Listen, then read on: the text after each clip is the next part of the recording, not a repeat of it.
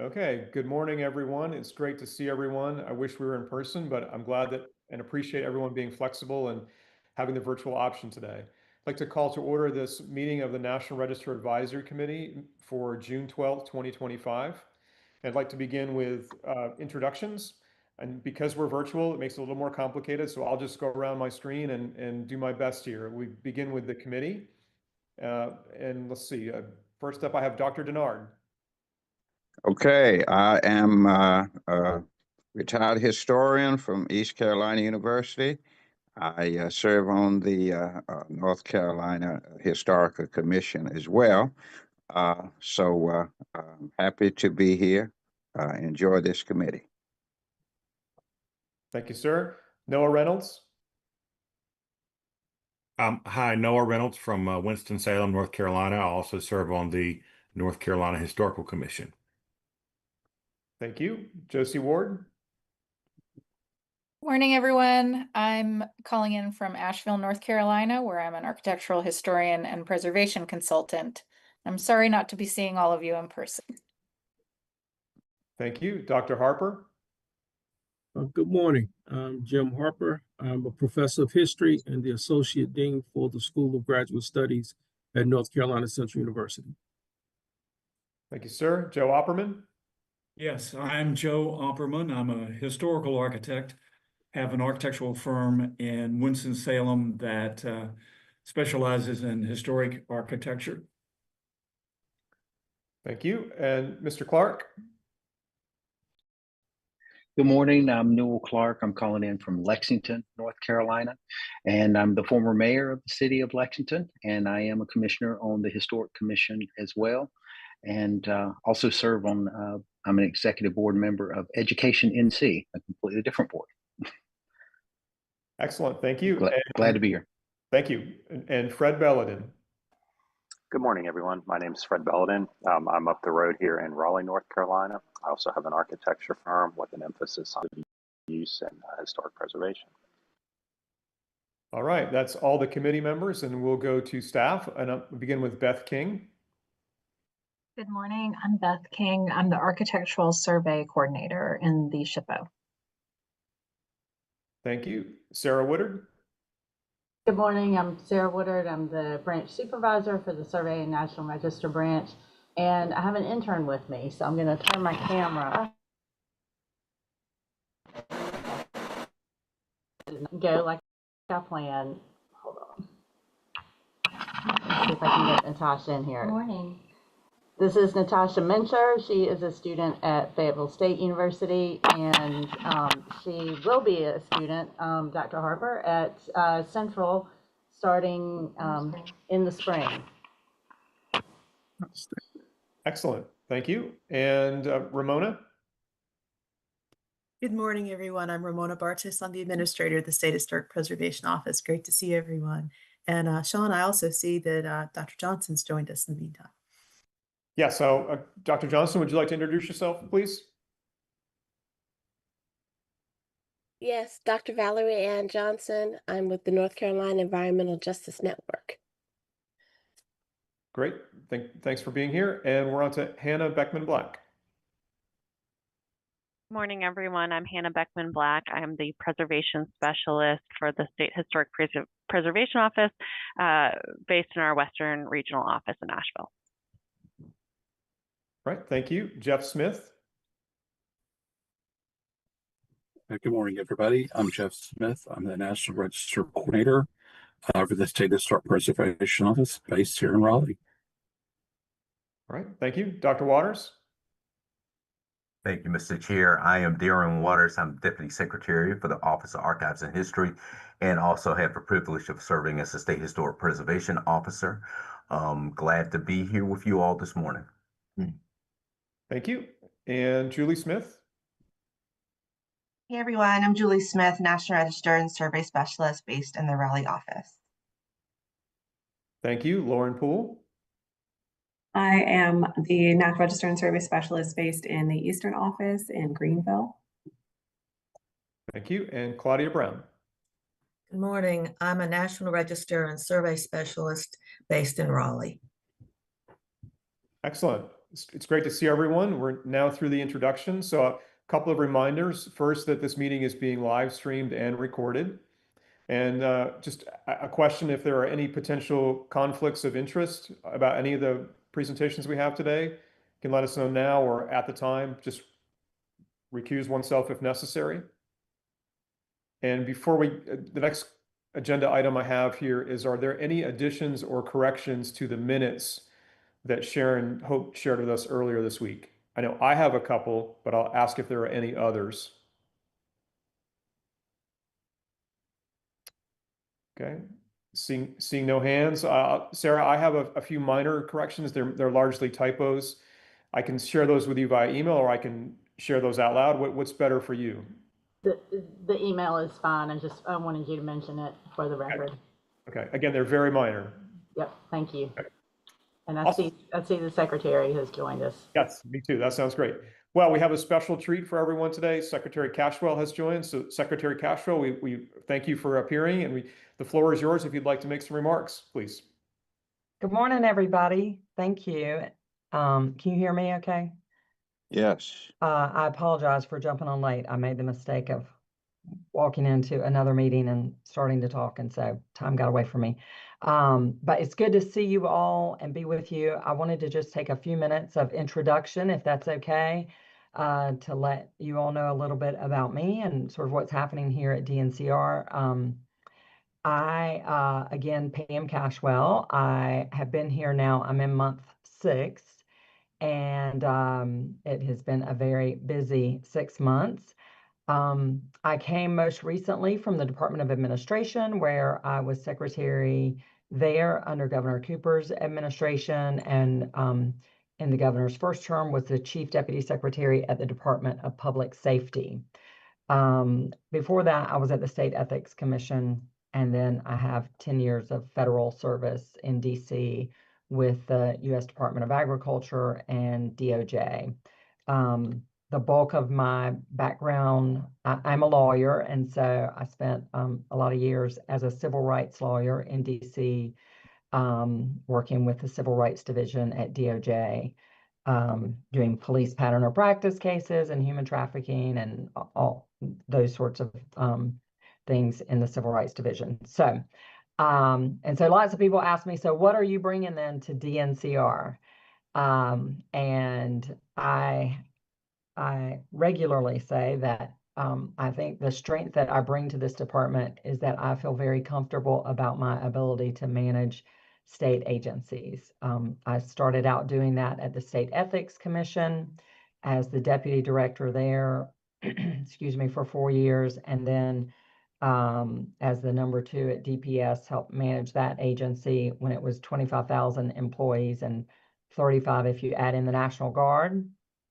And then at the Department of Administration, DOA, for those who are not familiar with it, is the agency that really provides sort of management services to all of state government. So everything from motor fleet, mail service, state parking, state purchasing and contracting, state property. So they're sort of the real estate agent for North Carolina, the state construction office, and it goes on, state surplus. So managing all of those operations that are common across state government has given me both contacts and I know who to call. I'll say that if we run into an issue here at DNCR with respect to you name it, you know, PNC has been one, purchasing and contracting has already been one where, given that I know how that works in state government, I've been able to loosen up some things.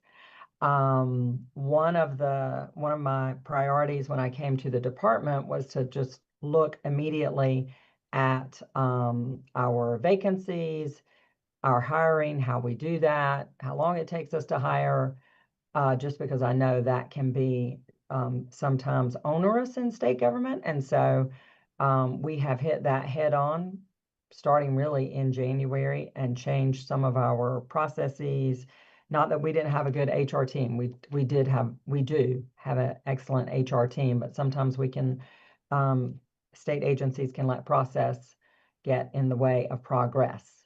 And so we have changed some of those processes to just eliminate some steps in certain circumstances and do better delegation of authorities. And that has already proven to help us reduce our vacancy rate, particularly with some vacancies that have been vacant for a too long of a period of time. So we are continuing to look at other areas across the department where we can create some efficiencies. I will say one of the things about the department that I found is that we're kind of siloed. When the natural resources came to this department back in 15, 16 is when that process was happening. The natural resources sort of got just dumped into the department and has never really merged in my mind. And so that's one of the things also that we are looking at. I don't believe in coming in with a chainsaw and starting to just disrupt everything. So we're trying to be very intentional about examining the department to see where we can make deliberate improvements. So that will be a process. Right now, we are working on our strategic plan and a rebranding for the department. Super excited about that. That is going to be a process, and we want to include all of our divisions in that process. Western North Carolina has been and will continue to be a priority because we had 18 sites. You all may already know this, but we have across the department over 100 sites across the state. And so by sites, I mean state parks, aquariums, museums, historic sites, and it goes on. And so 18 of our sites in Western North Carolina were impacted by Helene. That has resulted in, as you can imagine, a lot of work to, in some cases, do complete demolition, debris removal, hundreds of miles of trails that we need to get cleared and back open again. In places like Lake James State Park, we have docks that are like this still, literally were buckled during the storm. And so I'm really happy to say that all of the 18 sites, with the exception of 2, are back open again. Chimney Rock and Mount Mitchell. Chimney Rock will open on June the 27th. Very excited about that. Chimney Rock is critical to that small community of Lake Lure and Chimney Rock. So we've been working very hard with DOT to get a temporary bridge put in so that the park is even accessible. So very excited about that. And then Mount Mitchell is, you have to access it via the Blue Ridge Parkway.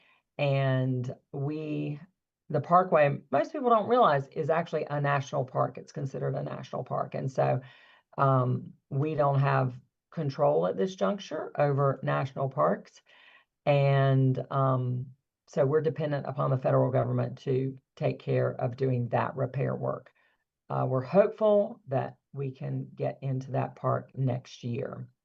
So I don't want to take too much of your time up. Those are big priorities. Oh, one other thing that I do want to mention, and that's America 250 NC.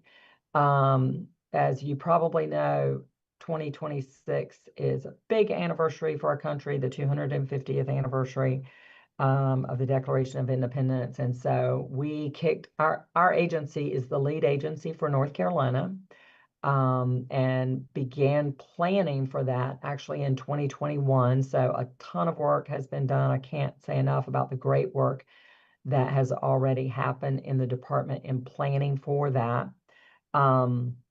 Working with local communities, over $1 million in grants has been given out to local communities to develop projects that everything from public art installations, theatrical productions, banners, it was a grant-based program that local governments applied for. And so it's very exciting. There's going to be events across the state. We do have information on our website if you are interested in that. And 80 of the 100 counties have created their own America 250 committees to plan events in counties across the state. So you will hear more about that for sure, but did just want to mention that because that's one of the big things that we have going on. And finally, just want to say thank you to all of you for your service on the National Register Advisory Committee. Really appreciate your service. You know, I have worked with many state boards and commissions across the state, and through the Ethics Commission, really worked with a lot of state boards and commissions there, and know that the individuals who serve on the hundreds of boards and commissions in the state, you're doing it on a volunteer basis, and your time could be spent elsewhere, your time and your talent, but we really appreciate so much that you bring your time and talent to help us do what we do. There is no question at this department, we could not fulfill our mission without our various boards and commissions, and frankly, our various friends groups and foundations that support us. And so thank you for that. Really appreciate it. And I will look forward to meeting you all in person at some point. That's wonderful. Secretary Cashwell, thank you for joining us, and we appreciate your remarks, and we look forward to your leadership over the next few years. Absolutely. It's my pleasure. I feel very blessed to be in this role. Excellent. Thank you. Thank you. Okay, we are back to minutes, just in terms of making sure that I fulfill the agenda. If there are no other additions or corrections, I need to ask for a vote to accept the minutes with the revisions. Does someone care to make that motion, please? So moved. Okay, that was Josie Ward. Is there a second? Second. That's Joe Opperman. Okay, and we have to do a roll call vote because of the virtual platform, so I apologize in advance. So I'll just go around my screen and Dr. Denard. Yes, I vote aye. Thank you. Noah Reynolds. Aye. Thank you. Josie Ward. Aye. Dr. Harper. Aye. Joe Opperman. Aye. Mr. Clark. Aye. And Fred Belladin. Aye. And Dr. Johnson. Aye.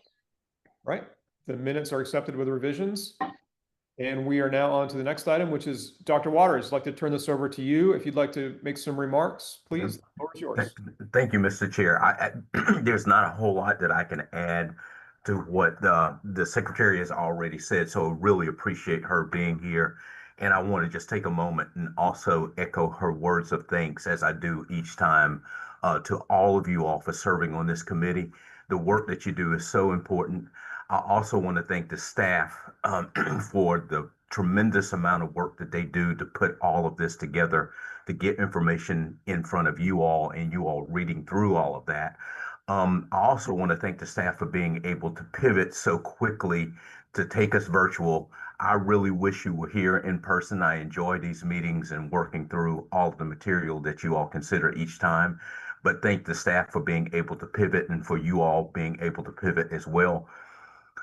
For all of you all, and I know we've heard from, Mr. Chair, want to thank you for your advocacy on behalf of just the National Register and the State Historic Preservation Office. I know that all of you all are thinking through that. I know, Dr. Johnson, you all are well aware of some of the challenges that we're kind of facing right now. What I really appreciate is that the department has been extremely supportive. The department and I would say the governor's office, very supportive of the work that we're doing here and finding ways to kind of keep us very active as we face those challenges. I just want to thank Ramona too for the work that she does, not only here in the state of North Carolina, but nationally, because she's involved in a lot of national conversations. She just left the presidency of NCSHPO, and her leadership there was tremendous and really put North Carolina on the map. And I want to thank her for that. Ramona is following all of the national trends and the issues that are going on. So I'm not going to take up any more time. I'm going to pass it to her, Mr. Chair, and let her give you a complete update of where things stand on the federal level and where we are. So, but thank you all for being here. Thank you all for your work and what you're doing for the state of North Carolina. Thank you so much. Excellent. Thank you, Dr. Waters. Ramona, would you like to make a few remarks? Sure. Thank you, Dr. Waters, for his kind words. And please allow me to echo the thanks to our staff and also to acknowledge their tip-top professionalism. I think you all have seen the length of our agenda today, so I want to make sure I have pithy remarks to recognize the time. But I think it's remarkable how much the public is still continuing to find, and we find, new historic places that need acknowledgement, that need recordation, that need elevation. So again, I think we have a really robust agenda today, and that's to credit to our public constituents as well as our staff to get all of these lined up for your consideration.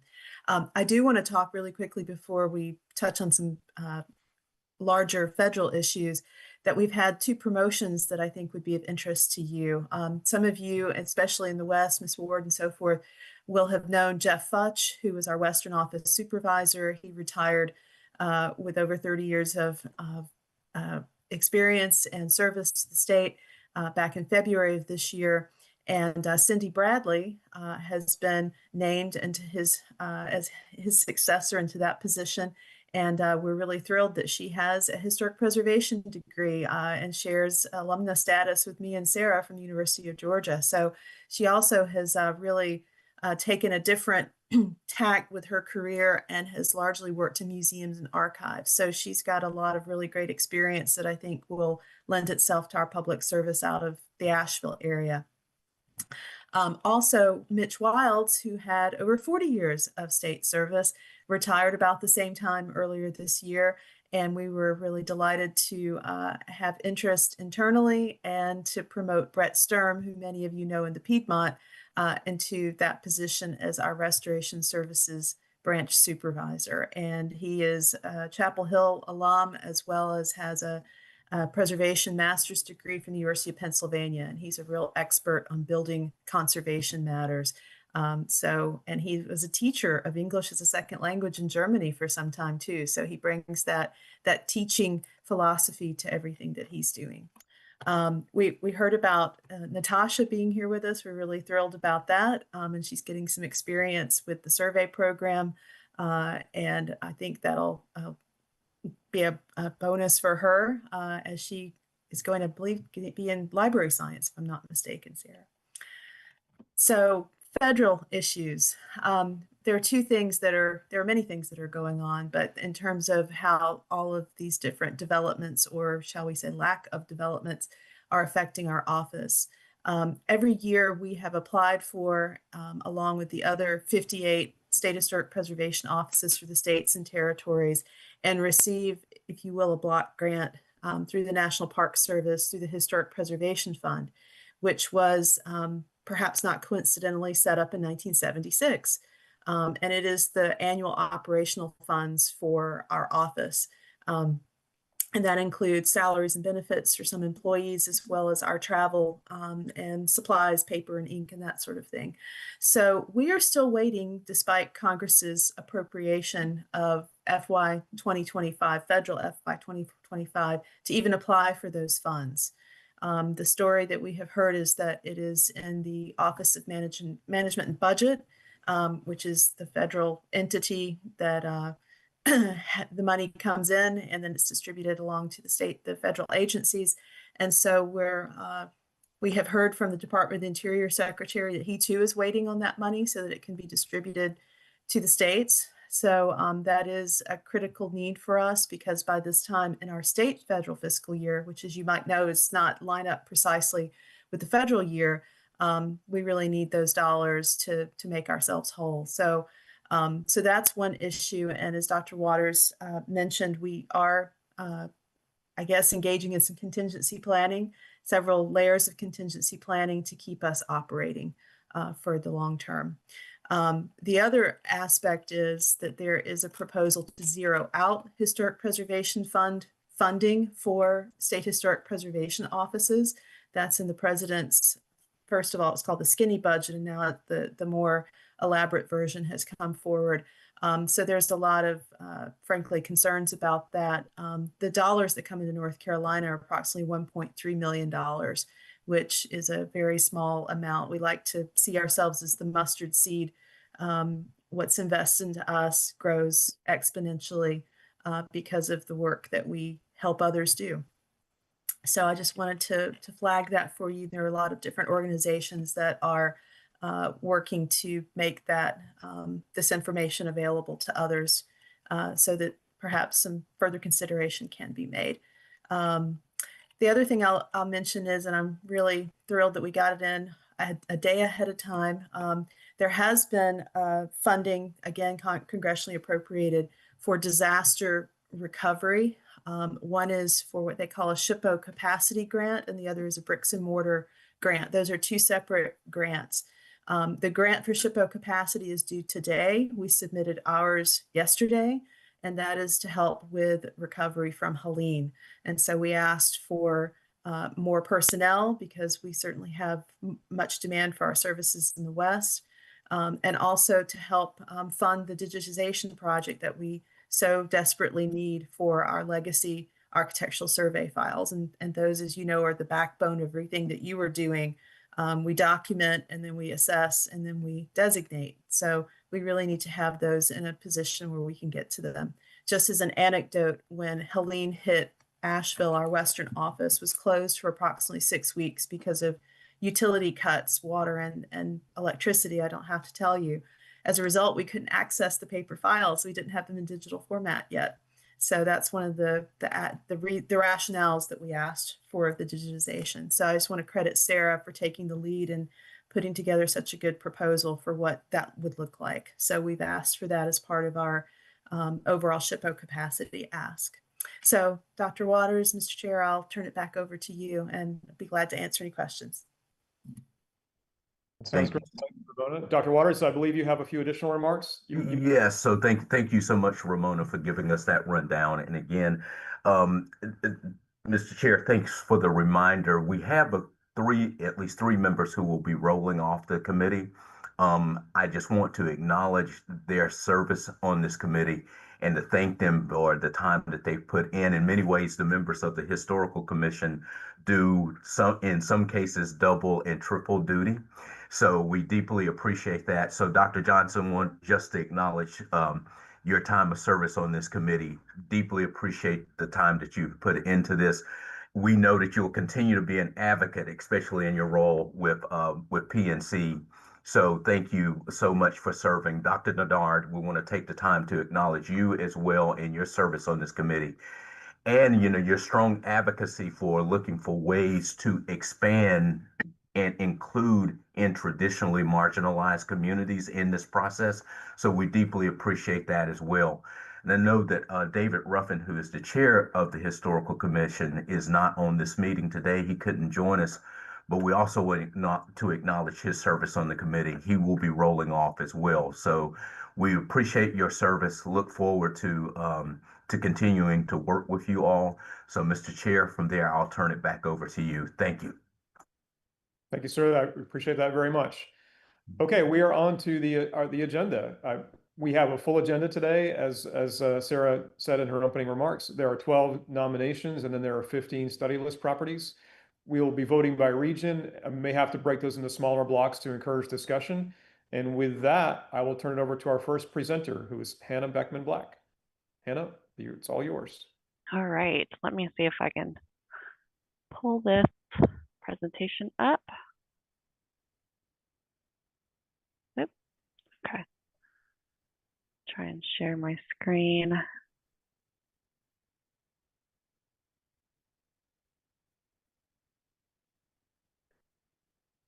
Okay, can you all see the presentation? Yes. Okay. Yes. I'm going to turn it into presentation mode. Is that working? Perfect. Okay, great.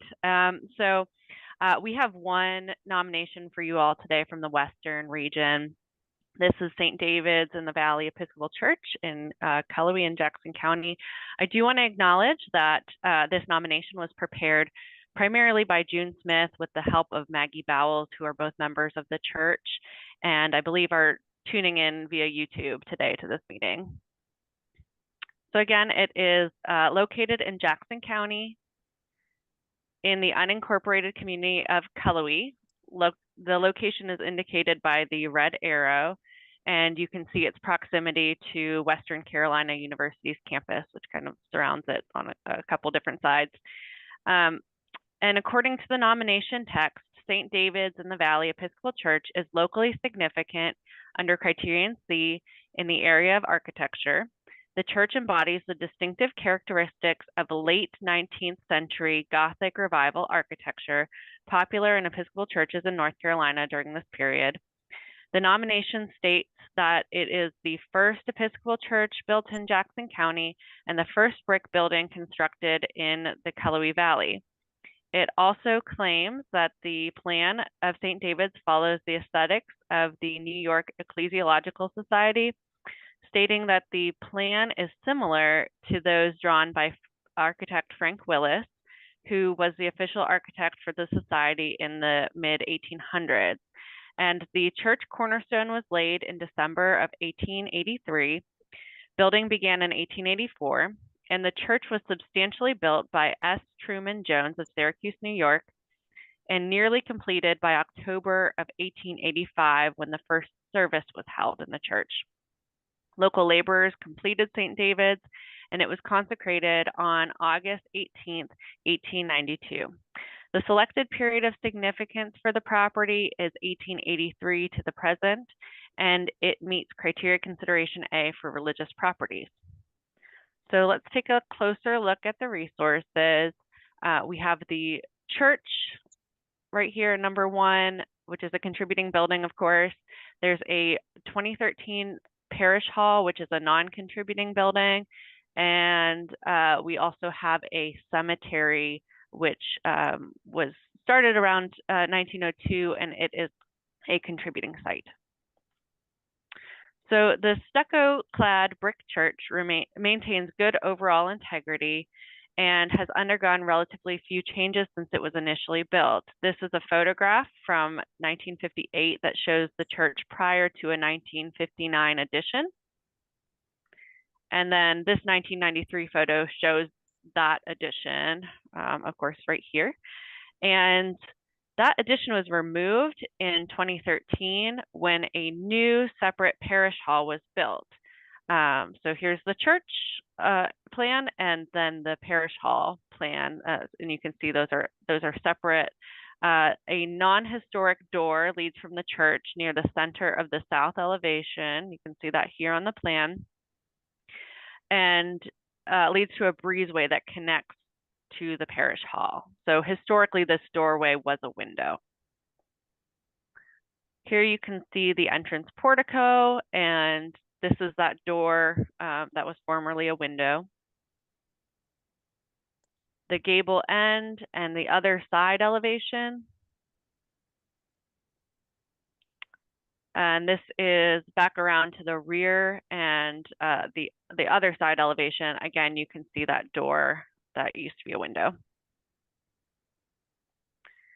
Here is the interior of the sanctuary, looking toward the chancel and the altar, and historic finishes do remain intact. Then looking back toward the narthex. Again, here's a view of that 2013 parish hall, which is a non-contributing building. And then the cemetery, again, that was established by the congregation in 1902. Burials include those of Professor Robert Lee Madison, the first president of the school that would eventually become Western Carolina University, as well as Daniel David Davies, a founder of St. David's and a prominent leader and businessman in Jackson County. And there are a total of 57 burials in the cemetery. The National Register boundary is drawn to encompass the majority of the 2-acre parcel on which the church and cemetery stand. It includes the public right-of-way along Forest Hills Road west of the church parcel in order to include a grassy hill leading from the road to the church parcel. And the boundary does exclude, again, that boundary is here in white. The boundary does exclude a small portion of the tax parcel at the southwest corner to exclude a driveway that leads to the neighboring parcel to the south. So that is part of the parcel and it has been removed. So that is St. David's in the Valley Episcopal Church. Any questions? I have a couple of comments and a request. In the nomination, in section 7, page 5, it talks about the exterior walls being constructed of sun-hardened brick. And I don't doubt that that's in the folklore, but, and let me preface this by saying I think this is a wonderful church and it absolutely ought to be on the National Register as far as I'm concerned. But I think that's probably not an accurate statement.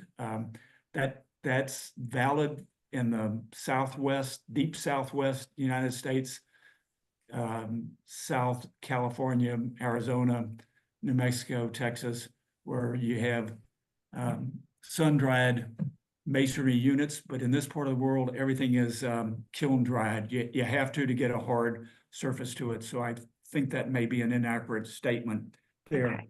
There's also a statement that the Daniel David Davies, who was the engineer that promoted the church being built, that he liked the design from his church that he knew in Wales, and it's listed as St. David's Episcopal Church in Wales.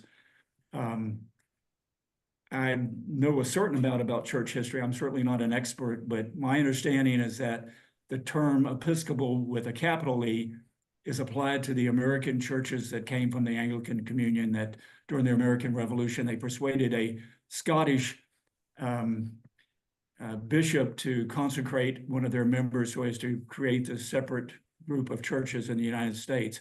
They are the ones that have Episcopal with a capital E. Other churches are referred to as Episcopal with a lowercase e to reflect administratively that they're under a bishop. I did Google the St. David's in Wales, and they don't use the term Episcopal. I think that might be incorrect. So those are my two observations about that. My third observation is about the flooring in the church is described as 3-inch wood flooring. Flooring is typically pretty precisely described in as the nature of it. I'm not familiar with 3-inch flooring. In this period, I am familiar with 3 1/4 being fairly common, and it might be worth having somebody from the congregation just check to see if indeed it's 3 1/4 instead of 3-inch. Might as well have it accurate, but that would be my suggestion there. Otherwise, I think it's a wonderful nomination, certainly a very good property. Thank you. Are there any other comments or questions for Hannah? Okay, in that case, this is the only property for the Western region. So I'd like to ask if anyone would like to make a motion, please. I would move nomination. Okay. I'll second that. Okay. That was Joe Opperman made the motion. It was seconded by Newell Clark. And we will do the roll call vote. Hannah, could you stop screen sharing, please? Thank you. That's much easier for me. Thank you. Okay. Dr. Denard. Bravo. Approval. Noah Reynolds. Approval. Josie Ward. Aye. Joe Opperman. Aye. Newell Clark. Approval. Are we making that approval with Mr. Offerman's suggestions, or what was? Joe, do you want to clarify your motion? I would certainly suggest that we make those adjustments that I mentioned. Okay. Okay. Right. Approval. Okay. Fred Belladin. Aye. Dr. Johnson. Aye. Dr. Harper. Aye. Okay, that motion passes. And we are on to the central and southeastern regions. We'll begin with Jeff Smith. Morning again, everybody. I have a logistical question because I'm not that familiar with Zoom. I have notes to read. So do I hit share and then more, or more and then share? You'll hit share and then select the screen 1 or 2. Okay. Does that make sense? Okay, you're showing your, yeah, so now click on slideshow, from the beginning.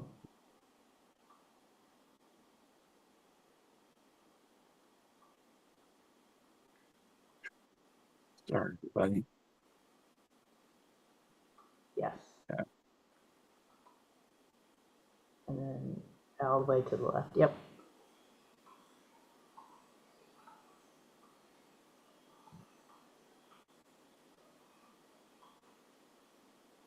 Okay, I think I got it.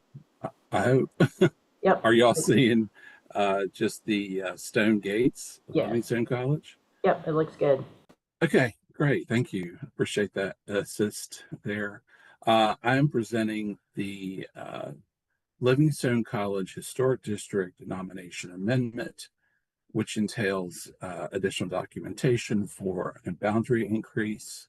I'm sorry, a extension of the period of significance, as well as a boundary increase and a boundary decrease.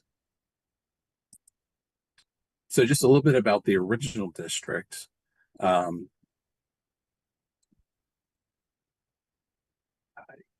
I just get rid of my screen?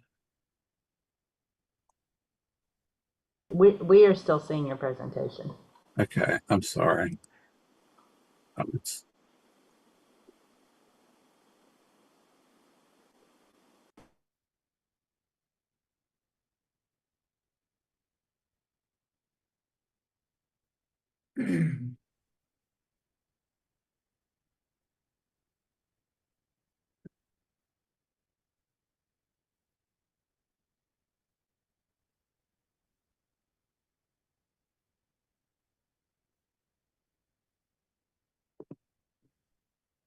well, I lost my notes, and that's they were being covered.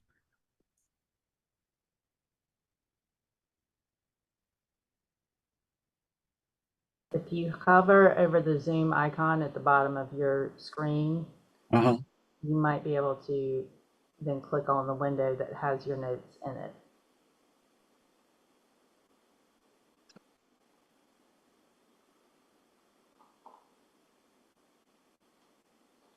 Okay, thanks again, Sarah. The image in the lower right shows the location of Salisbury in Rowan County. The opposing slide shows Livingstone College Historic District relative to the sprawling downtown Salisbury Historic District.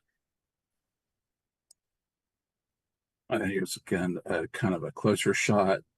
The circled area shows both the current boundaries outlined in blue of the Livingstone College Historic District, as well as the boundary increase, which you'll see shortly. Livingstone College Historic District was listed in the National Register in 1982, with the period of significance of 1886, excuse me, to 1930. It was found eligible under criteria A and C. The selective areas of significance included architecture, education, religion, social history, and Black history. It was comprised of 22 resources, 18 contributing and 4 non-contributing. And those were both academic halls as well as residential buildings constructed for faculty members. This is an image of the main campus road. But Livingstone gained significance during this time for its direct reflection of the educational drive of the Black community of the period, including the expression of this strive through the church. The AME Zion Church, with a long-standing commitment to education, here finally succeeded in founding an institution of African American higher learning, a Black school founded by a Black church in a time when Black schools were usually paternalistic outreaches of the white community. As an institution, Livingstone has experienced and contributed to the trends in Black education, those most notable for its first emphasis on teachers for the race, then the emphasis on self-help and trades education, and finally on the drive for academic respectability in the early part of the century.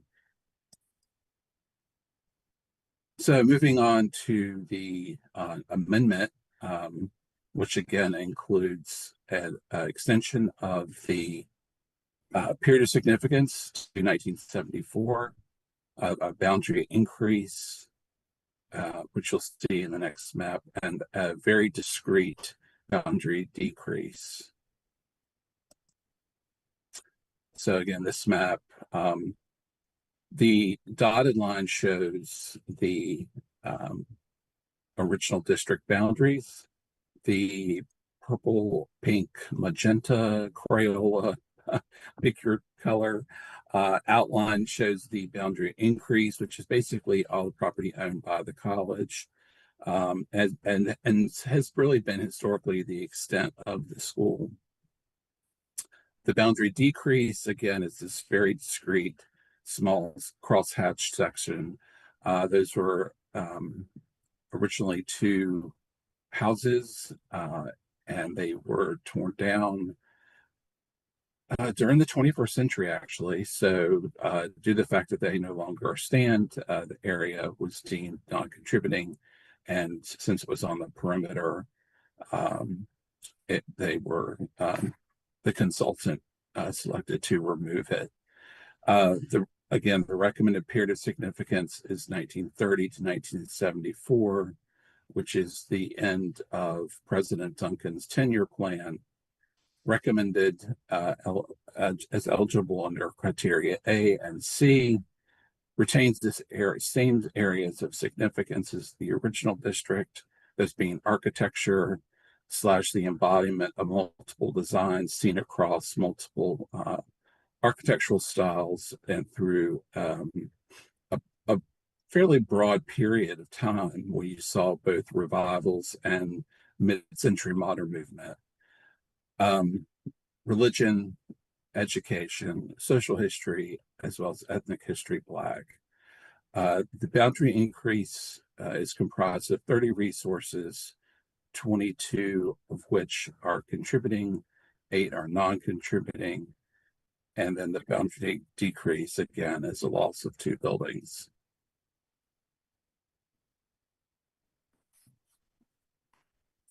This shows the one of the changes to the infrastructure of the campus, which was basically changing the entrance from West Monroe to Institute Drive, which T intersects with West Monroe. The additional documentation focuses on the accomplishments of the 2 presidents who led the college during the period of significance, William Johnson Trent Jr. and Dr. Samuel E. Duncan.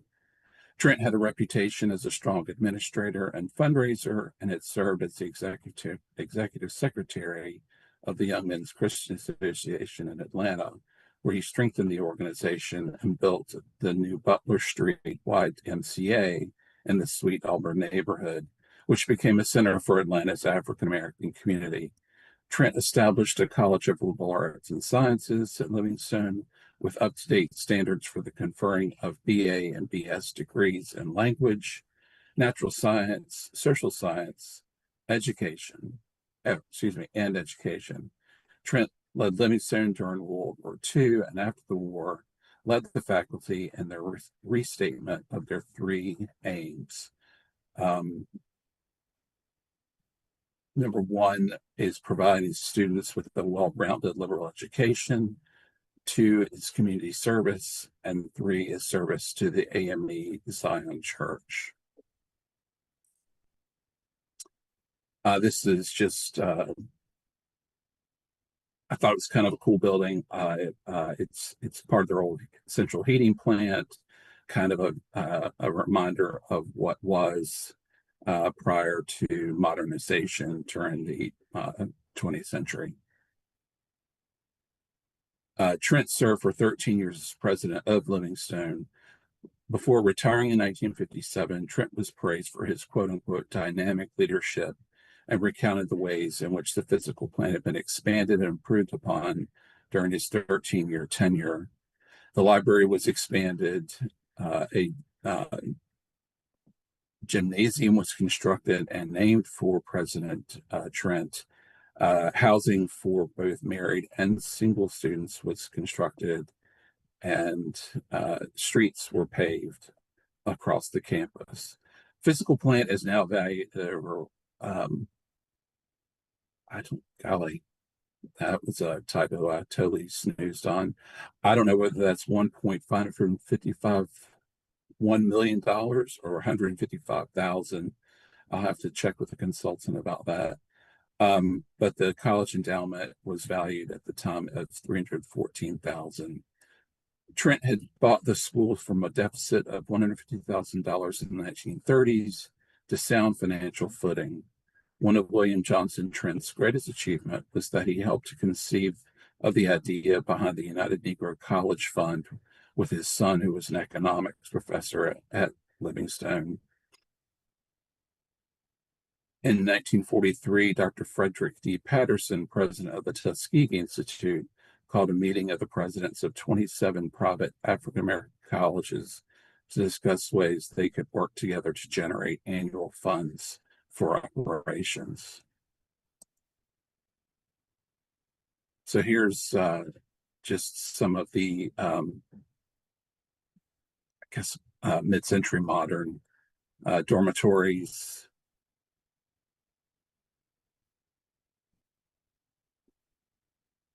This is Varick Auditorium.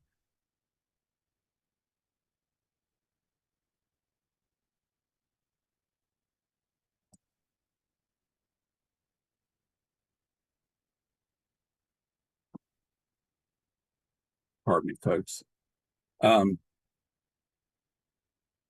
President Duncan, upon his ascension to the role of president, he ushered in unprecedented growth for the college and immediately set about upgrading and enhancing the curriculum. He initiated the 10-year development plan for the college and set a goal to raise $7 million to build 11 new buildings. The 10-year plan was conceived at a trustee staff workshop retreat in Black Elk, North Carolina during 1959, at which time various aspects of the educational program were discussed, including a needs assessment for the physical plant.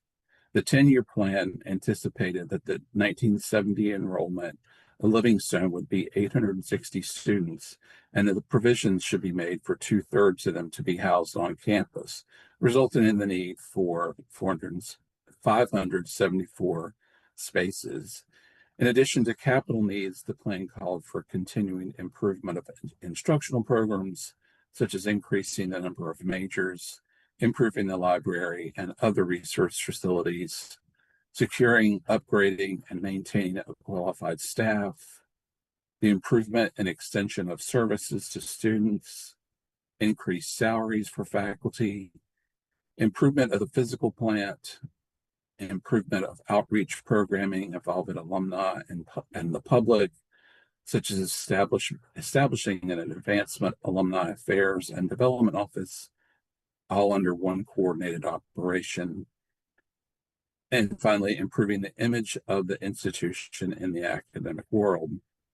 By July 1968, when he died unexpectedly, Duncan had accomplished most of the goals of the 10-year plan. So this black and white rendering is what this building originally started out as, being the Hood Theological Seminary. President Trent thought that it was best to remove that curriculum from the school, but then later kind of decided against that and saw the I guess the financial gain from alum that would be lost if they no longer had that school.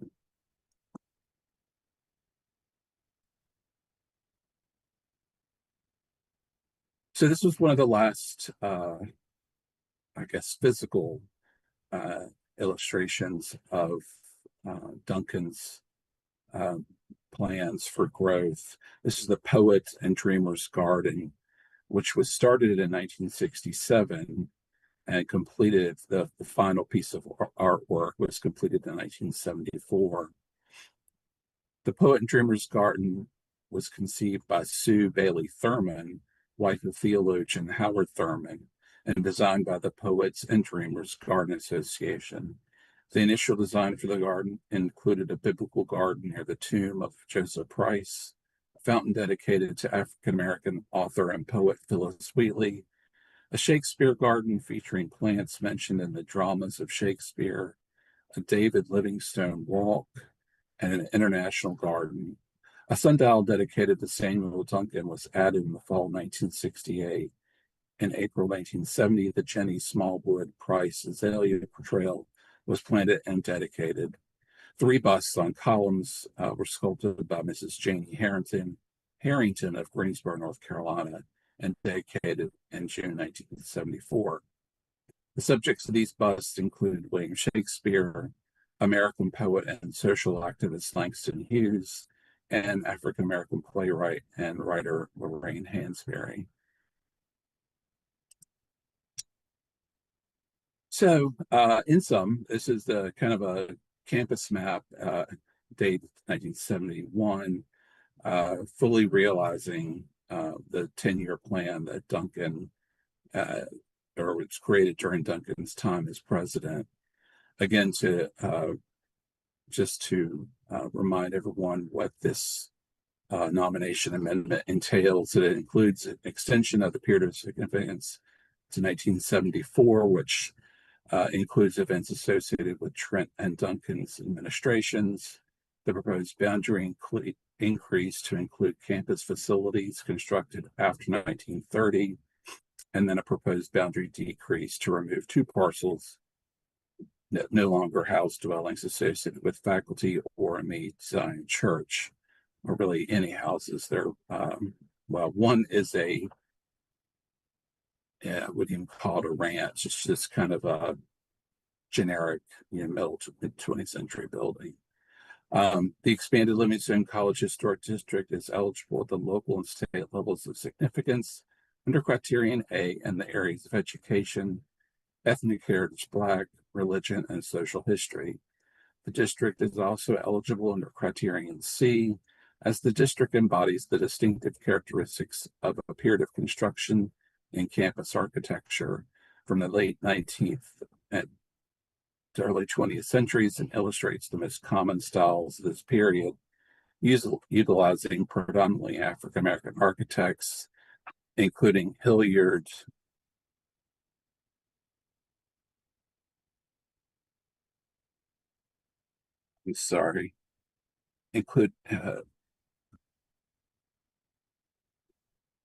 disregard that, the 2 African-American architects. The period of significance for the original Livingstone College Historic District was 1886-1930. The nomination amendment proposes to extend the period of significance to 1974 to include the profound growth that Livingstone experienced under President William Johnson Trent Sr. after the Second World War and through the term of President Samuel Edward Duncan, who served from 1958 to 1968, and the completion of his 10-year plan with the construction of Dancy Memorial Hall in 1972 and completion of the Poet and Dreamers Gardens in 1974. So that ends my slideshow. I'll leave it up just to answer any questions in case there are any. Otherwise, I can stop sharing. Are there any questions or comments for Jeff? Dr. Johnson. So 2 different things. First of all, I read a couple of really minor typos. Okay. in there, and I can just send you what I found. They're really small, but it just I just couldn't help but see them. Well, no, I mean, I want to make sure that I don't want to submit it with typos. So I appreciate you bringing those to my attention. Clearly, there's one for that dollar amount that needs to be looked at.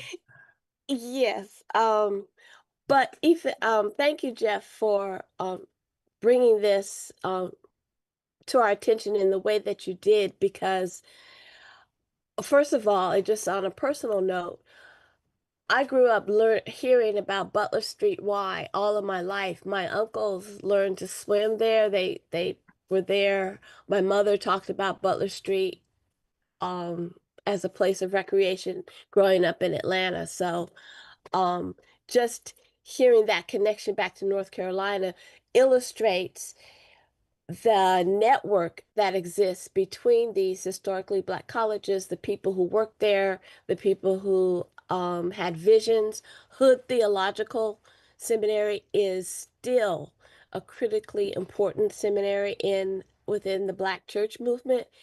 And then one of my favorite people you mentioned, Sue Bailey Thurman, who that garden comes together at the time of the Black arts movement.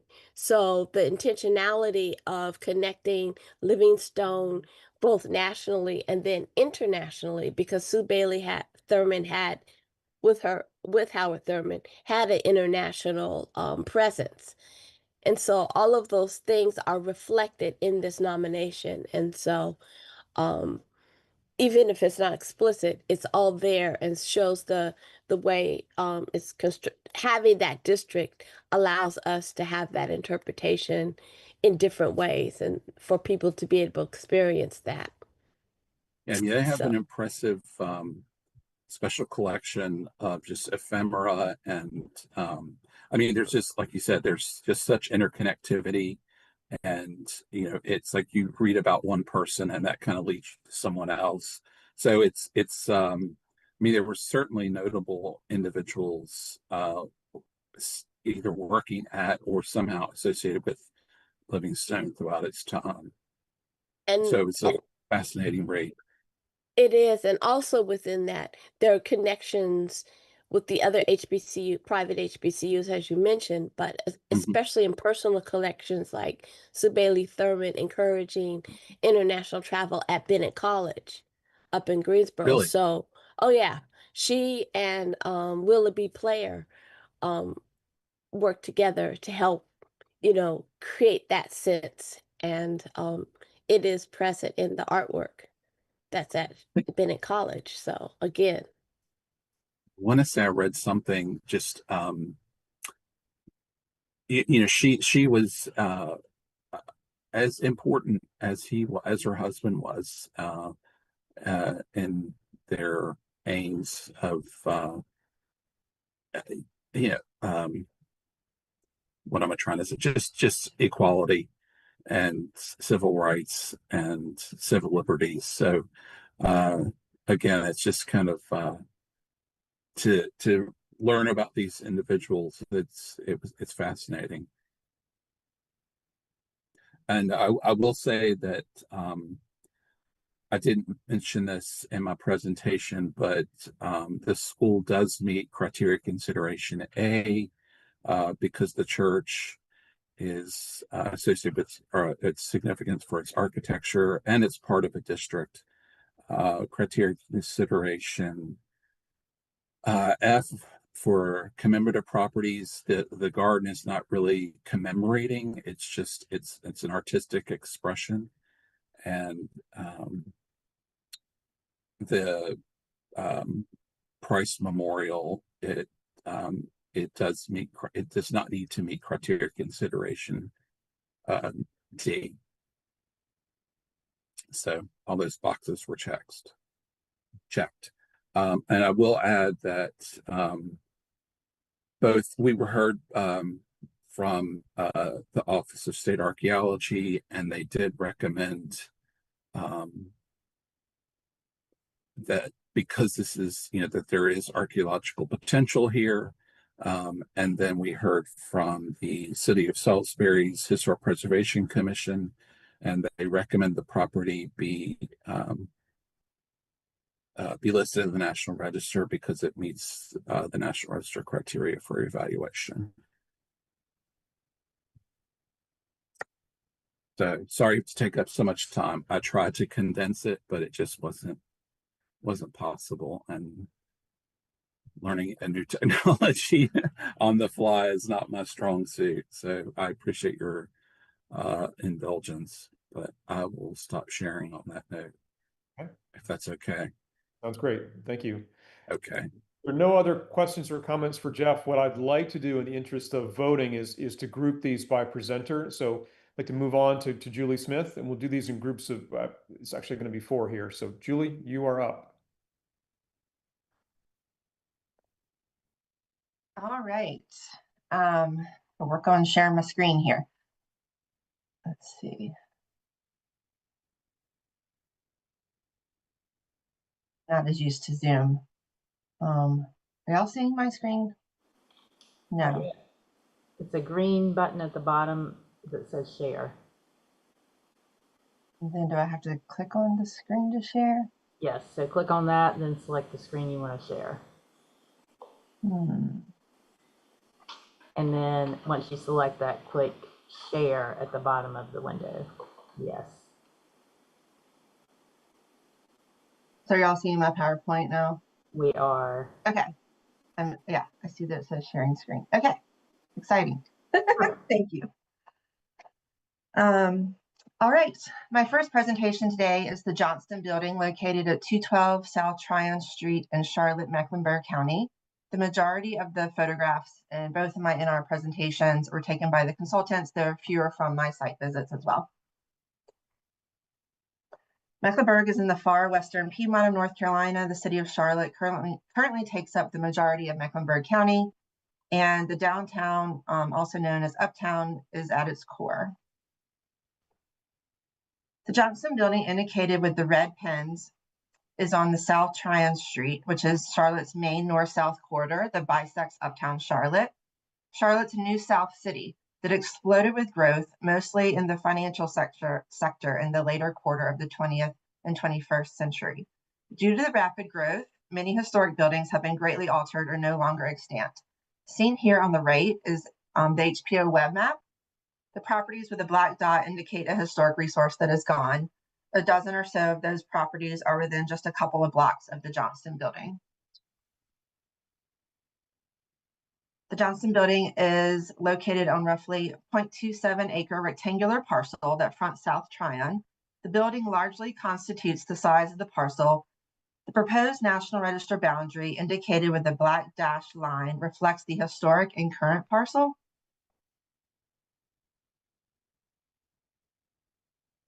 The Johnston Building is being nominated at the local level of significance under Criterion C in the area of architecture as an embodiment of the Beaux-Arts style skyscraper in Charlotte's posing high and intact artistic value. The locally landmark building was designed by W.L. Stoddard in 1924 with the base, shaft, and capital composition typical of the 20th century skyscraper. In 1929, 2 more stories were added to the completion of the current day 17-story office building. And here's some historical images showcasing a portion of the dramatic growth throughout the 20th century.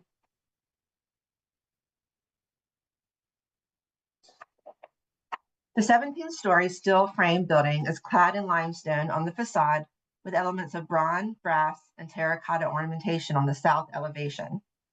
The exterior of the building largely retains its historic appearance, with replacement of the windows and secondary doors being the only changes during a major renovation in the early 1980s. Windows, however, appear to match the historic 1/1 configuration. Buff-clad bricks, the secondary elevations, and the color matching the facade's limestone on the west, north, and east elevations.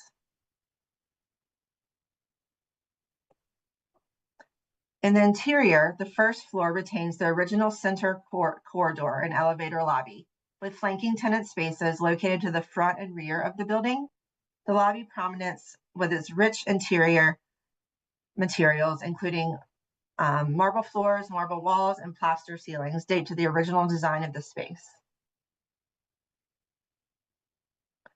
The upper floors contain the historic central elevator lobbies and non-historic finishes with tenant spaces featuring a variety of layouts. The Johnston Building's Beaux-Arts ornamentation and its material composition highlight its intact early 20th century construction with a moderate to high level of integrity. Although interior alterations have occurred at the upper floors, the first-story lobby retains a high amount of its historic material. This, combined with a consistent elevator lobby at each floor, allows the building to continue to convey its historic architectural design. Furthermore, it serves as one of only a few buildings remaining from that era and one of the only Beaux-Arts style skyscrapers that still exist in Charlotte. Of note is that the Office of State Archaeology does not recommend a statement of archaeological potential, as it is unlikely to contain intact and significant resources that either predate or contribute to the period of significance of the building. It's also within a CLG jurisdiction, and the Charlotte Historic Districts Commission found that it meets criteria for listing and recommends it the property be submitted for listing in the National Register of Historic Places. So again, it's recommended for listing under criterion C in the area of architecture with a period of significance of 1924 and 1929. If there aren't any questions, I'll just continue on, but I'm happy to take those or comments.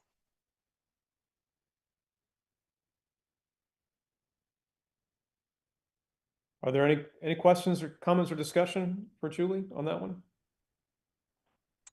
If not, Julie, would you mind going on to your second one, please? Yes, it just continues on here. All right, second presentation is the Bass Cotton Mill, located at 340 Seaboard Street in Bass, Moore County. Moore County is in the central southern Piedmont region. Bass is located just west of US Highway 1, and the Bass Cotton Mill is between Business US 1 and the Seaboard Street south of the downtown commercial core. The Bass Cotton Mill proposed National Register boundary is roughly 3.58 acres with 2 parcels, except for a narrow strip non-contiguous portion located east of Seaboard Street adjacent to the railroad tracks. And you can't see it here, but it's just a real narrow portion that was left out of the boundary, even though it's part of the parcel, because it was non-contiguous and doesn't have significance for this property.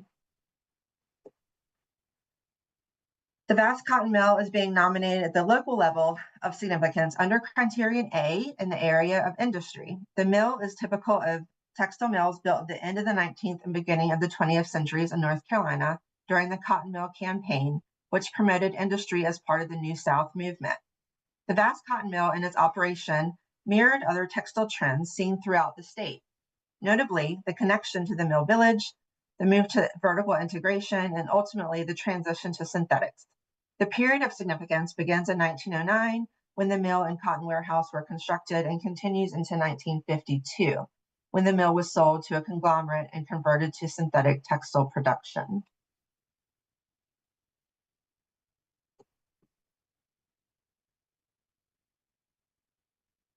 The Bass Cotton Mill site includes the historic mill building, a cotton warehouse, and 3 small non-contributing late 20th century auxiliary buildings.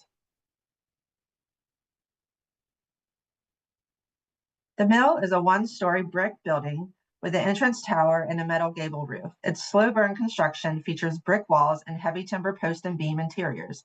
Although the south elevation has been altered, the remaining elevations have a regular progression of segmentally arched masonry openings, housing 8/8 double-hung wooden sash windows, each topped by an arched 8-light pivot window.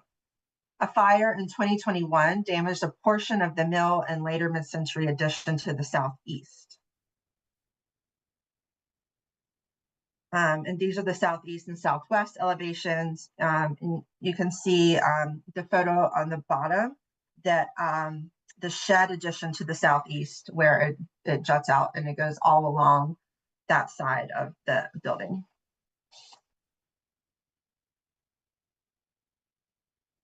Here's an interior view of the mill building with a large open space, some original flooring, the heavy timber posts and beams, original windows, and the slightly pitched roofs. Some more interiors of the later concrete block shed addition. It was built between 1952 and the mid-70s, attached to the southeast elevation. The room on the southern end has not been damaged, and that was depicted in the center. Yet the northern section of the addition has been entirely lost to fire. Fortunately, the firewalls and Kellermean doors kept the historic main mill room intact. And these are the rooms to the north of the main mill section. The first one was the one that saw the most fire damage, and then there's the engine room and the boiler room.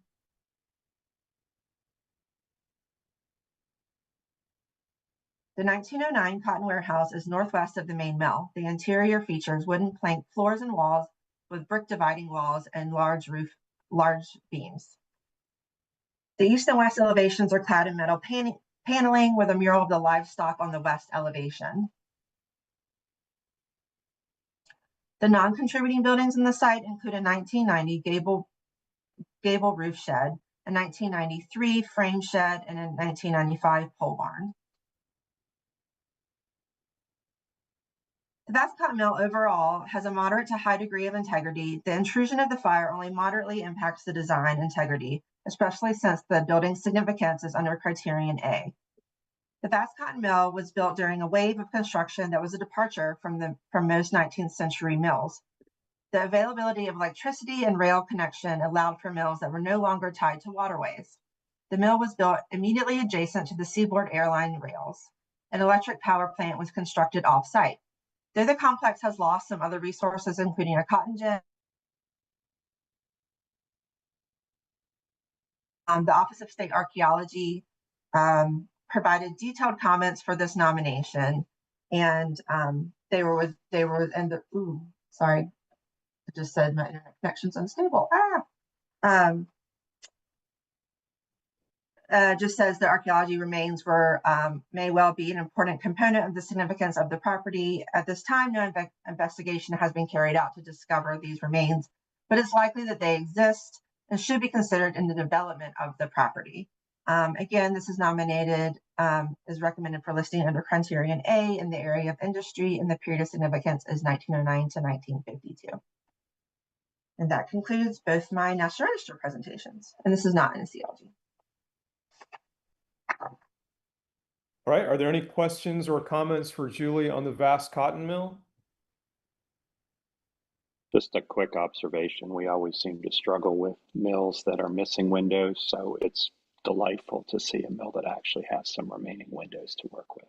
Yes, it was very exciting to see and go in and have the experience and feeling of association. And it this wasn't that long ago at study list phase and in the staff review, which was like, oh, there's original windows. That's awesome. So thank you for noticing that, Mr. Belladin. Okay, in the interest of time, I'd like to go on for one more for Lauren Poole, and then we'll consider a vote, and then maybe take a short bathroom break after that. So Lauren.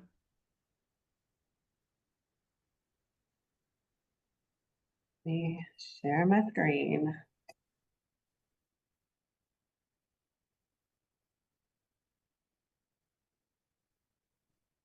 That's the wrong presentation. I want this one. I have too many presentations for today. That is also the wrong presentation. Too many presentations for today. Apologies. Full schedule. Okay, there we go. All right.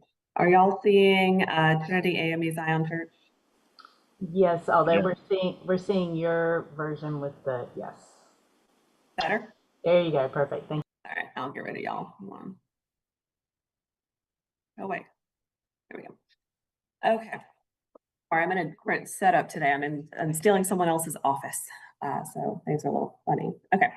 So I have one nomination for you for the Central Region today. This is Trinity AME Zion Church, which is located in Southern Pines in Moore County.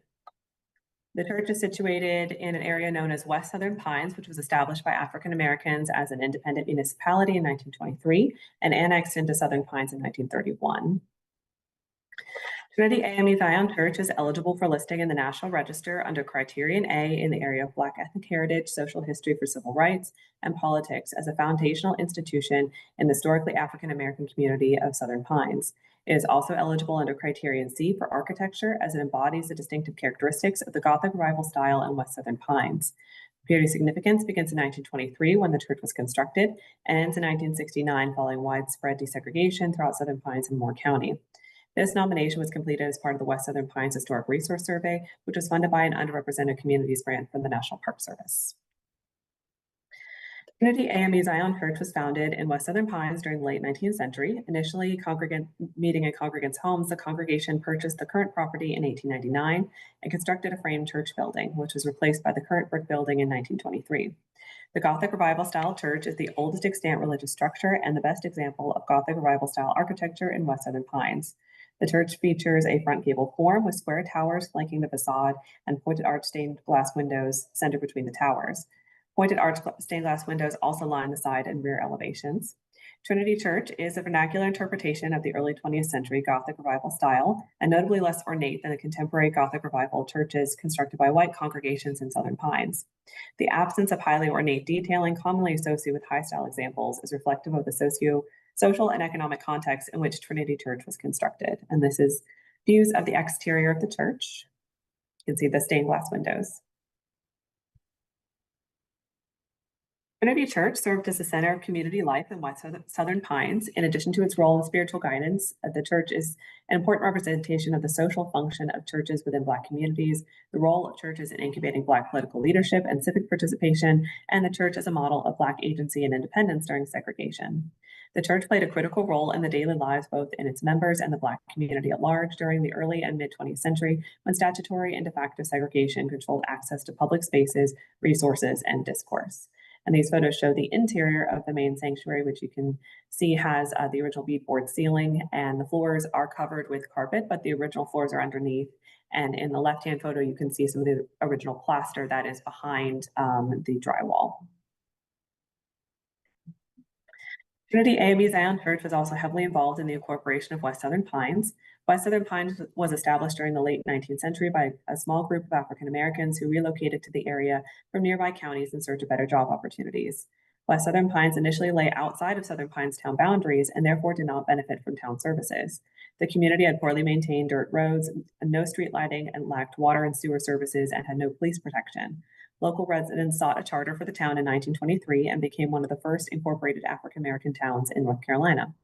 The first mayor of West Southern Pines, elected in 1927, was Trinity's pastor, Reverend J. Pleasant Hines, and he and the council were sworn in Trinity Church later that year.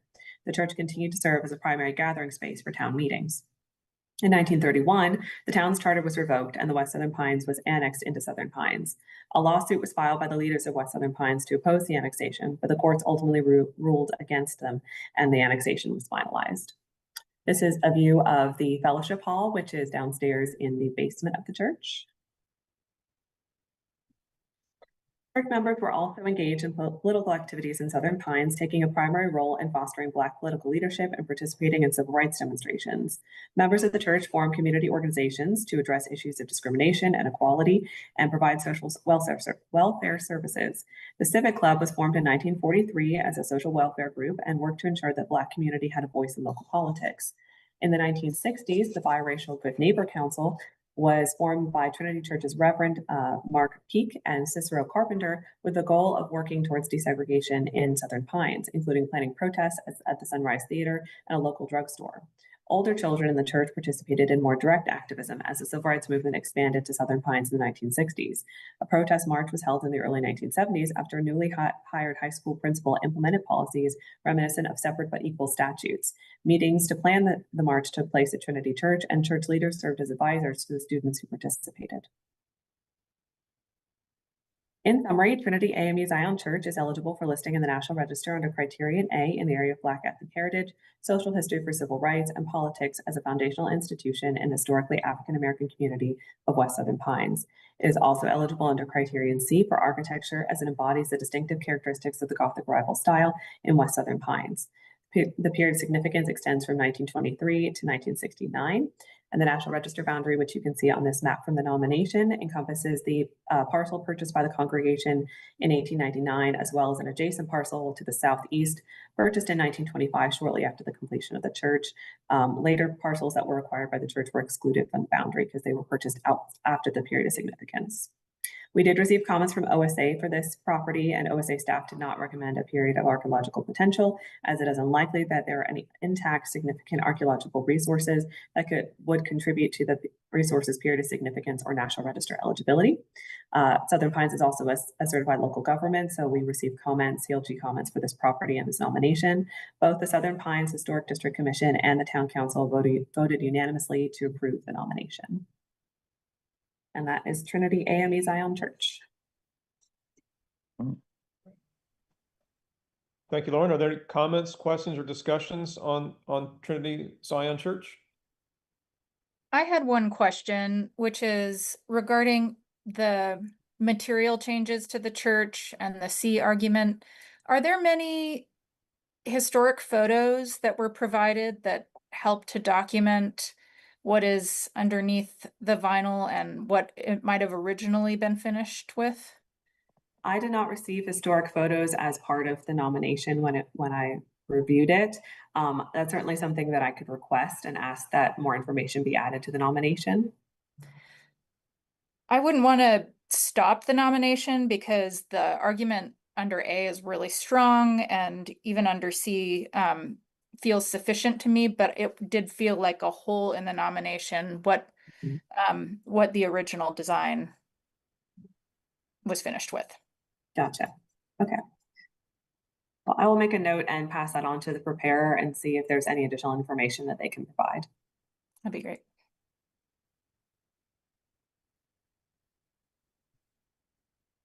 All right, if there's no other questions or comments, I'd like to take this point to stop and vote on the first four properties. That, just as a quick refresher, it's the Livingstone College Historic District, the Johnston Building, the Vast Cotton Mill, and the Trinity AME Zion Church.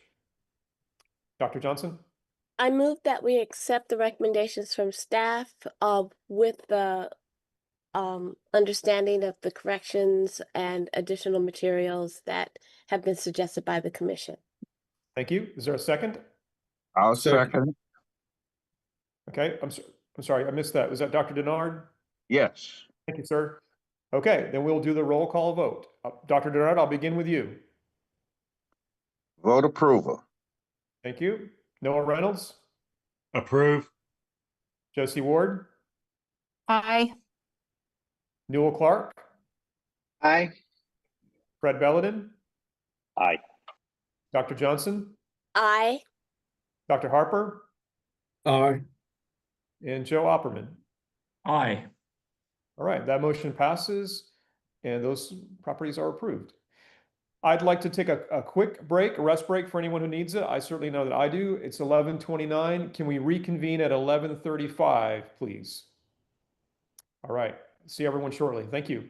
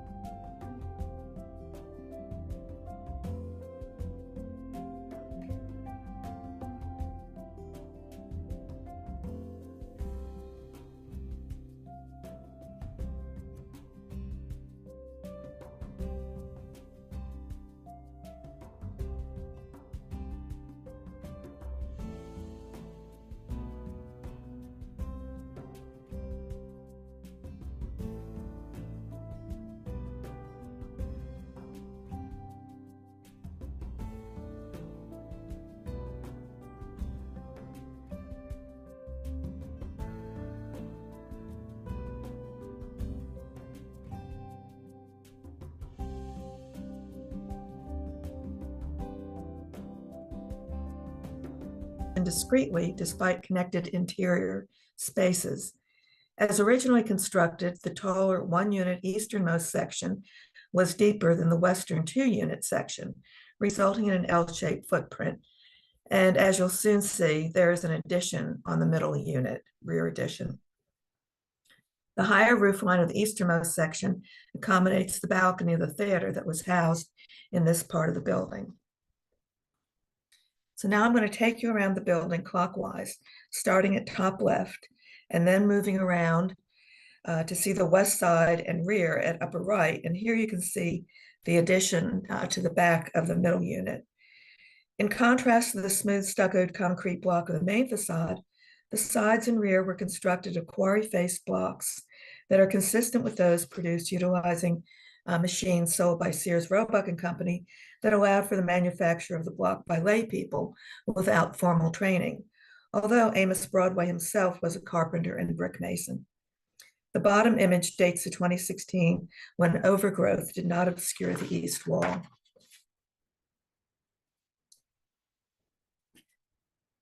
As mentioned earlier, West Southern Pines historically was distinct from Southern Pines, established as a segregated African-American community during the Jim Crow era.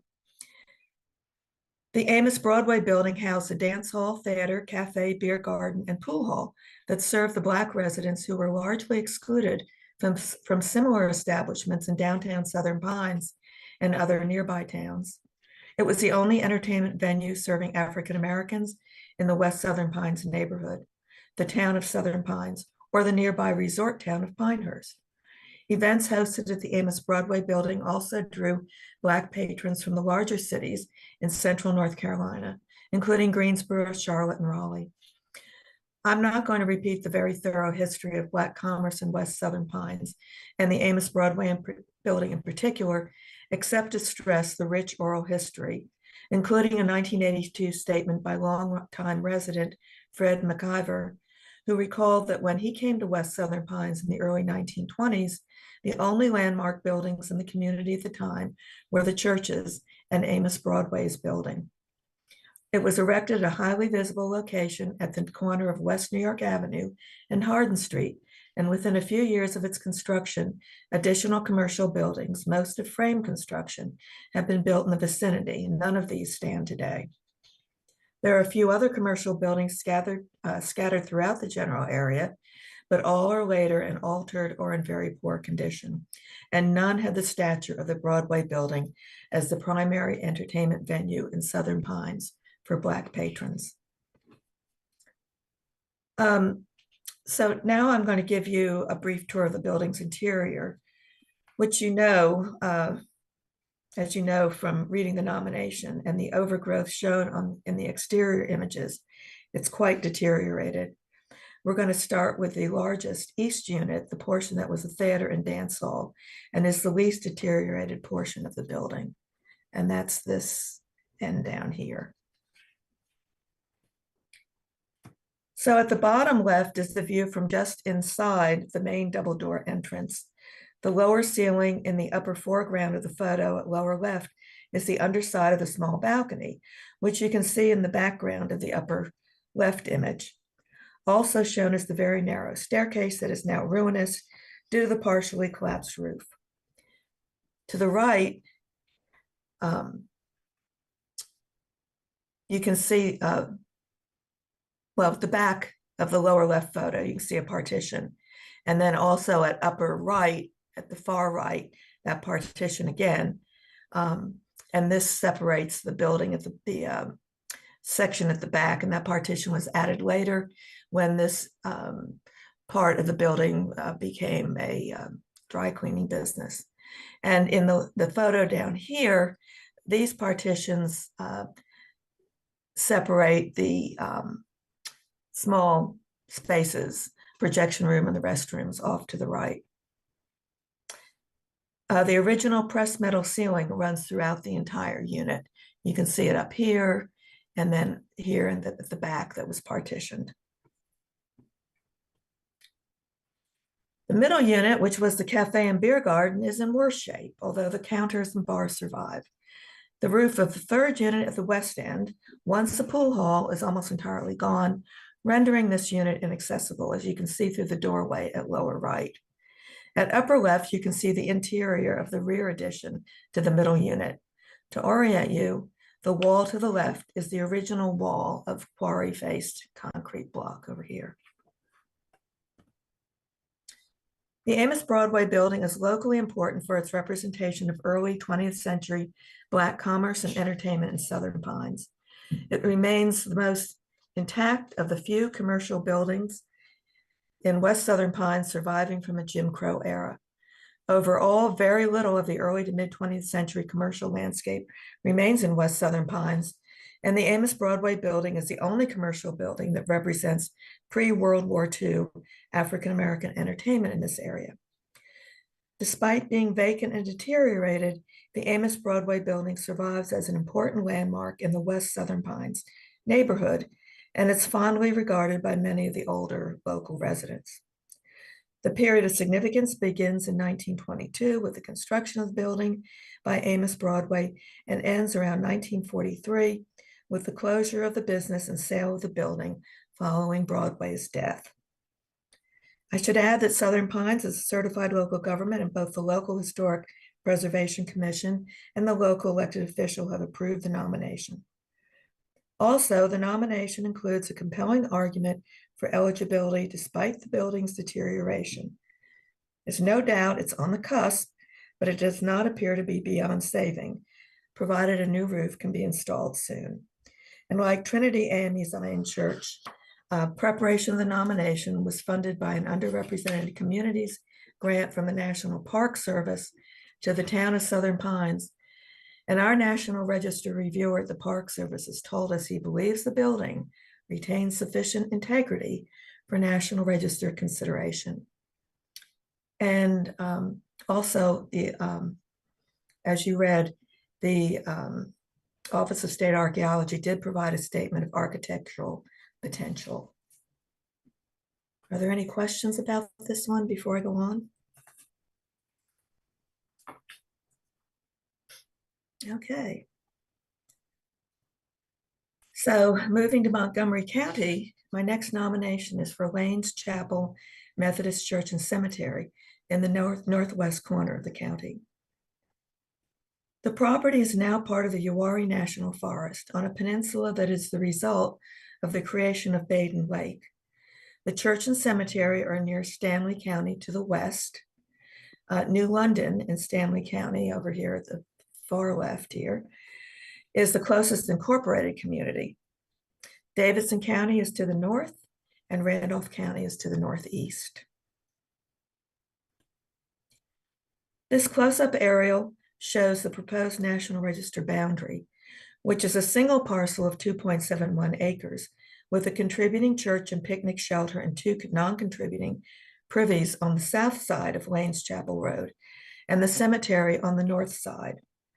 This is how it appears on the tax maps to exclude the public road. And it occurred to me didn't occur to me until I was reviewing this. I wondered if we should be showing this to include the road or not. And that's a question I think I need to discuss with Jeff. But it is one parcel, a single parcel. And this is how it's shown on the tax maps. Lanes Chapel Methodist Church and Cemetery represent what was once a prominent rural church community that was nearly lost as a result of the damming and development of the nearby Yadkin River for a hydroelectric power project during the early years of the 20th century. Many congregants sold their farms and moved away during that period, but the church managed to continue holding services while also conducting a school and presenting a variety of events, accommodating a variety of events that serve the broader area. Although Lanes Chapel Methodist Church was brick veneered circa 1965 in a long-term preservation effort, it retains and expresses well the distinctive primary features of country churches typically built during the second half of the 19th century in Piedmont, North Carolina, by displaying its original simple one-story rectangular form, front gable roof, two front doors, and 12/12 wood sash windows on sides and rear. Perhaps the most significant aspect of the church's architecture is its remarkably intact interior, featuring 6-inch tongue and groove painted board floors, walls, and ceiling, 2 aisles that establish 3 sets of plain wood pews with slanted backs and end boards, 3 boxed center posts, 2 with brackets for candles or lamps. The church has never been electrified. And these posts support a boxed ceiling plate down the center of the church. And at the south end, there's the pulpit on a low U-shaped platform. There are additional pews facing the pulpit area on either side. Surviving church records do not cite a precise construction date. We do know that there was a church of log construction at this location in the 1860s, and the current building's architecture strongly suggests a late 19th century construction date. Across the road, Lanes Chapel Cemetery is a collection of approximately 475 gravestones, of which only 253 retain legible inscriptions dating from 1829 to 2005. The cemetery exhibits a wide range of artistically notable gravestones, ranging from early 19th century hand-carved stones to mid-20th century professionally designed and produced stones. Of the inscribed stones, 43 date from the 1820s through the 1880s. The volume of gravestones changed immediately thereafter when the 1890s, 1900s, and 1910s saw a total of 132 inscribed gravestones added to the cemetery. After that, the number of stones dropped precipitously in the 20s and 30s to only 30, and even more so after that. The cemetery's 2 oldest known gravestones happen also to be among the most artistically distinctive. Shown in the left image, they mark the sandstone graves of Mourning Naylor, died in 1829, to the right, and her husband Joshua, died in 1835. And these are nearly identical in their overall discoid design. Rebecca Redwine's 1868 gravestone is far less refined than either of the Naylor gravestones, but it is among the most revealing of the cemetery's early stones because it exemplifies what could be done by an amateur craftsman with locally obtained fieldstone. Lanes Chapel Cemetery also has a surprising group of 6 obelisks and related gravestones that bestow a sense of monumentality to this country graveyard. 2 are shown at upper left, and all 6 appear to be marble and date from 1884 to 1916, the years in which the surrounding community was most active and before the work on the nearby hydroelectric dam brought great changes to the area.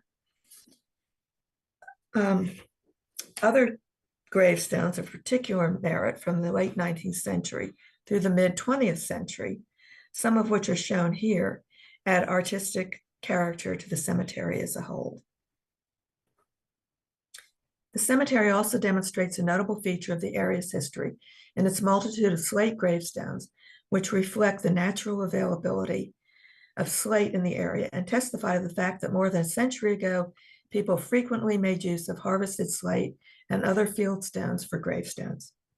A large concentration of the roughly 222 slate stones is found near the east end of the cemetery in front of the church, but they also can be seen as they spread outward to the north and west throughout most of the cemetery, mixed in with more recent larger stones of stronger material.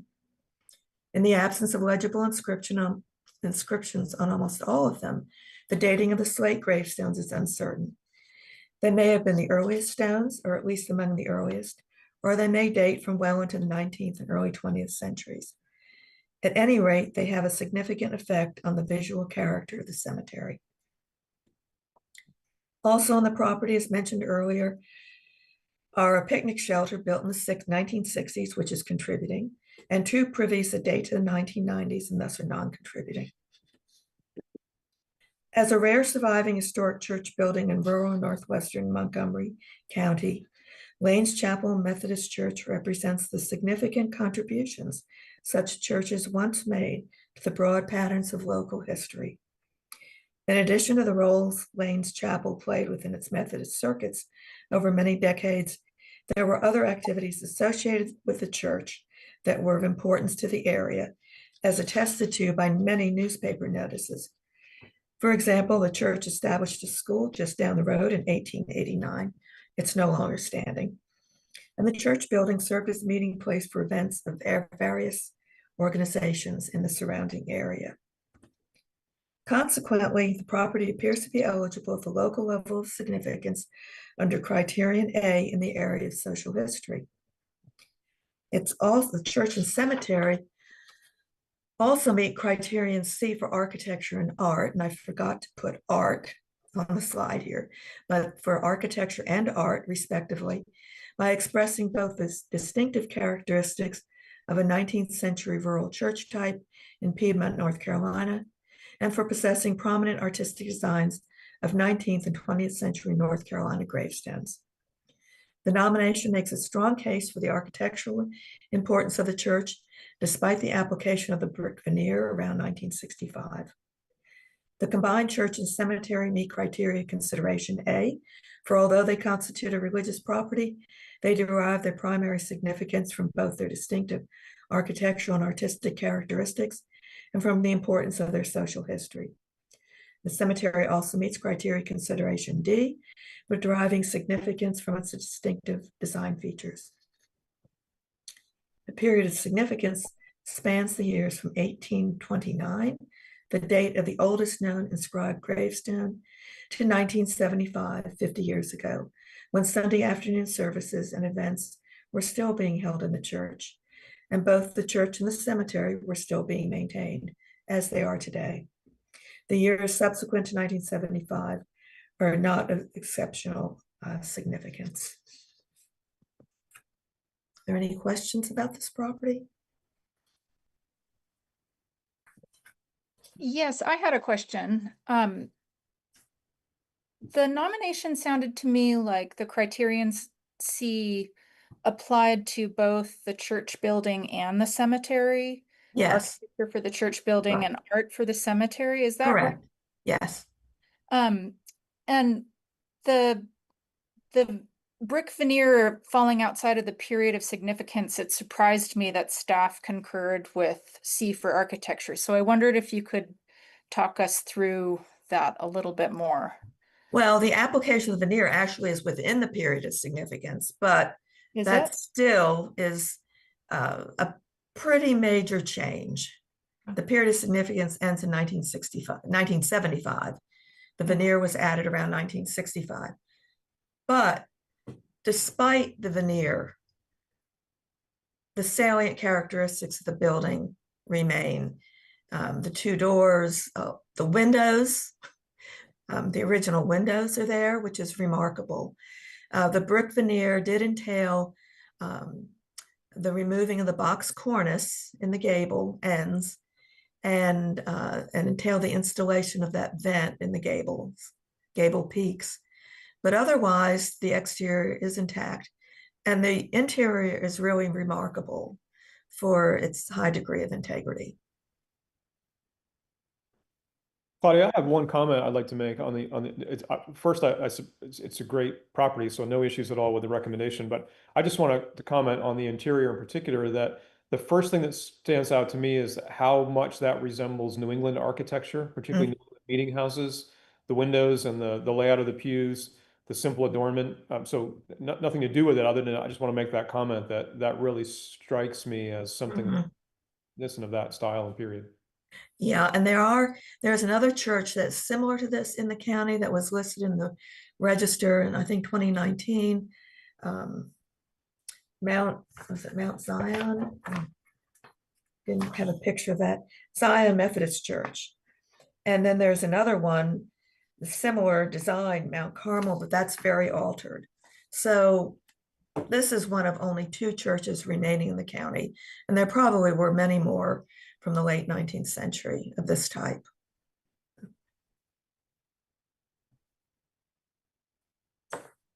Okay, I'll continue. So the next property is in Northeast High Point in Guilford County. The Georgian Revival style Flemish bond brick Roberts Hall is the original flagship building of High Point College, now High Point University. Roberts Hall features a prominent portico and an oversized multi-tiered clock tower with belfry and spire that contribute to the building's imposing stature. The building is situated on a slight rise and fronted by a ceremonial lawn. And these two maps orient you. To the left, you see where High Point is, and to the right, I have a star on top of the High Point College campus, northeast of downtown High Point. And here we zoom in on the map to see the campus with Roberts Hall circled. And on the right, the aerial shows the proposed National Register boundary encompassing the building and the lawn in front, a little over 2 acres. Due to changes to the grounds immediately to the sides and rear, the boundaries are fairly tight there, extending only to embrace grassy areas and foundation plantings. Roberts Hall is locally significant under Criterion A for education because it represents High Point's participation in the statewide trend extending from the late 19th century through the mid-20th century to bring institutions of higher learning for cultural as well as economic enhancement to their communities. In the case of High Point, the collaboration was between the North Carolina Methodist Protestant Conference and the city of High Point, and it's the first known example in North Carolina of a municipality contributing funding and land to successfully establish a private collegiate institution. Roberts Hall originally housed all campus operations and functional uses other than dormitories, including classrooms, library, laboratories, auditorium, a small auditorium, dining room and kitchen, and all administrative offices. Constructed during a period of significant municipal development in High Point, the college has had a substantial long-range impact on the city as a whole. The North Carolina Methodist Protestant Conference, a reformed sect of the American Episcopal Methodist Church, was established in 1830 and first sought to establish a four-year college in 1848. They first succeeded in 1856 when the Yadkin Institute opened in Davidson County, but it reverted to a high school in 1883. The conference continued to try to raise money for a college. John Calvin Roberts granted the first major contribution to the Future College Fund with a bequest of $10,000 upon his death in 1909. Over the next couple of decades, Greensboro, Burlington, Graham, and Henderson all competed to attract the school, but it was High Point that won with its offer by the city of 60 acres of land and $100,000 towards campus construction. In March of 1922, the High Point Board of Education established a Buildings and Grounds Committee to begin designing the High Point College campus. The committee hired High Point architect Herbert Bernard Hunter to design a central building in the Georgian Revival style, at the time a favorite style for American college campuses. The cornerstone of Roberts Hall was laid on June 29, 1922, and construction was substantially completed in December of the following year, but High Point College did not open until September 1924. As designed, the building was to have had a 100-foot-long wing at each end and a rear auditorium wing, but funds were insufficient for such a grand design. It was initially thought that the wings might be added later, which might account for the oversized tower that was inspired by Philadelphia's Independence Hall. So now I'm going to take you around the exterior, starting at the main facade at upper left. We move to the right to see the northeast end at upper right, and around to the rear at bottom right, and finally to the other southwest end. The exterior possesses a good degree of integrity, despite a significant refurbishment in 1991, coincidentally the year the college became a university. And that entailed the replacement of many of the windows, but they retained the original Mutton patterns. Any other exterior elements that were deteriorated were replaced in kind during that refurbishment. These are early photos of the interior of Roberts Hall. With the gradual construction of new buildings, original Roberts Hall functions moved elsewhere. The library in 1937, followed by the science, home and economics, and other departments as new classroom buildings were erected. Most of the empty spaces were taken over by administrative functions, and by the 1970s, college administration had taken over most of Roberts Hall, although a few classroom spaces remained through the 1991 renovation, particularly on the first floor, and the small auditorium was still used for the occasional lecture. Today, the building's primary uses are for offices. There have been significant alterations to both the floor plan and material finishes throughout all 3 floors, resulting in a low degree of integrity in most interior spaces. Areas retaining the most integrity in design include the double-loaded corridor plan, the attic, and clock tower. Areas retaining the most integrity in materials include the main entrance lobby, the 2nd floor, and the attic spire access, which I'll show you in a minute. Here you see the main entrance lobby. This is looking towards the back of the building at upper left, and at the lower image is looking back towards the main entrance. The lobby proper appears to be intact, but the upper area behind the arches, which you see in this photo of how it originally looked in 1922, that has been updated, as you can see at upper left, with the installation of the classical elements behind a desk.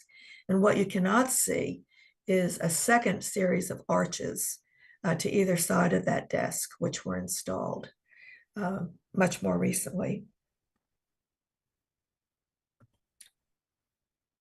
So here are some spaces throughout the building, typical images.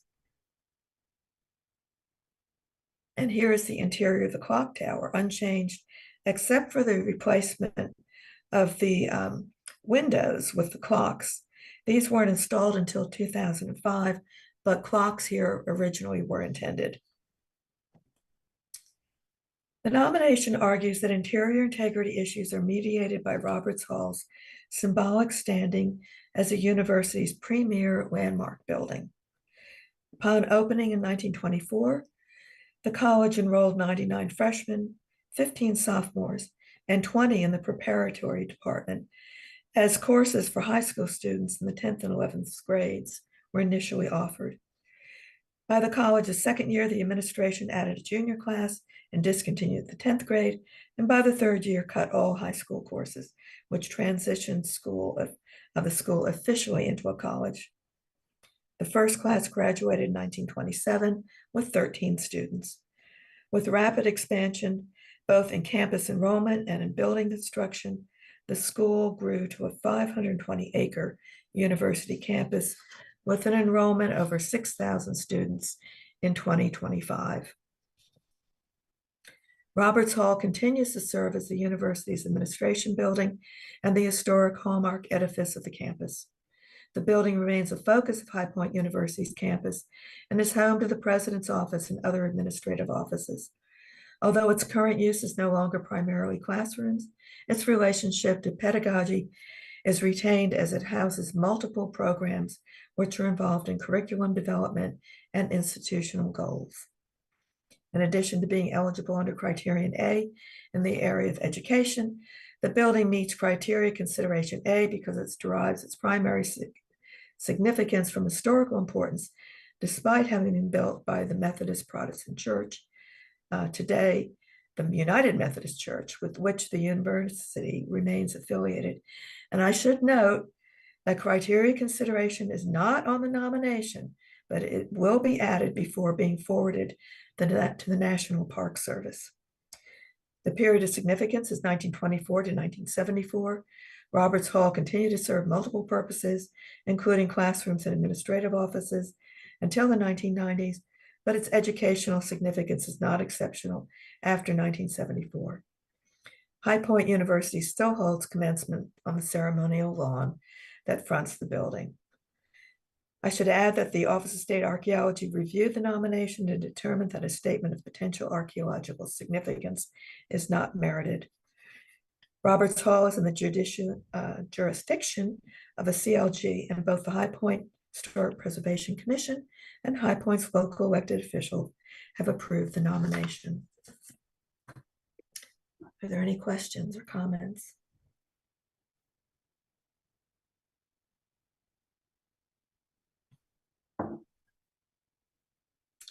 If not, I'll move on. My last property is the nomination for the Warren County Community Center. Located in this county seat of Warrenton, near the center of the county. And on the left, the town near the Virginia border is circled. And on the right, there's a closer view of downtown Warrenton with the arrow pointing to the community center. In the aerial on the left, the building is circled. It stands just south of the commercial core of the town and east of the largest 20th century, at the east edge of the largest 20th century historically African-American residential area in Warrenton. It's close to the intersection of West Franklin and South Front Streets that served as the center of the town's African-American community. On the right, you see the proposed National Register boundary, which encompasses its entire tax parcel, which is a bit over 1/10 of an acre. Completed in 1936, the Warren County Community Center served as a venue for Black residents to gather for social events and organizational meetings without the safety concerns of backlash from white residents. Resting areas and public bathrooms were provided for African Americans visiting government offices, utilizing professional services, or patronizing businesses in downtown Warrenton, where such facilities were not open to Black users, meaning the resting areas and public bathrooms. The building also housed a library for Black residents who were excluded from the segregated Warren County Memorial Library. The community center was constructed part with PWA funds. Its architect and builders have not been identified, but as you can see, it stands on a raised basement, features a brick exterior, 6/6 wood sash windows, and a flat cornice. The symmetrical hip roof facade includes projecting gabled wings on the east and west ends, flanking a shed roof porch that shelters 3 pairs of French doors. So let's go around the building. Starting at top left, we're going to move around the building to the right. At upper right, in the view of the rear, you can see that here the side wings project asymmetrically and flank a 2-story flat-roofed wing extending across the center section of the building. Except for the replacement of the front porch railing in the 1960s or 70s and the east pair of French doors on the porch, as well as the basement or ground floor windows, the exterior is remarkably intact. Before I show you the interior, I'd like to use this plan to orient you. So this is the main floor. You walk into this large meeting room. There's a ladies' lounge down here, and this was the library, still a library area. And then downstairs, the lower ground floor, lower level, consists of meeting rooms. There was a kitchen area down here, this meeting room.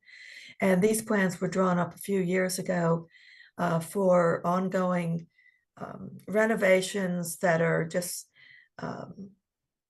repairing sections of the building, also making some changes to the restroom areas down here and the installation of an elevator here. You can see it here.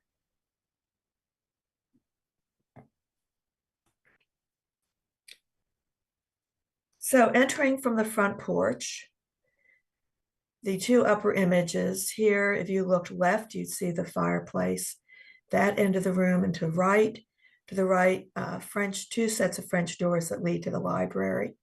And then along the back, there were the service rooms, restrooms, and a kitchen. And this is a view of the library at this end of the main room. The plan is intact, and only the ladies' lounge and the service spaces along the south part of the building have 21st century flooring or finishes. Elsewhere, the finishes remain, original finishes remain. Here are a couple images of the basement. Minor alterations have been made to the plan, including removal of showers, and some of the original tile flooring has been removed. While Warrenton had the outward appearance of a successful economy in the late 19th and early 20th centuries, its prosperity was not shared by all of its residents. By the turn of the 20th century, white Southerners had firmly put into place the system of Jim Crow segregation. During the mid to late 19th century, African American homes, churches, schools, and businesses usually were located throughout towns, but by the early 20th century, African Americans nationwide were commonly relegated to the town limits or beyond and forced onto undesirable land along railroad corridors, adjacent to industrial complexes, in low-lying wetlands or along steep ravines. Warrenton was no exception. Here, the Hill neighborhood emerged in the early 20th century and grew to become the largest traditionally African American neighborhood in the town and home to a number of Black-owned businesses. Located just southwest of downtown and initially outside of the town limits, it was physically separated from downtown by a cotton gin and industrial complexes that reinforced the separation of whites and Blacks. Churches and schools provided meeting places for the community's organizations, but by the early 1930s, in the depths of the Great Depression, Warrenton schools were overcrowded. Warren County's Black residents recognized that improvements in education were only achievable if the many African American families and educators in the county worked together. As a result, plans were proposed to establish a countywide parent-teacher association. At the same time, there was a social need for meeting space for the PTA and other African American groups in the county. This confluence of local needs, combined with the establishment of President Roosevelt's New Deal, ultimately led to the formation of the Warren County Community Center Association. The group immediately began fundraising and in 1934 acquired the tract of land on which the building stands.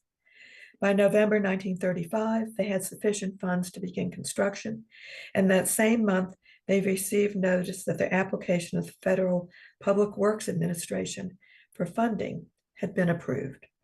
Labor for the manufacture of brick was supplied by local residents and the Colored Orphanage in Oxford. Construction commenced and was completed a year later. The community center accommodated meetings of all types for both youth and adults. The library became a central part of the community center's mission and continued to serve a vital role in the community throughout the 1950s and 1960s. It also occasionally hosted Black authors, including Langston Hughes and Arna Bontemps in 1960. And as noted earlier, the community center provided far more than a library and meeting rooms. It provided a safe space for the Black residents of the county during the Jim Crow era. In the 1950s and early 1960s, Black residents of Warren County, like Black citizens throughout the South, were subject to segregation and discrimination in housing, commerce, education, and politics. Eva Clayton, the first African-American woman to represent North Carolina in the U.S. Congress from 1992 to 2003, recalled segregating seating in downtown drugstores when she moved to Warrenton in 1961 with her husband, civil rights attorney T.T. Clayton. Throughout the 1960s, Black citizens in Warren County pushed for the integration of schools, businesses, and public buildings, with the meetings to discuss these issues often held at the Warren County Community Center. The nomination goes into considerable detail about the building's local civil rights importance, particularly the efforts of the summer of 1963, when the American Friends Service Committee, a Quaker organization, launched the Citizenship Education Project, quote, to encourage more effective participation by African Americans in civic affairs. The project brought to Warrenton a multiracial group of 14 college students, some from as far away as England and the southern Rhodesia, to educate and register Black voters. While the volunteers were not local, their work was guided by a steering committee coordinated by Eva Clayton, shown on the right, and comprising local leaders of the NAACP, clergy, and eventually led to the integration of local businesses.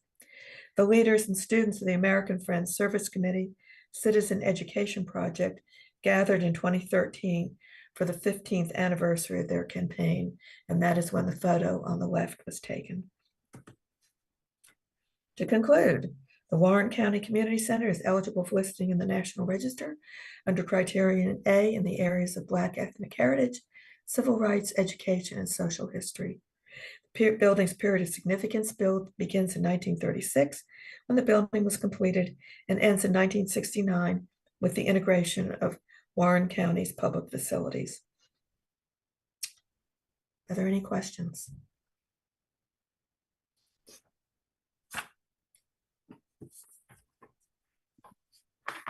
Dr. Johnson? Yes, go ahead, please. Thank you so much, Claudia, for bringing that thorough history. And I want to emphasize that that building right adjacent to it, right next to it, is a building that was of significance and is almost totally destroyed. So, and when I say significance, they were all working in concert together during Jim Crow and in the 60s, then moving into the civil rights era to be that place where commerce happened, and commerce meaning not just Black businesses, but also the professional services of lawyers and dentists, as well as a radio station. And that building is like just a shell. And then the African American church. So hold the significance of Warren County Community Center. I really can't be overstated. And I also want to note that even architecturally, it's interesting.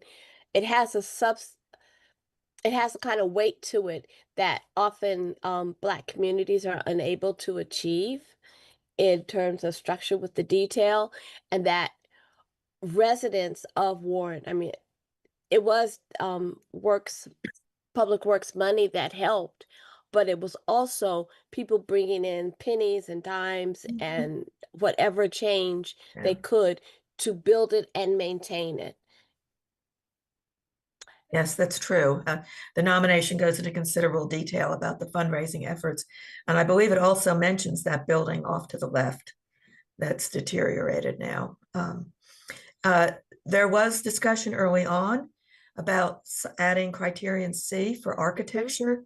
And we thought that there was so much information supporting the Criterion A argument, and also the fact that there are numerous other colonial revival style buildings in Warrenton, that we thought that was not necessary to make the case for this building. But your point about the architectural design is well taken. Thank you. All right, thank you. Also, and actually, Senator Eva Clayton was the first Black congressperson, not just Black woman, but first Black congressperson post Reconstruction to be elected to her office. We're real proud of her. And she's still active. She's still busy. Okay.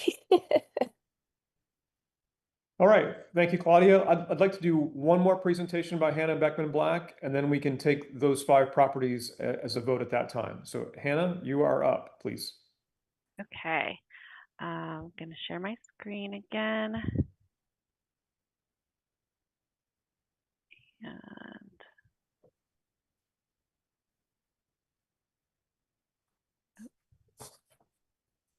okay, can everyone see that? Great. Okay, so we're going to move 2 doors down from where we were just in Warrenton, and this property is the All Saints Episcopal Church, again, located in Warren County. It's in the county seat of Warrenton. The church and associated parsonage are listed as contributing buildings to the Warrenton Historic District, with their location indicated by the red arrow on this map. This nomination provides a more robust history of the church and argues its individual significance at the local and national levels under Criterion A for Black ethnic heritage and social history, as well as the local level under Criterion C in the area of architecture. Beginning in the 1890s, the Episcopal Diocese of North Carolina expanded their mission into African American communities, including supporting the 1893 establishment of All Saints Episcopal Church as an independent congregation from the White Emmanuel Episcopal Church in Warrenton. All Saints congregation replaced an earlier frame building with a new church built between 1913 and 1918 at the intersection of West Franklin and South Front Street. This intersection stood adjacent to The Hill, a Black residential development in southwest Warrenton.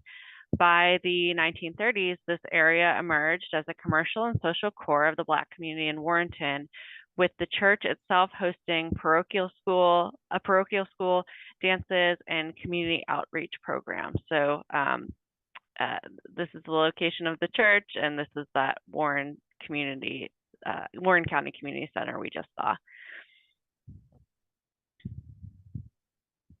The church was built in memory of Reverend Thomas White Kane, pictured here, a Warrenton native who was born into slavery in 1843. Kane was an important figure in the Episcopal Church, the first Black candidate for ordination in the Diocese of Virginia, ordained in 1879. In 1889 and again in 1892, Kane was elected to represent the Diocese of Texas in the National General Convention of the Episcopal Church. He was the first Black priest in the assembly and the first to be elected to serve as a delegate twice. Beginning in 1888, Kane served as the priest of St. Augustine of Hippo Episcopal Church, the oldest Black Episcopal church in Texas, but was among the over 8,000 people killed in the Great Galveston Hurricane of 1900. While All Saints Episcopal Church was dedicated as a memorial to Reverend Kane, the property does not need to meet criteria consideration F for commemorative properties, as its primary function is non-commemorative, and because its primary significance is in the areas of social history, Black ethnic heritage, and architecture. The nomination argues local and national significance under Criterion A for Black ethnic heritage and social history as a local church for African Americans that was supported by the North Carolina Diocese and funded by private donors and Episcopal congregations nationwide. As early as 1903, requests for funding were placed in local papers made before Episcopal convocations and published in church periodicals with national circulation. Donations were received from at least 1904 to 1917 from individuals, congregations, and Sunday school programs as far away as New York, Ohio, and Georgia. All Saints Episcopal Church is also significant at the local level under Criterion C for architecture, as it embodies the distinctive characteristics of an early 20th century Gothic Revival style church built for an African American congregation in north central North Carolina.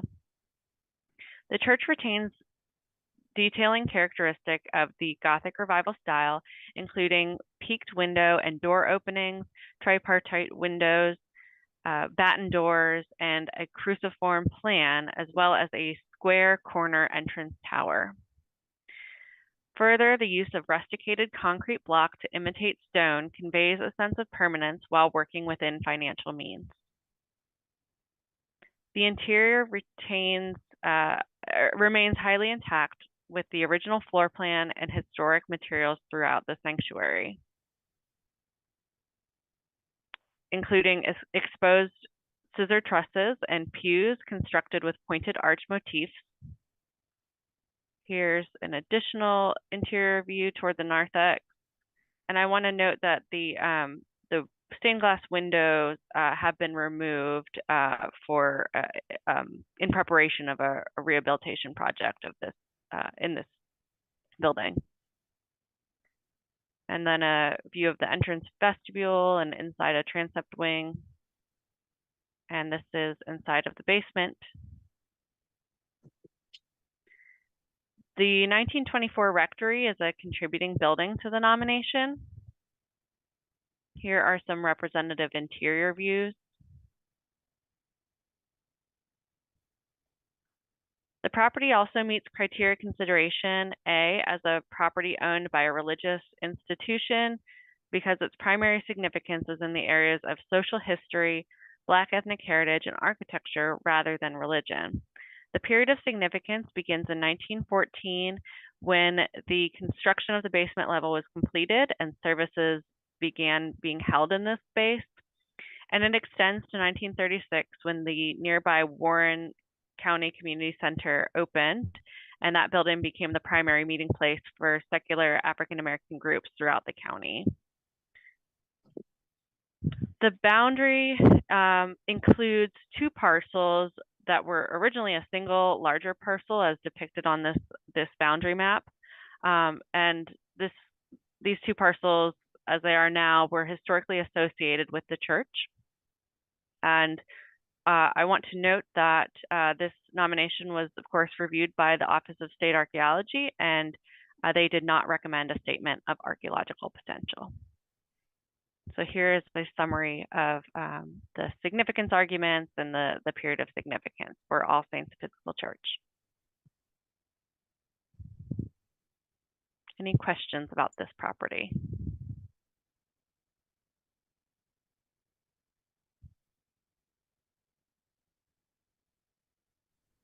That appears to be no. Thank you, Hannah. Well, given where we are then, we've heard presentations on 5 different properties. This is a good time to vote. Just to recap, we've heard on the Amos Broadway building, Lanes Chapel Methodist Church, Roberts Hall, the Warren County Community Center, and All Saints Episcopal Church. Would anyone care to make a motion on those 5 properties? I'd like to make that motion. Okay, is that to accept staff recommendations? Accept staff recommendations, yes, sir. Thank you. That's Newell Clark. Second. Dr. Harper got there first. Go ahead, Dr. Johnson. Well, did Dr. Harper get here first? Okay, I second. Thank you. All right, then we'll do the roll call vote. I'm looking at my screen, so we'll just go in this order. Newell Clark. Aye. Dr. Harper. Aye. Noah Reynolds. Approved. Dr. Denard. Aye. Fred Belladin. Aye. Josie Ward. Aye. Joe Opperman. Aye. Dr. Johnson. Aye. Excellent. That motion passes.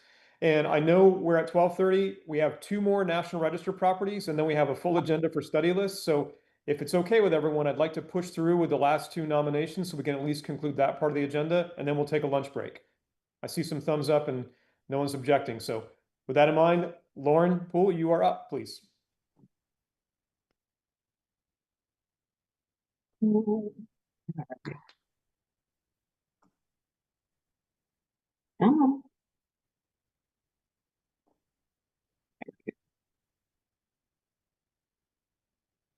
you seeing the Etheridge House? Is the title screen? Yes. Okay, great. All right, so I have 2 National Register nominations for you for the Eastern region. The first is the Adam Doe Etheridge House, also known as Island Farm. The Etheridge House is located along Highway 64 on Roanoke Island in Dare County. It is situated northwest of downtown Manteo, and it is in a historically rural area that has since been infilled by modern residential development. And you can see the Dare County Airport is located southwest of the property.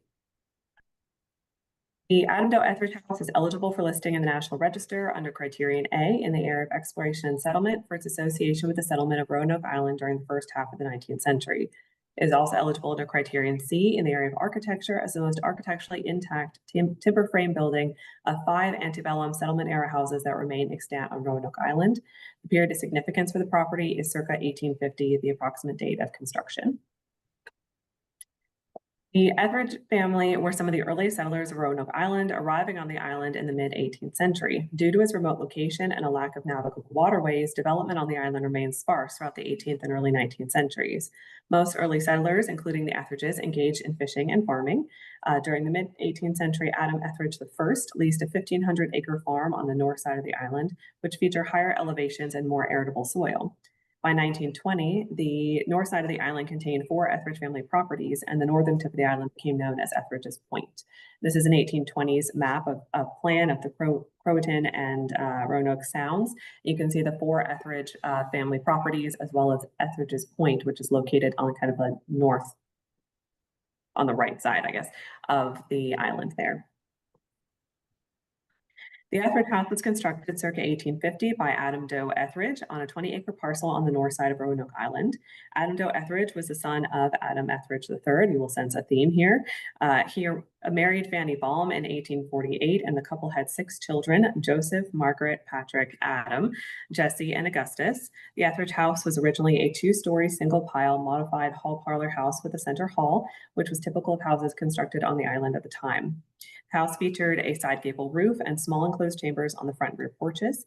It also featured exposed interior framing and an enclosed winder stair leading to the second story.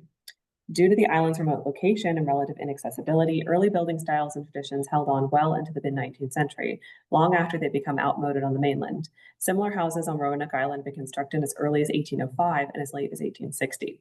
Like other antebellum houses across the island, the Etheridge house was surrounded by domestic outbuildings that would have included a kitchen, most likely a smokehouse, storage buildings, and quarters for the people Adam Doe Etheridge enslaved. And this is an 1862 map of the battlefield of Roanoke Island, and the location of the Etheridge house is located by the circle. After Adam Doe Etheridge died in 1868, the property was inherited by his widow Fanny, who later married Thomas A. Doe, a respected farmer and fisherman on Roanoke Island. Thomas and Fanny oversaw several renovations to the Etheridge house, including during the late 19th and early 20th century. They removed the rear porch and enclosed chambers and constructed a 2-story L flush with the dwelling's rear elevation. They also widened the center hall and replaced the enclosed winder stair with a straight run stair typical of the period. It was at this time that they also installed beadboard sheathing on the interior to give it a more stylistic finished appearance, and presumably when the family removed the original front porch and replaced it with the full-width hip roof porch that you see in these photos. These photos are from the 1990s from our survey files, and they show the house how it most likely would have looked in the early 20th century as well. While other settlement era houses across Roanoke Island were sold and the land developed during the early and mid-20th century, the Adam Doe Etheridge house remained in the Etheridge family until the 1970s. In 1988, 4 Etheridge descendants acquired the title to the property, and in 1997, the current property owners, Outer Bank Conservationists, Inc., acquired the Etheridge property from the descendants. Soon after, OBC engaged historic preservation craftsperson Dean Riedrich to undertake a full-scale academic restoration of the house. And these photos are from that kind of restoration process as they were peeling back layers of later finish. The photo on the left shows I believe the rear elevation where one of the enclosed chambers would have been. It's showing that flush board sheathing that would have been along the interior. And the photo on the right shows some of the original whitewashing along one of the interior rooms on the first floor. Riedrich and architectural historian Peter Sandback carefully investigated the building's historic form and fabric, examining the house within the context of 18th and 19th century buildings on Roanoke Island and across Dare and Currituck counties. Riedrich, Sandback, and OBC elected to remove the later front porch, 2-story L, and interior beadboard, all of which dated to the period between 1880 and 1920, in order to restore the house to its circa 1850 appearance. And this is how the Etheridge house appears today. As you can see, the front and rear porches with the enclosed chambers have been restored, and the windows were also reconstructions. Most of them throughout the house are reconstructions based on the original windows that were still in place in the attic. Remaining materials were used to identify the location and size of the chimney and guide the reconstruction of the front and rear porches with enclosed chambers. Ghost lines were used to reconstruct the original interior floor plan and determine the configuration of the enclosed winder stair, which you can see in that top left photo. And these are photos of the first floor of the house. Paint analysis determined that portions of the first floor and ceiling featured whitewashed exposed framing, and other areas the walls were covered with wood sheathing. Where deteriorated and missing, features including the windows, weatherboard siding, brick chimney were replaced in kind based on material evidence or on appropriate comparable examples from the region. And this is the second floor, which contains the bedchambers.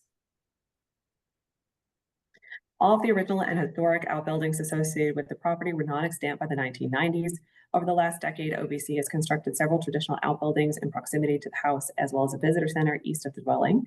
The design and placement of these outbuildings was based on documentary evidence of outbuildings on Roanoke Island and other similar properties in Currituck and Dare counties. And the visitor center is in the top left photo, and the rest of the photos show various outbuildings on the property, including a kitchen, smokehouse, a raised dairy, various other different outbuildings that would have been on similar properties in the region. The northwest of the Method complex is the Etheridge Family Cemetery, which dates to the mid-19th century, and farther southeast across a pasture and partially screened by vegetation is a 2-pen log barn that was relocated to the property from Franklin County in the early 2000s, and that's in that top photo, and then the bottom photo shows the cemetery. OBC currently operates the property and houses Island Farm, an immersive local history museum that illustrates the 19th century history of Roanoke Island and the Outer Banks. As you may remember, the Etheridge House was presented for study list at the February and June 2023 meetings. At the time, staff struggled with the eligibility of the property, as we rarely see houses that have undergone such extensive academic restorations.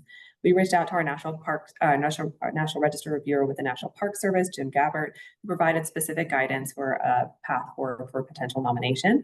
And just as a reminder, he provided the following parameters.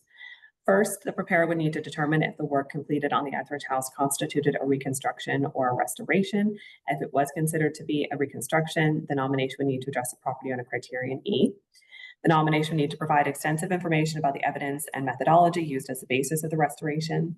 The nomination would need to apply the Secretary of the Interior standards for restoration if the property was determined to be a restoration, and also consider criterion E if it was a reconstruction. And the nomination would need to address the removal of later fabric and its impact on integrity, as well as provide justification for the removal of that fabric. The nomination would need to include a detailed description of the house, including the restoration or reconstruction work, and Jim recommended that the nomination concentrate on criterion C for architecture.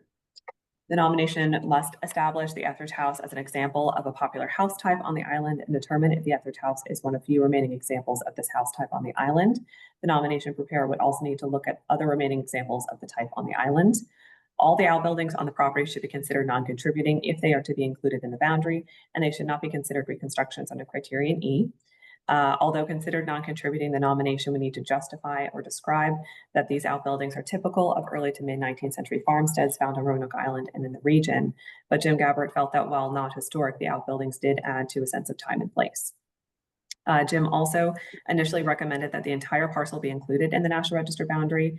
However, he later indicated the boundary should be drawn very tightly around the house to exclude all the conjectural outbuildings, which is the approach that the preparer decided to take. In summary, the Adam Doe Etheridge House is eligible for listing in the National Register under criterion A in the area of exploration and settlement for its association with the settlement of Roanoke Island during the first half of the 19th century. And it is also eligible under criterion C in the area of architecture as the most architecturally intact timber frame building of 5 antebellum settlement era houses that remain extant on Roanoke Island. The property's period of significance is circa 1850, the approximate date of construction. The National Register boundary, which you can see represented on this map, includes a 10-foot perimeter around the house. The boundary does not include the outbuildings because they're conjectural, were added in the last 20 years. The boundary also does not include the Etheridge Family Cemetery because of the physical distance from the Adam Doe Etheridge House and the visual and physical buffer created by the later outbuildings. OSA did review the nomination for the Etheridge House, and to paraphrase, OSA staff felt that it was unlikely that archaeological deposits that either predate or contribute to the period of significance remain intact due to the previous disturbance within the boundary. As a result, staff did not recommend a statement of archaeological potential for the property as defined within the National Register boundary.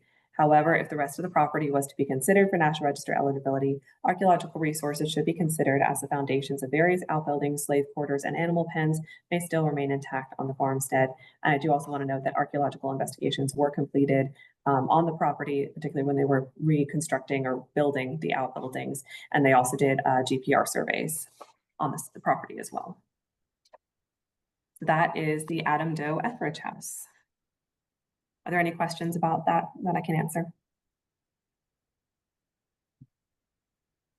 I just have one, Lauren. Given the previous discussion we had when it was study listed and the comments from the Park Service, is staff's opinion or recommendation that the nomination does satisfy Park Service comments and concerns? I went through that list when I was reviewing this nomination, and I worked closely with the preparer to ensure that all of that information was included. I'm sure you'll notice in the nomination there are extensive footnotes that do document the evidence that was used for the restoration, and also there's discussion of outbuildings. There's 4 other properties that have a similar form to this that are also discussed and also pictured within the nomination. So I feel that they effectively addressed all of Jim Gabbard's comments. Okay, thank you. I do have a question. You said Dean Rudrick was involved in the investigation and restoration. Were there, I couldn't understand what you said. Were there other people that were involved in the investigation as well? Peter Sandbeck was involved as well. Okay. I wasn't sure if you, yeah, okay. I'm not sure if, I think at the time he was working, I'm not sure if he was working for our office at the time or if he had left our office. I'm not exactly sure, but he's listed as an architectural historian who consulted on the project. Yeah. Thank you. Okay, Lauren, your next property, please. Okay. All right. My last nomination for you is for Oak Grove Cemetery. This is a historically African-American cemetery located in Elizabeth City. You can see it, it's south of downtown, indicated by the red star. The cemetery is located on Pear Tree Road in a primarily residential area, and there's public housing and residential development all around it, as you can see on this aerial. But Elizabeth City State University, a historically Black college, as well as Pasquotank Elementary School, which was also a Black school, are located nearby. Oak Grove Cemetery is eligible for listing in the National Register under Criterion A in the area of Black ethnic heritage and social history due to its ability to demonstrate the social history of oppression, segregation, and Black resiliency in the American South. It meets Criterion Consideration D as the burial ground derives its significance from its historic association with Elizabeth City's segregation-era Black community, including its churches, fraternal organizations, funeral homes, and burial practices. The period of significance begins in 1884, the earliest marked death date, and ends in 1975 with a National Register standard 50-year cutoff date. While active until 2022, the period after 1975 is not of exceptional significance under Criterion Consideration G. In 2023, the City of Elizabeth City received a grant from the National Park Services Historic Preservation Fund to complete a nomination for Oak Grove Cemetery.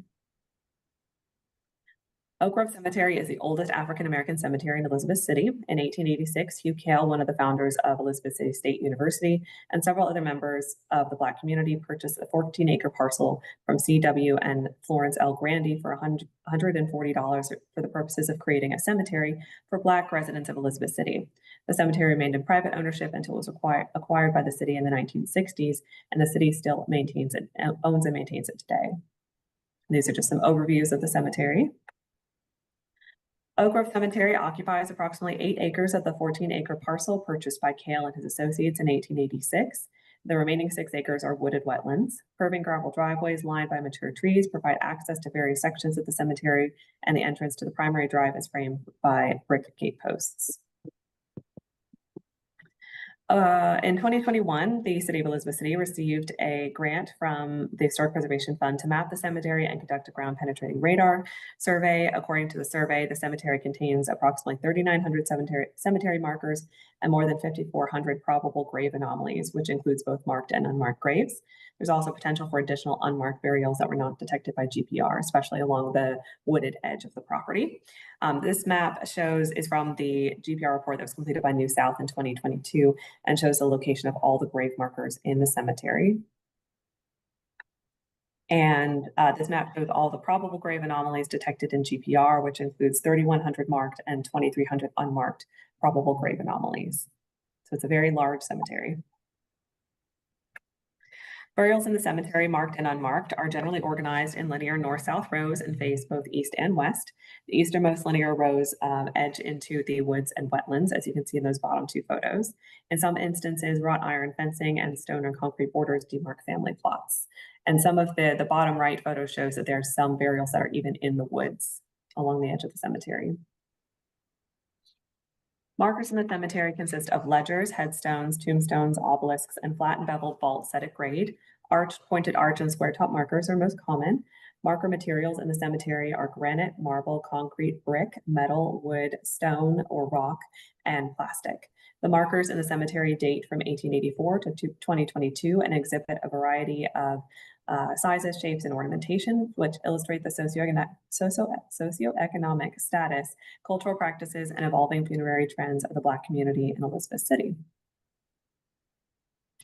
Iconography in Oak Grove Cemetery includes floral motifs such as ivy, vines, and roses, animals such as doves and lambs, and religious imagery such as crosses and clasped hands, and fraternal and military symbols. Several of the markers within the cemetery bear the maker's marks for two local Black funeral homes, the Walson Funeral Home and the John T. David Funeral Home. And you can see one of those marks on the back of this headstone in the bottom right-hand photo. The cemetery also contains several vernacular headstones with rough carved inscriptions and imagery, and you can see a selection of those on the right-hand side. One section of the cemetery contains the burials of soldiers who served in the U.S. colored troops during the Civil War. Most are concentrated in a section seen here on the north side of the cemetery, but a few additional burials are located in family plots. At least 30 marked and 17 unmarked USCT burials are located in the cemetery. Oak Grove Cemetery was the first communal burial ground for African Americans in Elizabeth City. As a lone community cemetery serving Elizabeth City's Black residents from 1886 until the early 1940s, Oak Grove Cemetery captures the diverse range of backgrounds and demographics in the Black community from the late 19th century through the Jim Crow era. The cemetery also provides insight into the African American burial practices and the importance of religious, fraternal, and military associations within the city's Black community. In conclusion, Oak Grove Cemetery is eligible for listing in the National Register under Criterion A in the areas of Black ethnic heritage and social history for its historic associations with the Black community in Elizabeth City from the late 19th century through the mid-20th century. And it meets criterion consideration D as the cemetery derives its primary significance from its historic associations, and the period of significance begins in 1884 and ends in 1975. The National Register boundary, which is seen here, encompasses 13.59 acres and includes all the property historically and functionally associated with the cemetery. It includes all of the burials identified in the 2022 GPR survey, as well as some of the land kind of north and east of the established boundaries of the cemetery to account for the potential for additional burials along the tree line and adjacent wetlands. The western boundary also extends beyond the tax parcel line to include known burials historically associated with the cemetery that appear to lie on adjacent parcels. OSA did review this nomination and provided a statement of archaeological potential, which I will paraphrase for you now. Oak Grove Cemetery is closely related to the surrounding environment and landscape. Archaeological features produced by former fence lines, paths, and plantings, as well as materials that have accumulated through the use of the cemetery, can provide information valuable to the understanding and interpretation of the property.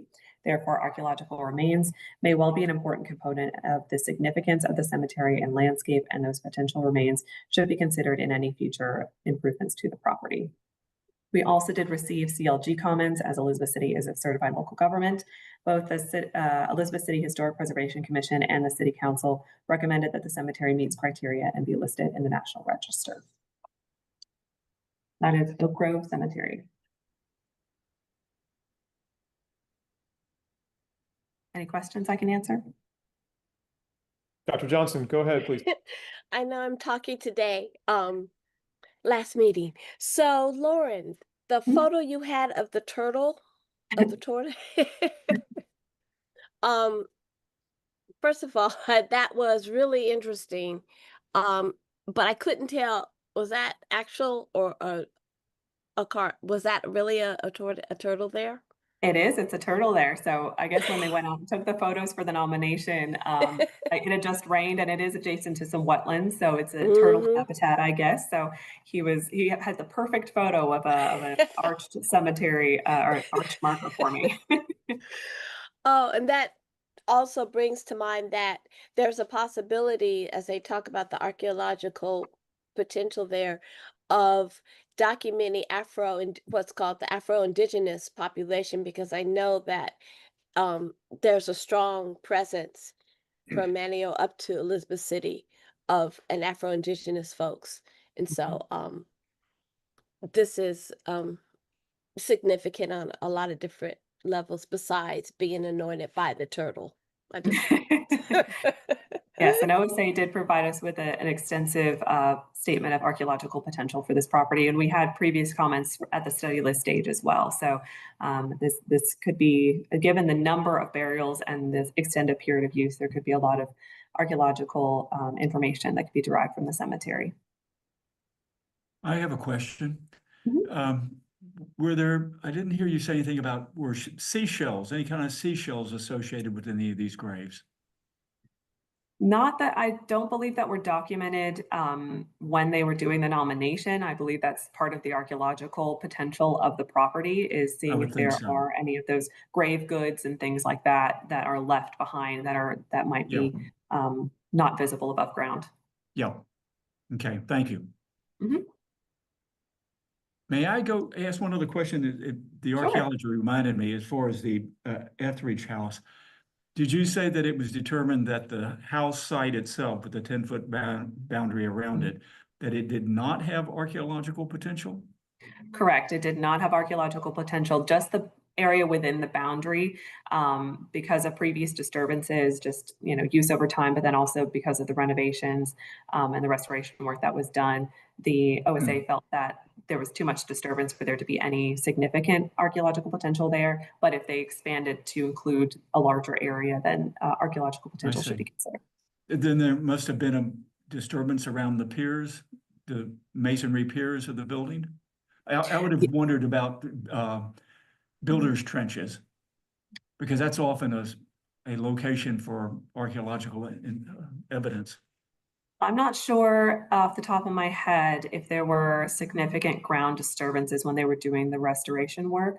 I know they did they looked for piers and things like that when they were trying to identify where the outbuildings would have been. They did do some archaeological digs on the site. I'm not exactly sure if that was something they looked for or not. I think there's a report on it or something somewhere, but I would assume they would kind of I'm sure they did some testing, and I think they did GPR as well. So immediately in that kind of immediate area around the house. Yeah, and I'm sure Peter and Dean would have been very attuned to that, so they probably did.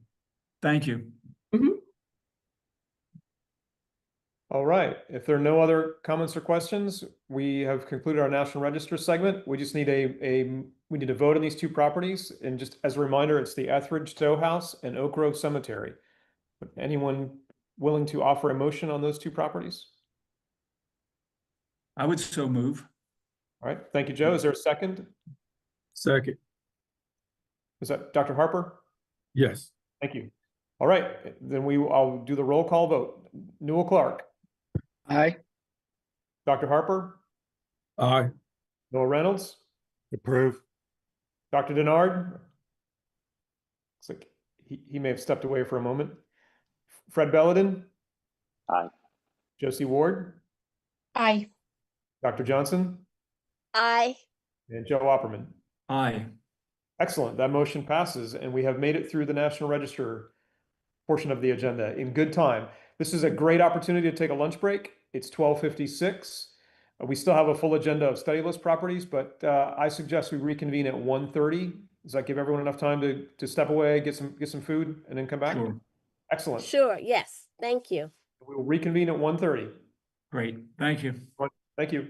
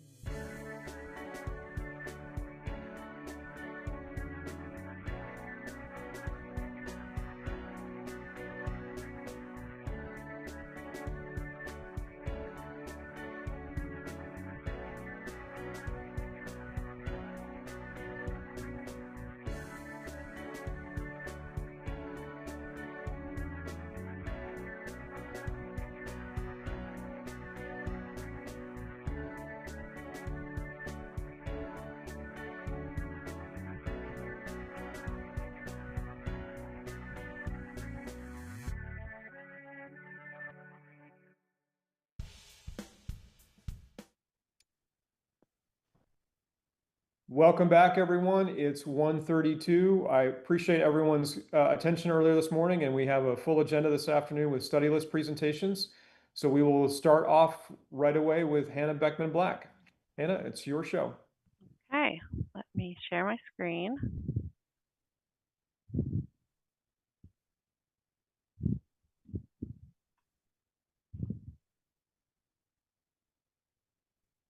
Okay. So I have 4 study list applications to share with you all today. And all 4 of them were subject to some level of damage due to Hurricane Helene this past September. The first one is Biltmore Village Historic District. Located in Buncombe County, of course, in Asheville. Biltmore Village contains several individual buildings and a single district listed as a result of a 1979 multiple property documentation form. These include a total of 21 buildings, all listed at the national level of significance for architecture and various other areas of significance, including commerce, social history, religion, and community planning and development. Additionally, the Biltmore Hardware Building was listed in 2003 at the local level for architecture and commerce, and the Biltmore Hospital was listed in 2005 at the local level for architecture and health and medicine. The Biltmore Village Historic District was determined eligible for listing in 2018 through Section 106 review, and this study list application proposes the same boundaries shown in orange on this map as the 2018 determination of eligibility. So this would pick up several additional buildings for the National Register that have not previously been listed. A little background on Biltmore Village. In the late 1800s, George Vanderbilt commissioned Frederick Law Olmsted, Richard Morris Hunt, and Richard Sharp Smith to plan Biltmore Village as a small hamlet to house workers on his estate. By 1896, the fan-shaped streets had been laid out according to Olmsted's plan and linked the All Souls Episcopal Church with the depot, the Biltmore State Office, and small dwellings with pebble dash exteriors. By 1910, the village contained predominantly Tudor Revival English cottage-style residences, commercial and institutional buildings. After Vanderbilt's death in 1914, his widow, Edith, sold off most of the village. New buildings constructed over the next several decades were generally red brick colonial revival style buildings, and a district would incorporate several buildings not previously listed that tell the story of continued development of the village into the 1970s. So this block pictured here is one that is currently not listed, but would be included within the district. So touching a little bit on integrity, Biltmore Village, of course, was hard hit by Hurricane Helene in September 2024, and all of the buildings faced significant flooding, but building exteriors sustained minimal permanent damage. Brickwork, pebble dash stucco, and half timber finishes overall remain in good integrity or good condition, while many wooden details such as porches, window and door frames, and eaves show some evidence of water damage. Windows were shattered and remain boarded over. And in this picture, these 2 buildings to the left are also currently unlisted. This is the individually listed building as well as this one. So these 2 would likely become contributing buildings as part of a potential district. Losses to the streetscape are numerous and include extensive damage to the brick sidewalks and the theft of several historic light fixtures, although several of them were salvaged and are in storage at the time. Here are some typical views of resources that are previously listed within the potential district. Despite extensive damage, staff believes Biltmore Village Historic District retains the necessary integrity to convey its historic significance, likely at the local level under Criterion A for community planning and development and Criterion C for architecture. Staff recommends a slightly different boundary than the one currently depicted in HPO Web for that determination of eligibility, and the recommended boundary impacts these 4 locations that are indicated here in yellow. So we'll look at each one of them starting 1, 2, 3, and 4. First is this commercial building from 1964. Google Street View reveals that it was highly altered around circa 2010 to include a new pebble dash stucco finish and some half timbering. So due to those changes, it would likely be a non-contributing resource, and staff thinks it should probably be cut out of the boundary. This is a commercial building that's actually from 1979. It was built to look to be in harmony with the rest of the cottages and buildings in the district, with the pebble dash stucco and half timbering. So it would be outside of a period of significance, and there's also a parking area next to it that used to have a cottage on it. So we think that those should probably be cut out of the boundary. This was a 1968 bank and drive-through. It was demolished in 2024, and so now it is a vacant lot. And then this to the left, well, the big building you're seeing on your screen is the Grand Bohemian Hotel Annex from 2008. And then behind it is this commercial building from 1999. So those would be outside of the period of significance. And so staff thinks that the boundary should be drawn to exclude those as well. So given those exclusions, the boundary would look a little bit something like what you're seeing here in the thick black line. So with that, staff recommends adding the district to the study list with a reduced boundary to encompass the highest concentration of contributing buildings. And should I break for questions or keep going through and have questions at the end?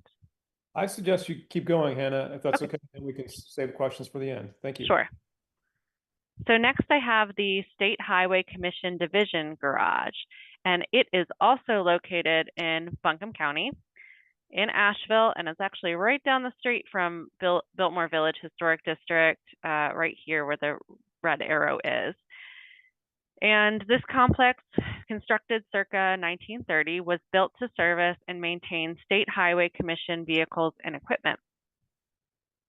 The commission was established in 1915 and grew quickly to become a large agency tasked with improving and maintaining state roads. Between 1919 and 1929, the 5,000-mile state road system helped spur agricultural and industrial growth. In 1931, the legislature, backed by Governor O. Max Gardner, put the State Highway Commission in charge of every mile of public road in the state, approximately 57,000 miles total, making North Carolina the first state to oversee the construction and maintenance of all public roads. As a result, construction and maintenance districts were reorganized, and new machinery and equipment resulted in an increase in motor equipment repair depots for servicing. This garage served from about 1930 to the early 1960s, when facilities moved to a new site off of Fairview Road in Asheville. Buildings were flooded during Hurricane Helene with 2 to 3 feet of water, which caused limited damage, although the office area was most impacted. The office is in this building in the corner, and I'll show you more about that in a moment. So this complex includes a machine shop and auto repair shop at the north end. They are considered one building because they do connect on the interior. An auto repair shop here, which is missing a 2-story front block that was demolished sometime between 1966 and 1978. Then there is a tire warehouse, general storage building, and we are missing another storage building that was demolished around 1960. So starting with the machine shop and auto repair shop, overall it has pretty good integrity. Some replacement garage doors, and the office portion, again, right here, and here's a better photo of it, has some non-historic windows and siding and door. But otherwise, the building has its original multi-light metal sash windows intact on every elevation. It's got its monitor roof with windows intact. Here are interior spaces of the machine shop portion. It's pretty wide open space in the main area. This is that office portion, which had to be gutted due to the hurricane flooding. And then the trusses, the roof trusses are intact above some plastic sheeting and ceiling insulation. And this is a common treatment in all of the buildings, so I'll just mention it now, but just know that that's what's going on the ceilings of all of these buildings. Here's a better look at the auto repair shop portion and some interior views of that portion. This is the auto repair shop, and this is probably the most altered of all of the buildings. This is the one where we're missing a two-story front portion that was demolished in the late 60s or early to mid 70s. Otherwise, it's got its windows intact and some siding materials intact. The applicant did not provide interior photos of this building or the rest of the three buildings that we'll look at, but according to the application, it does retain concrete floors, steel roof trusses, and modern sheetrock on the interior. This is the tire warehouse building, and there have been some changes to the front elevation, including there's a pair of garage doors that are replacement roll-up doors. There's a window here that has a reduced window opening, and all the windows are replacements. We don't have any kind of interior description on this one. And then this is the last building on the complex, the general storage building. Has fairly good overall integrity. Some apparent changes to the front elevation include a newer garage roll-up door. We do not have any, it does have its original windows, and we don't have any photos of this one, but the application says that it has concrete floors, steel roof trusses, and sheetrock. There's a sheetrock corner office. I believe it's in this location here on the interior. So the application argued significance under criterion C for architecture as an example of a utilitarian architecture employed by the State Highway Commission at a time of significant expansion in its mission, likely utilizing standard plans and prefabricated materials. However, staff did not agree with this argument for criterion C, noting that these appeared to be somewhat altered and pretty standard industrial buildings for the time. So rather, staff believes that pending further research, criterion A for transportation might provide a more compelling argument. At this time, staff does not believe we have enough information to make a positive recommendation for the state study list. And in order to understand whether this is a good candidate, staff believes that we need current interior photos of the 3 south buildings, an understanding of what geographical area this particular property served, and if there are any other local comps for this building, either in the county or in the western region in particular, and a better understanding of typical building types and uses for this and other similar facilities from the period across the state. Did the State Highway Commission division garages from the period have the same buildings that provided the same functions as what we're seeing here in this Asheville example?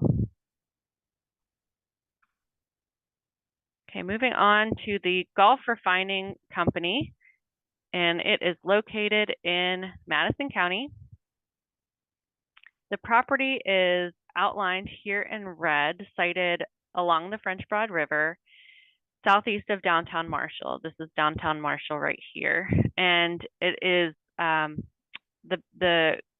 complex is in a community historically known as Rollins. According to the application, there was relatively little industry in Marshall and Madison County. The largest was the Capitola Manufacturing Company cotton yarn mill near downtown Marshall, pictured here before its rehabilitation. It has since been rehabilitated. And otherwise, there were some small grist mills, woodworking, and clothing manufacturing plants in the area in the early 1900s. Gulf Refining Company organized in 1901 to refine and market crude oil in a response to the discovery of crude oil in Texas. By 1929, the company greatly increased operations and began expanding retail operations across the country. As part of this expansion, Aubrey Gregory opened this oil distribution business near Marshall beginning around 1929. The Gulf Oil Company continued to grow due to high demand during World War II and into the following decades. Aubrey served as the Gulf distributor in Marshall until 1974, when his son purchased the property and renamed it O.A. Gregory Inc., which was his name. So let's take a closer look at the resources on the complex, which has very good overall integrity, as you'll see, in spite of flooding due to Hurricane Helene. So we have a historic tank structure, some non-historic tanks, there's a pump house, a garage, a fill station, and a warehouse. Starting with the warehouse, this was built circa 1929. It's got its windows intact. It's even got its kind of clear story windows underneath the roof line intact as well. The interior shows this really nice bow truss construction. Here's the garage, also circa 1929. The pump house, also circa 1929. This is the oil tank structure, circa 1929, and the oil tanks appear to date from the 1950s. And then this is an oil tank structure from, I believe, circa 1976 or after. And this is a filling station, and the date of construction is unknown, but likely early. So the buildings of this complex appear to be a standard plan found in several other Gulf oil distribution buildings across the state. And by comparison, this Marshall complex has very good historic integrity. This is a similar building in Durham, which is a little bit worse for wear, or at least it was when these photos were taken. This is one in Goldsboro that is mostly intact. It does have boards over the windows, of course, though, so I'm not sure whether the windows remain. Here is one in Wilmington that's had a couple of additions to it. This one in Raleigh, these are some older photos too. It has since been rehabbed and painted, and I believe it's a pizza shop.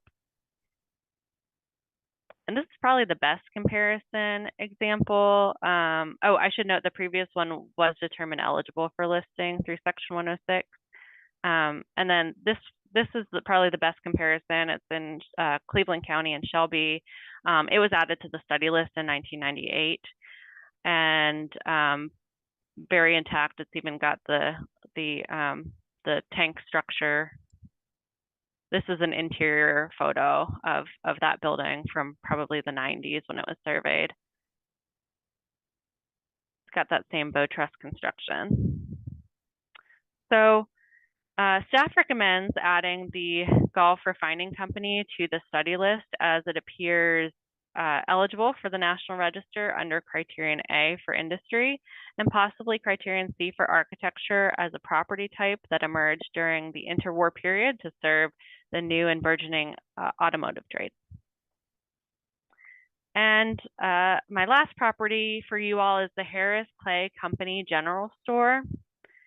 It is located in Yancey County in the unincorporated community of Micaville, about halfway between Burnsville and Mitchell County's line.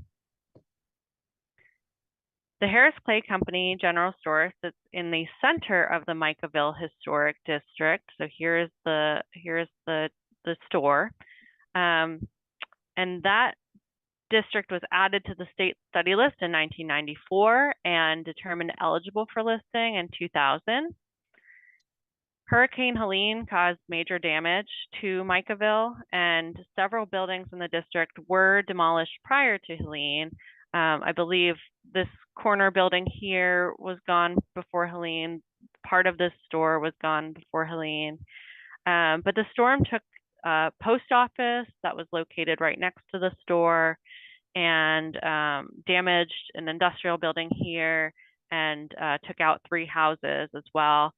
So based on the loss, and there are a couple new builds as well over here,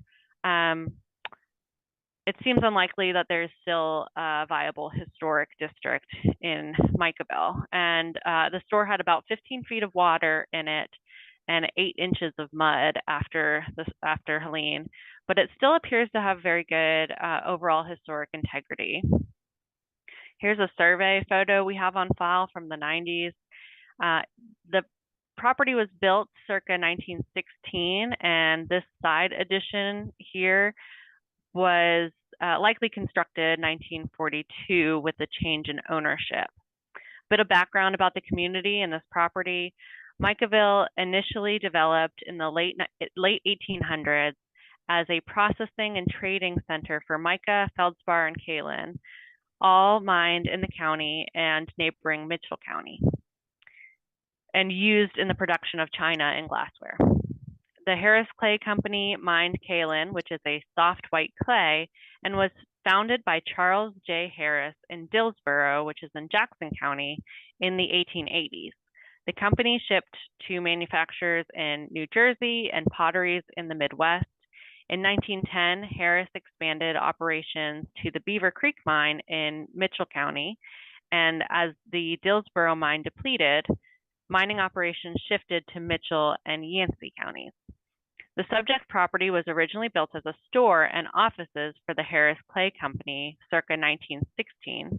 With local feldspar and mica mines also nearby, the community prospered for the next several decades. By 1942, the Harris Clay Company sold the store to J.L. and Hetty Robinson, becoming Robinson General Merchandise, and it remained in the Robinson family until 2014.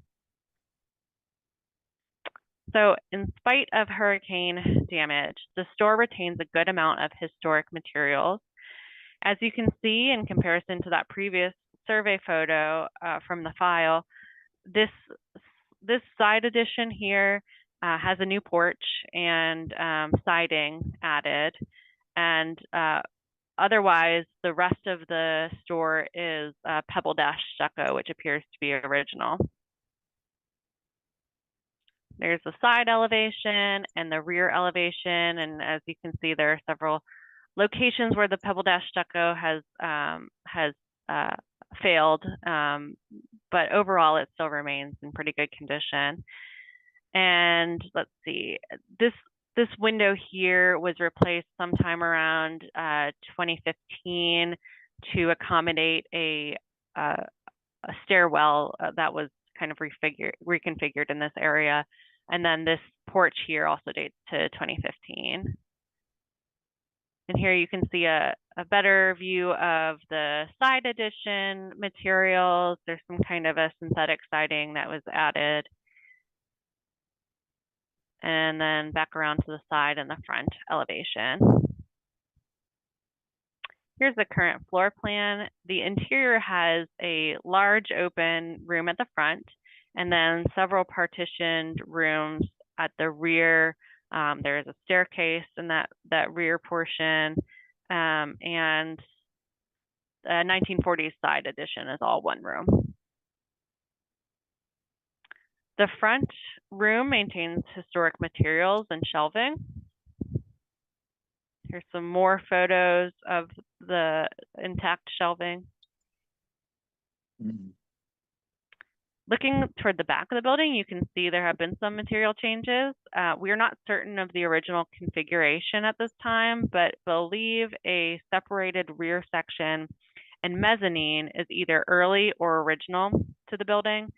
Recent renovations likely include moving the stairs, reconfiguring the stairs, replacing this railing, of course, is non-historic, and also, let's see, replacing or reinforcing the mezzanine floor. So here's looking at that rear room where you can see the staircase that was somehow reconfigured. We're still trying to figure that out as well. Another rear room. And this is in that side addition, interior, looking toward the rear of the building and looking toward the front of the building. In comparison to other identified rural stores in Yancey County, it stands out for its use of regionally popular Pebble Dash stucco finish. So staff recommends adding the Harris Clay Company General Store to the state study list for its significance under criterion A for commerce and criterion C for architecture. And that concludes my study list presentations for you all. Happy to answer any questions. All right. Are there any questions for Hannah's properties? And I have one for you on the state garage. Just to be clear, is your recommendation that that's a no at this point in terms of study list? Did I get that right? Yeah, so we feel like we don't have enough information to make a positive recommendation. We believe that there's potential for a criterion A for transportation, but we don't feel like we have enough information at this point to make that recommendation. Okay, so not a hard no in terms of forever, but just need more information to make a recommendation, correct? That is correct. Thank you.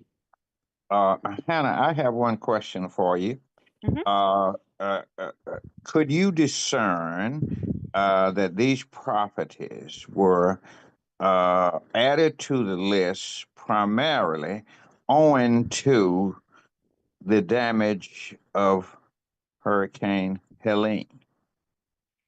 So I know that they have all had consultation with our restoration branch. I know we're not supposed to talk about tax credits or anything like that, but they have been in consultation with our restoration branch, several of them. So I think, you know, adding them to the study list or the National Register might help obviously recognize them as historic resources, and I think that's part of the goal as well. So.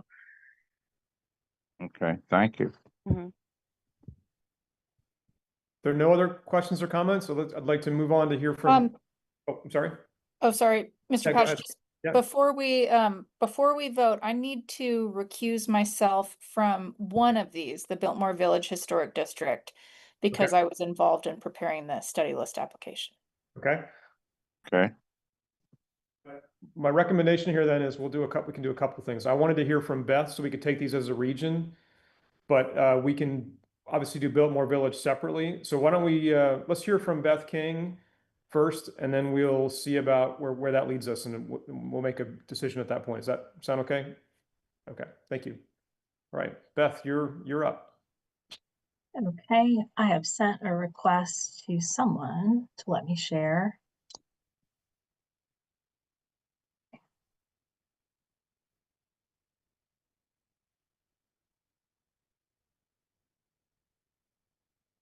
Okay, am I in presentation mode for everyone? Yeah, we're seeing your notes. Oh, okay, let's see. Let me see if I can turn my second screen off and see if that helps. You might just need to swap screens. You can also go to the three dots down at the bottom and tell it to turn off presentation. Oh, you fixed it. Yeah, you're good now. Oh, it fixed itself. Okay. Very good. Okay, so this is the first of 5 properties that I have to present today, but this is the only one in the Western region. So this will be the first one that I present, and then we'll pause. And I just want to say before I get started that I hope you'll find all of my presentations interesting, but I can guarantee you're going to find this one very interesting. This is a property type that we have not seen before in our study list and in our history. So with that, I'll present the John Purley Boggess House near the community of Trap Hill in rural Wilkes County. This is Mr. John Purley Boggess. He was born in 1886 and he died in 1969. In the first half of the 20th century, he was well known in Wilkes County as a maker of creek bank moonshine, and he constructed his house both as a home for his wife and his children, and also as a means to store, sell, and distribute illegal whiskey, and possibly to manufacture it as well.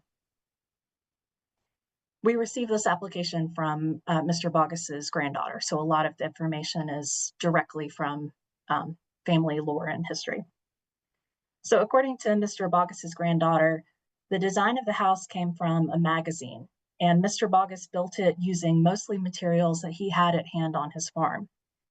As a teenager and young man, Mr. Boggess learned construction and carpentry skills that he relied upon to build the house.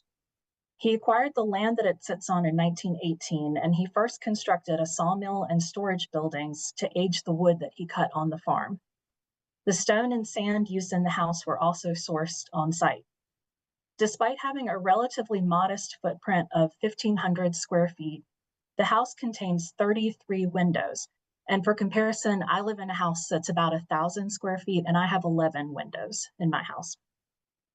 Some family members speculate the 33 windows made it easier for Mr. Boggess to be aware of anyone approaching the house, regardless of the angle that they were coming from. This is someone who had to think about getting raided by the federal government throughout most of his career.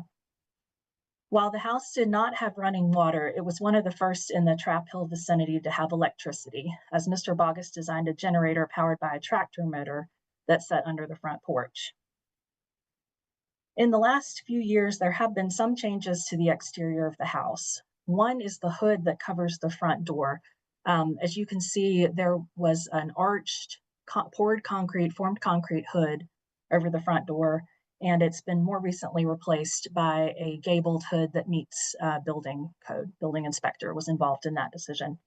And the wood windows throughout the house have been replaced with vinyl, although the historic sash pattern has been retained. The interior of the house retains a great deal of original material. It is mostly craftsman in style. One very interesting and unique aspect of the Purley Boggess house is the use of found material, most of it sourced from old automobiles in construction. So here you can see there's a bumper acting as a lintel in this formed concrete mantle, and that would not have been visible when Mr. Boggess was building the house. He covered all this material up. It wasn't a design aspect. It was just where he was very resourceful in using scrap metal that he had on his property. And you can also see in this image, I'm showing you the very top of these windows. You see part of a mechanical four-wheel braking system, because remember, if the house was built in the 1920s, all the car parts that are used in it are from the teens or earlier. So this is the old mechanical braking system that serves as a lintel in the windows in the house. While the first floor and the half story of the house served as living space for Purley Boggess and his family, the basement provided space to store, sell, and distribute illegal whiskey made in creek banks at several stills on his farm. The family believes that some moonshine may have been produced in the basement as well, and we'll see some evidence that that's potentially true, although of course it would have been very risky to have a still activated in the basement of your house. The 1-inch thick formed concrete walls and the poured concrete floor in the kitchen above the basement allowed Purley Boggess to build a secret room in his basement. This secret room is covered by a moving wall that slides in and out of place. And because it's also built of formed concrete, when the wall slides into place, you don't discern that there's anything different about that section of wall. Above your head in this part of the basement is the kitchen floor, which was poured around at least 7 car frames that you can see when you tilt your head and look up at the basement ceiling. And portions of these cars are visible. I know it's hard to discern what you're looking at here, but this is me pointing the camera at the ceiling and capturing some of these car frames that are, the concrete is poured around. This room also contains a flue that's what you see on the left with the stone that is disguised by the chimney that serves the kitchen. This could have drawn water vapor away from an active still. So this is possibly evidence of a still operating in the basement. And then there's also a formed concrete chimney-like shaft that you see on the right that you can see contains a ladder.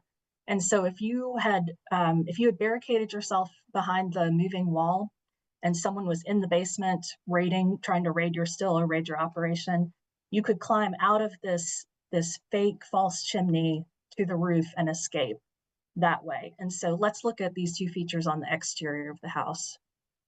So closest to us, closest to me taking the photograph, you can see that escape hatch, I guess, that false chimney.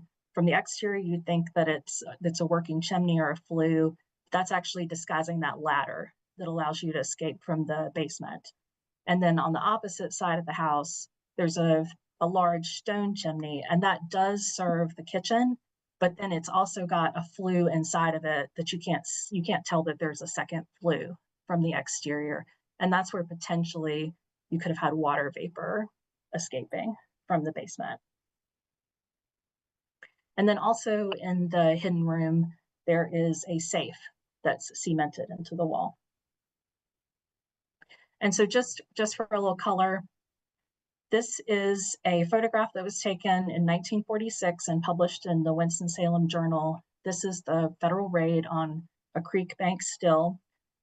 There's no reason to think that this still is associated with Mr. Bogus's operation, but I wanted you to see what it looked like when the still was in operation, because this is one of Mr. Bogus's still sites. This is no longer on the same property as the house, so it's not part of the study list application, but it is just goes to show that there are still places in the landscape where you can see how he was operating. And then also, Mr. Bogus had several children. One of his sons, named Ivan, was most well known for working in the family trade. And eventually, Ivan Bogus moved to Forsyth County and was living in Clemens when the federal government found a large still that he was keeping under his hen house. And so I show you this picture because although this is a separate property, this is, again, the idea that you go underneath another building and you've got a large-scale whiskey-making operation. So where the gentleman looks like he's stepping in a hole there in the photograph, he's actually going down into where the still is kept. And the boiler that they're standing around is how the still that was fully underground was the water vapor and whatnot was escaping through that boiler that's under the flooring of the hen house that you can see all these men standing around. So as you can imagine, it's difficult to talk about comparison properties because this is an aspect of Wilkes County history that's extremely important to the economy for a very long time, but it's not something that people talk very openly about in many cases. And it's not really something that we've been able to survey and record in most of the state. We have very little survey files anywhere that deal with illegal whiskey making. However, because this was such an important part of the Wilkes County economy, I do have some comparative facts for you. In 1946, I showed you the one photograph from the Winston-Salem Journal. They prepared a full spread in the Sunday edition of the Winston-Salem Journal to talk about Wilkes County moonshining. And at the time in 1946, 1/3 of all the stills being seized in the state of North Carolina came from Wilkes County alone. The largest illicit liquor seizure that has ever been made in the United States occurred on Glenn Johnson's Wilkes County farm in 1935. And at that time, 7,100 gallons of whiskey were seized.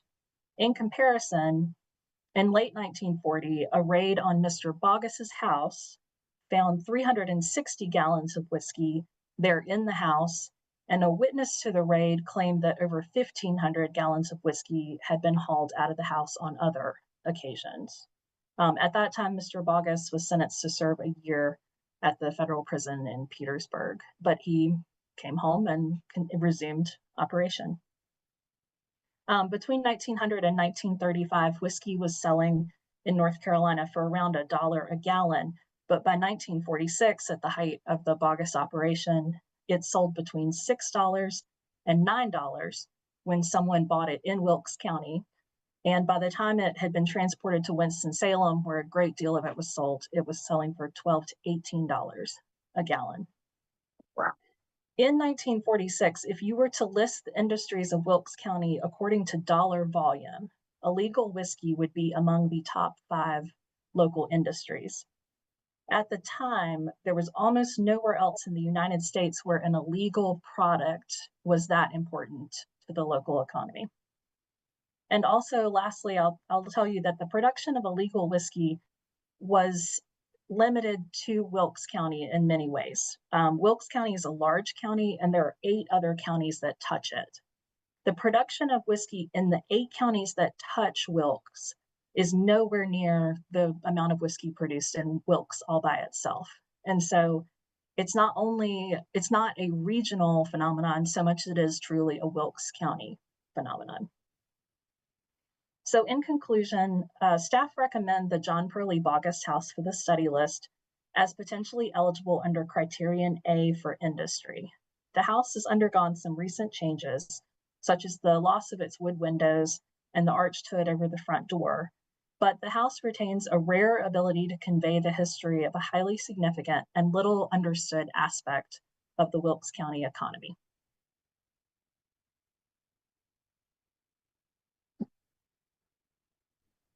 Are there any questions or comments for Beth?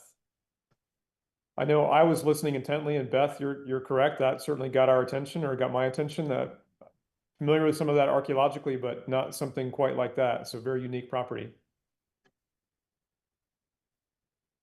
Okay, if there are no questions or comments, given what Josie said a few moments ago, I'd like to take 4 of these properties first. So starting with the State Highway Garage, the Gulf Refining Company, the Harris Clay Company store, and the Pearly Bogus House, those 4 properties.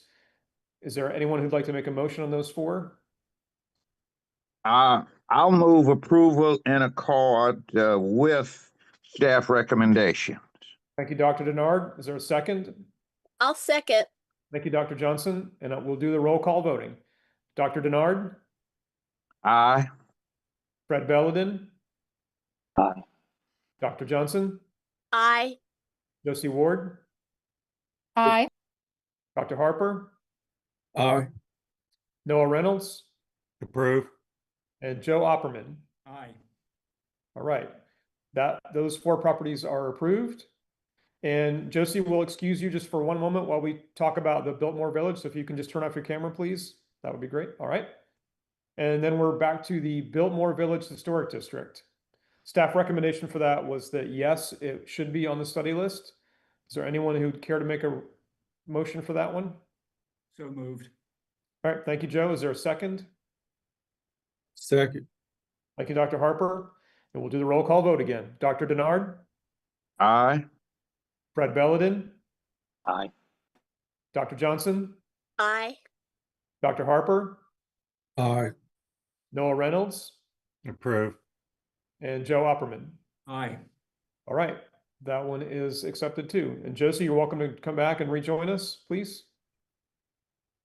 And we are moving on to the central region, where we have a number of properties here. So we'll try to take these as a group if we can, unless there's a lot of discussion, and then we can break them out if necessary.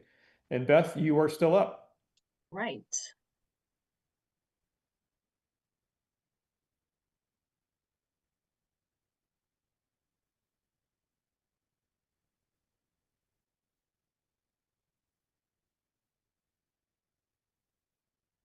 All right, am I in presentation mode again? No, you're fine. Okay, Yes, you're good. great, thank you. Okay, the Brookford Mill Warehouse and Office is in the little village of Brookford, right outside of the city of Hickory in Catawba County. In 1898, Mr. Hole Brook and Mr. Shoe Ford founded Brookford Mill on the Henry Fork River near Hickory. And in 1907, the mill village of Brookford was incorporated. The large water-powered textile mill complex included a dam, office, and warehouse. In 1908, Brookford Mill was one of 7 cotton mills in Catawba County and was the largest, having nearly double the number of spindles of the second largest mill. Today, only the office, seen on the left, and the warehouse on the right remain. The mill village, which was essentially complete by 1913, contained roughly 150 houses. In the 1970s, the construction of US 321, which I realize we got a little obstruction here. This is 321 on the modern aerial. It removed almost 50 mill houses, which is essentially what you see here was removed. At the turn of the 21st century, the widening of North Carolina Highway 127 removed a few additional houses, and it took out the company store and split the village into a west side and an east side, whereas historically it had been very much all of one piece. Now there's a real feel that this large highway splits it into east and west. And you can see here where we've lost the company store. It should be right here. This altered the spatial patterns of the village. Because the mill and dam were demolished in 2015, and because 2 major road projects resulted in the loss of the original plan for the mill village, and many potentially contributing buildings were lost, staff recommend that the mill warehouse and office are the extant buildings best able to convey the significance of Brookford Mill as an economic mainstay of Catawba County for most of the 20th century, and the reason that the town of Brookford came into existence. Staff recommend the mill warehouse seen here and the office seen here because they are potentially eligible under criterion A in the area of industry. And here are some interior photographs of these buildings. And I can pause for a moment or I can roll right into the next. Beth, if you just roll on, please, that would be great. Thank you. Okay. Next, we have the Ridgeview Hosiery Mill, which is also in Catawba County. This is in the seat of Newton. This consists of 2 textile mill buildings, a boiler house, and an office. The oldest textile mill building was constructed between 1908 and 1913, although its current appearance reflects additions and alterations completed between 1927 and 1940. And this was most likely at the hands of noted mill architects Richard and Herman Bibberstein. Building 1, when it was constructed, included a knitting room, finishing room, and dye house. Here are the interiors for Building 1. The second mill building, constructed sometime between 1924 and 1932, was a full-fashioned mill, and again was most likely the work of the Bibbersteins. An addition was made to this building between 1966 and 1970. You can see this building has a very distinctive sawtooth roof. And here are the interiors of Building 2. There is some damage to the roof at one end, as you see here. However, the overall condition of the building, the overall condition does not appear to have greatly affected the integrity at this point. The office was constructed circa 1930, and the boiler house was constructed circa 1950. Ridgeview was one of 5 textile manufacturers in Newton that were listed in a 1921 industrial directory. And of these 5 manufacturing facilities, Ridgeview is one of 2 that survive today. The mill produced seamless and full-fashioned hosiery until 1962, and then seamless only until 1976 when it added knitwear. The mill continued to operate until 2000, but has been empty since that time. Ridgeview Hosiery Mill is one of the oldest and most intact hosiery mills in Newton. Several of Newton's historic hosiery mill manufacturing facilities no longer survive, and most of the ones that survive have been greatly overbuilt and are otherwise more heavily modified than Ridgeview. Staff recommend Ridgeview Hosiery Mill for the study list because of its potential eligibility under Criterion A for industry. And additional research into the involvement of Richard and Herman Bibberstein in the mill's physical development and an assessment of whether the Bibberstein's design retains sufficient integrity may allow for a successful argument to be made under Criterion C as well. But for now, the staff recommendation is Criterion A for industry, pending further research that could happen at a later date. Then my third property today is the Prestige Chair Corporation plant and the Knit Mode Mill, also in Newton and Catawba County, located very close to the last property.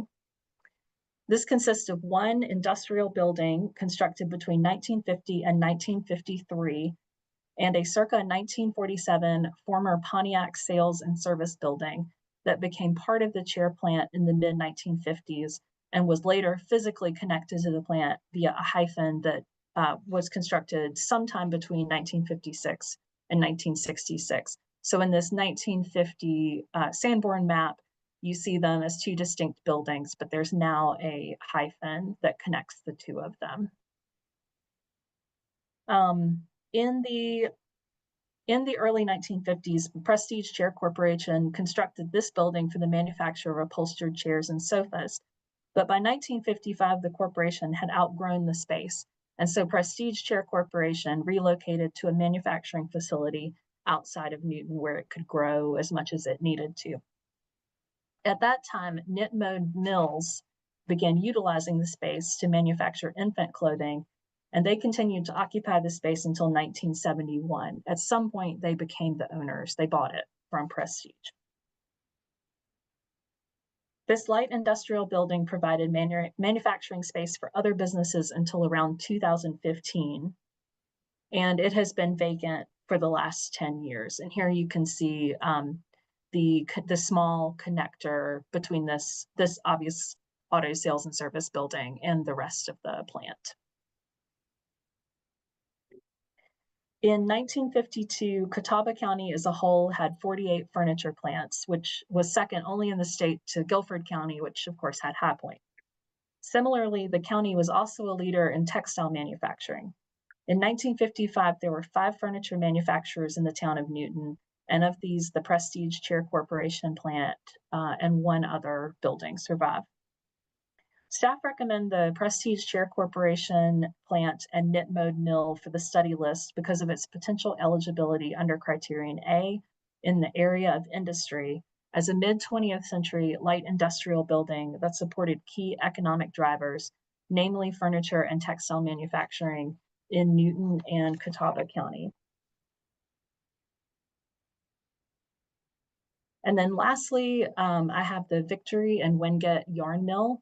We are leaving Catawba County. This is in Gastonia. This property consists of 2 cotton spinning mills and a cotton warehouse that were constructed in 1919 in South Gastonia. And South Gastonia is a portion of Gastonia that's dominated by textile mills and the associated mill villages. According to the applicant, Victory and Wingate Mills played a significant role in establishing Gastonia and Gaston County as a powerhouse in the carded and combed yarn industry.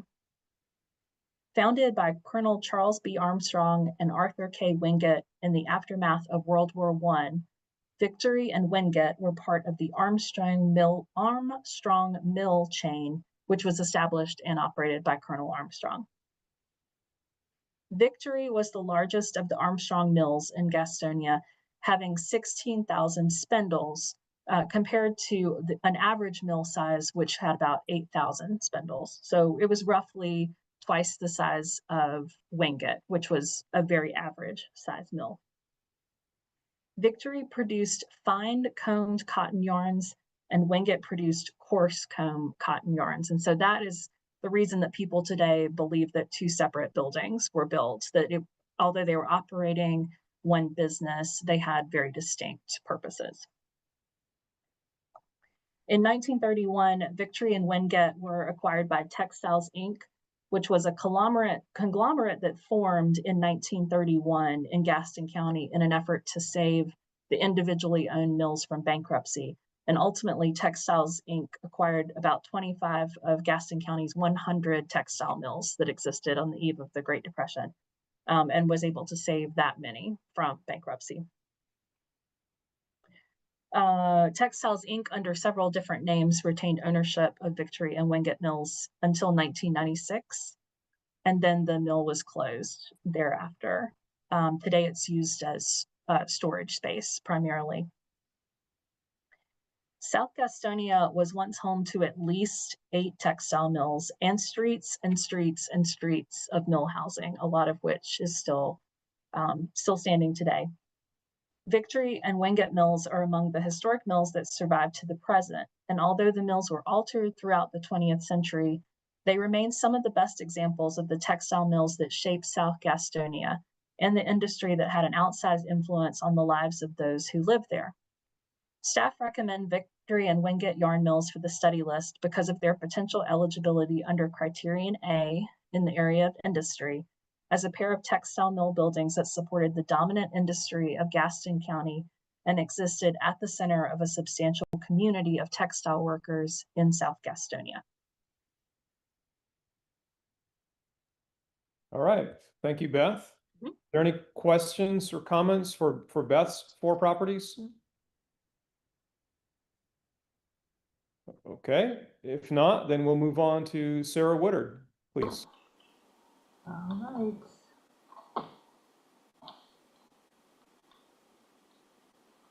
Okay. Are you all seeing my Whitley House in Johnston County? Yes. Great. All right, so the Whitley House is located in Johnston County, which is just to the southeast of Wake County. And the house specifically is about 5 miles south of Clayton. And here we see an aerial view of it with the house and then a tobacco pack house at the back of the property. The Whitley House is a fairly plain house, obviously, but it offers a good example of what so much of our work is about, which is about the people. I like to joke frequently, probably too frequently, that I love old buildings more than I love people, but that really is just a joke. The work is really all about the people. It's just so you're aware, I don't normally take selfies on site visits, but the applicant, Cassandra Creech, lives out in Los Angeles, so I don't know that she gets to see her mom that often. And she asked me to send her a selfie of me and her mom together when I was there. Cassandra is out in LA because she's a pretty accomplished actress with an Emmy nomination under her belt, and that's a little clip from her IMDb profile. Her mother, Carolyn, who is pictured with me, grew up in this house, and I want to say I really appreciate Mrs. Creech's time coming out to the house with me. And I just want to note that Cassandra and Carolyn both are they're trusting me, but they're also trusting our office and all of you to be good stewards of their history, even if this is not going to end up on the study list. So it's just a great example of how the work we do is really because we love North Carolina's people and we love providing people with access to our state's architectural history. So off my soapbox, back to the house. The Whitley Farm is one of the 2 dots on this 1911 soil map, and as I've done a little more work, I'm pretty sure it's the southernmost of those 2 dots. The history of the house prior to the Whitleys is a little difficult to uncover. We know from the application that a man named Harvey Hartley was born here. Hartley went on to be a very successful basketball coach in the mid-20th century at Cooper High School, which was the segregated black high school in Clayton. We know that the Whitleys purchased the property from a couple named W.L. and Etta Hart, and then also a single woman named Mildred Young.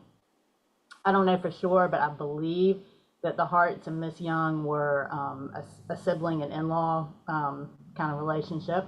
And then the Harts and Miss Young had acquired the land through a series of transactions in the late 30s that involved other people who I think were also siblings and in-laws. Prior to that, it appears that the tract was part of sizable land holdings by a man named J.A. Vinson. So none of that is really germane to the house, but we'll just take a tour of it as I talk. The application dates the house to the 1860s. I suspect it was more likely it was built around 1900. And I'm guessing, just based on the pattern of ownership that I can tease out from the Vinsons, that it was probably rental property maybe. But in 1942, John and Ella Whitley purchased the house and 95 acres. The 95 acres included the house, a pack house, a tobacco barn, livestock barns, a smokehouse, church ruins, a cemetery, and various livestock houses and enclosures. Ella raised prize roses, plum trees, and crabapple trees. The Whitleys had married in 1924. They were former sharecroppers who purchased this property as free and independent Black people.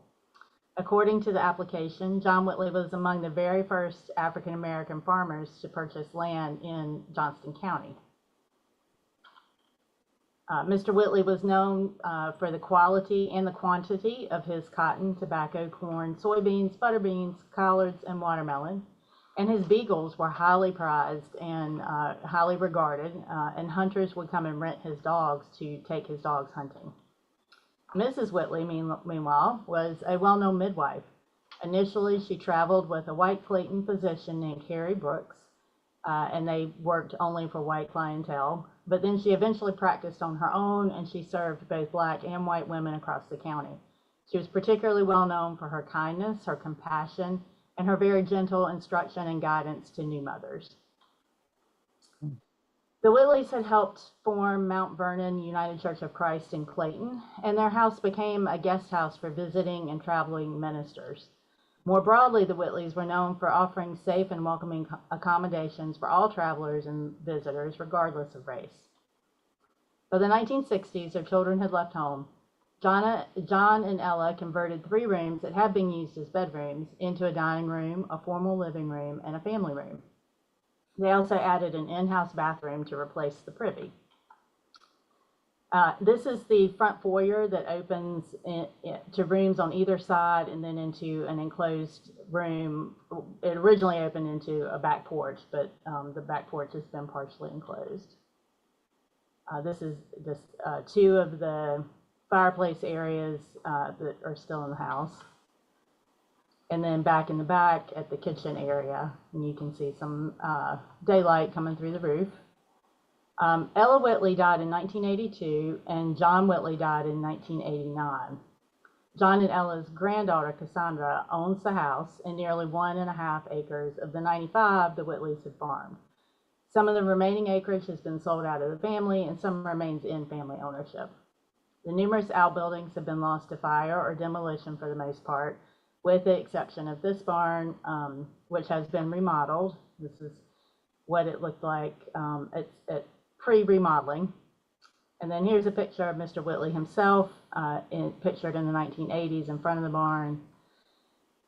And the family installed a really nice plaque on the barn describing sort of the Whitleys and their whole family. I mentioned at the beginning church and cemetery. The ruins of the church and the cemetery are located somewhere back in the back of the property. The area was very overgrown. The application describes foundations and stone markers. When I made a site visit about a month ago, it was already kind of too late in the season to access that area. It's very, very overgrown. I'm going to ask the applicant to complete a citizen cemetery form for OSA. The applicant believes the church was used by a white congregation. I wasn't able to find deeds or plats that were related to a church or a cemetery, and I didn't see much to indicate that on any old topo maps or old aerials. So I think this area really does warrant a site visit in the winter when we can get in the woods and actually see what's there. But so far as I know, this had no relationship to the Whitleys.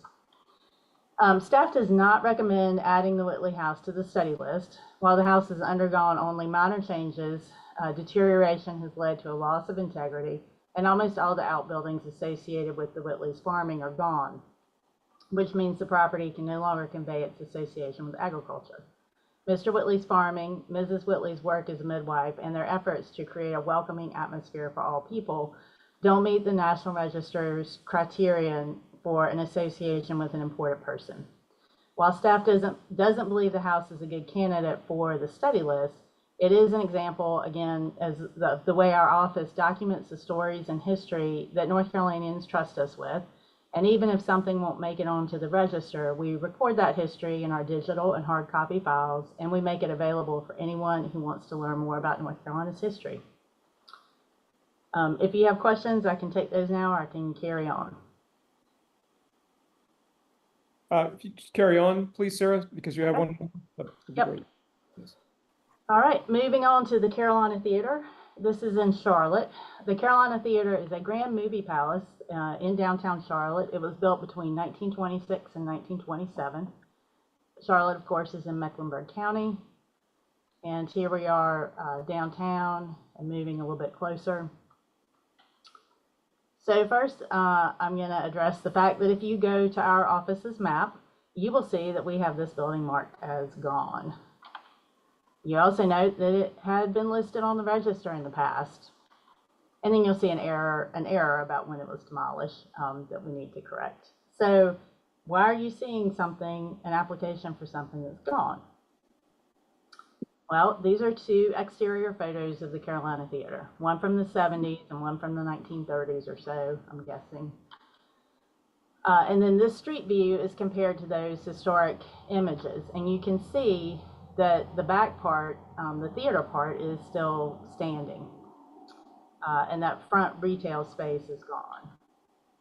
Today, the rear portion remains. I've circled it, but there's a glass structure in the front that has filled that open void where the demolition happened. So this is a 1929 Sanborn map. The building was just a year or two old or so when this was made. And you can see this is the theater part itself. So the lobby, the projecting marquee out over the sidewalk, and then the theater. One thing you'll notice is that it says the wall at this location is only on the first floor, which suggests that the space above the lobby was connected on the interior. And then also you see that same situation repeated toward the top of the building where it says wall on the first floor only. And in fact, that was the case. So shop fronts give the building the appearance of being several buildings, but in fact, it's all one building. So this is the outline of what was built as the Carolina Theater when it was constructed. And this was an intentional design of mixing retail, office, and the theater. So this is the section that was torn down around 1988. And the front facade of the theater was put into storage. So we're going to back up a little bit here. Again, this highlighted in blue. That's the entirety of the building that was listed on in the register in the 1980s. And so I'll give you a little history. The theater was constructed in 1926 and 27 by the Publix Theater Corporation. Publix had been created from the merger of two theater operators, and it very quickly after the merger, it became the country's largest theater chain. The nomination notes that Publix theater buildings, and when I say the nomination, I mean the one from the 1980s, notes that the Publix theater buildings often incorporated retail and office spaces. And the nomination describes the Carolina Theater as, quote, a perfect example of Publix's pretentious theaters. So pretentious is the class or the category that they use to talk about. They categorize their sizes and scales and types of theaters. And the one they built in Charlotte was in the pretentious class. The theater design was called atmospheric, meaning that the theater space was designed to give the feeling of being outside, under a sky, or in a garden, or on the streets of some exotic city. Fox Theater in Atlanta is the one I'm most familiar with. The design here was sort of a romantic Tuscan garden And then the retail portion at the front used a variety of designs. Tudor Revival, Spanish Colonial Revival, and Classical Revival are visible on the front. Robert E. Hall, who's a New York architect, he designed the theater part itself. Charles Christian Hook, better known as C.C. Hook, was a well-known Charlotte architect, and he designed the front retail and office spaces, and he probably served as the local supervising architect for the project. So in 1986, the building was listed in the register for its architectural design, also for its association with C.C. Hook, and for its association with commerce. Not long after the National Register listing, the front was demolished, and it left the theater space itself. In June 1988, the National Park Service delisted the remaining section. The letter from the keeper of the National Register states that the delisting was, quote, taken because the building no longer reflected the interweaving of retail business and theater, so key to the property's significance. The letter continued, the two aspects of the building's significance, its role within the commercial history of Charlotte and as an important architectural type, were greatly diminished by this demolition. The property as a whole no longer conveyed its significance with the almost complete loss of the building's retail space and the isolation of the theater structure. So in 1995, we had another study list application just for the remaining portion of the building, and that's what we have now. This committee did not approve the 1995 application. In 2012, the City of Charlotte deeded the property to the Foundation for the Carolinas, and the foundation undertook a monumental task of restoring the theater. Work started in 2017, and it was completed this year at a cost of $90 million. This obviously is a picture of the restored interior. The project included reassembling that deconstructed facade, and they located it basically at the junction of where the old theater building meets the new glass building in front. And this is another look at that marquee after they fully completed its reassembly. The restoration, repaired, and restored, that was the philosophy, and they reproduced features only when necessary, and the building opened at the end of this past March. So I can speak for our staff and say that we were all delighted. I might even go so far as to say blown away by the absolutely gleaming interior and the really careful work that has been done here to bring this building back to life. There's definitely across the board appreciation for the effort the foundation made here. And I mean, it probably would have been easier and cheaper to tear it down and start completely over. But staff still, unfortunately, does not recommend adding this to the study list. The forward retail section and the theater section were integrated and built together intentionally, and that combining of retail, office, and theater space was a Publix theater signature. The staff discussion was spirited, and the application raises a lot of questions about how much loss is too much loss, but ultimately staff believes that the loss of over 1/4 of the building that was an integral part of the original design is simply too much to overcome. But I'm interested to see what y'all's discussion of this is, and we certainly applaud the effort that has gone into this. It's pretty amazing. Ramona has her hand up. So Ramona, do you want to go first?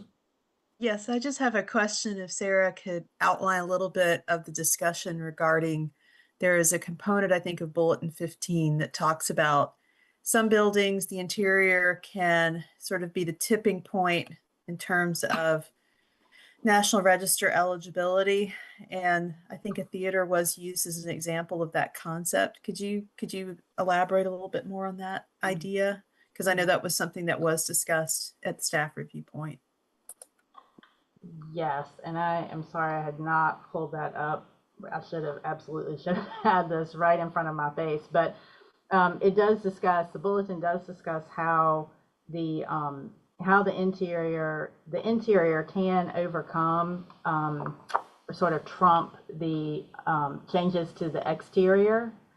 That certainly could be considered here. I think that the larger question has to do more with that loss of that integrated concept of retail, office, and theater all kind of hooked together. But the interior can trump, so to speak, the exterior if the interior is of such, of great significance. The other question I had, Sarah, was I believe we had received some letters of support, which is Right. somewhat unusual in a study list scenario. We see that more in National Register, but maybe if you share that information as well, I'd appreciate it. Yes, thank you for reminding me of that. The Foundation for the Carolinas, who owns the building, they sent a letter of support asking you all to please consider this in a positive light. We received another letter from the DLR Group, which is an architectural firm out of Charlotte, and also the Mecklenburg County Historic Landmarks Commission wrote to also support and advocate for study listing. And all three made impassioned arguments about the cultural significance as well as architectural significance for the building interior. Sarah, I have a question for you. Earlier today, Lauren Poole gave us a presentation on the Etheridge Doe House that we had previously seen on the study list. And we went through that a couple of times last year. Mm-hmm. And in that case, staff worked with the Park Service reviewer to say, how can we get to yes, basically?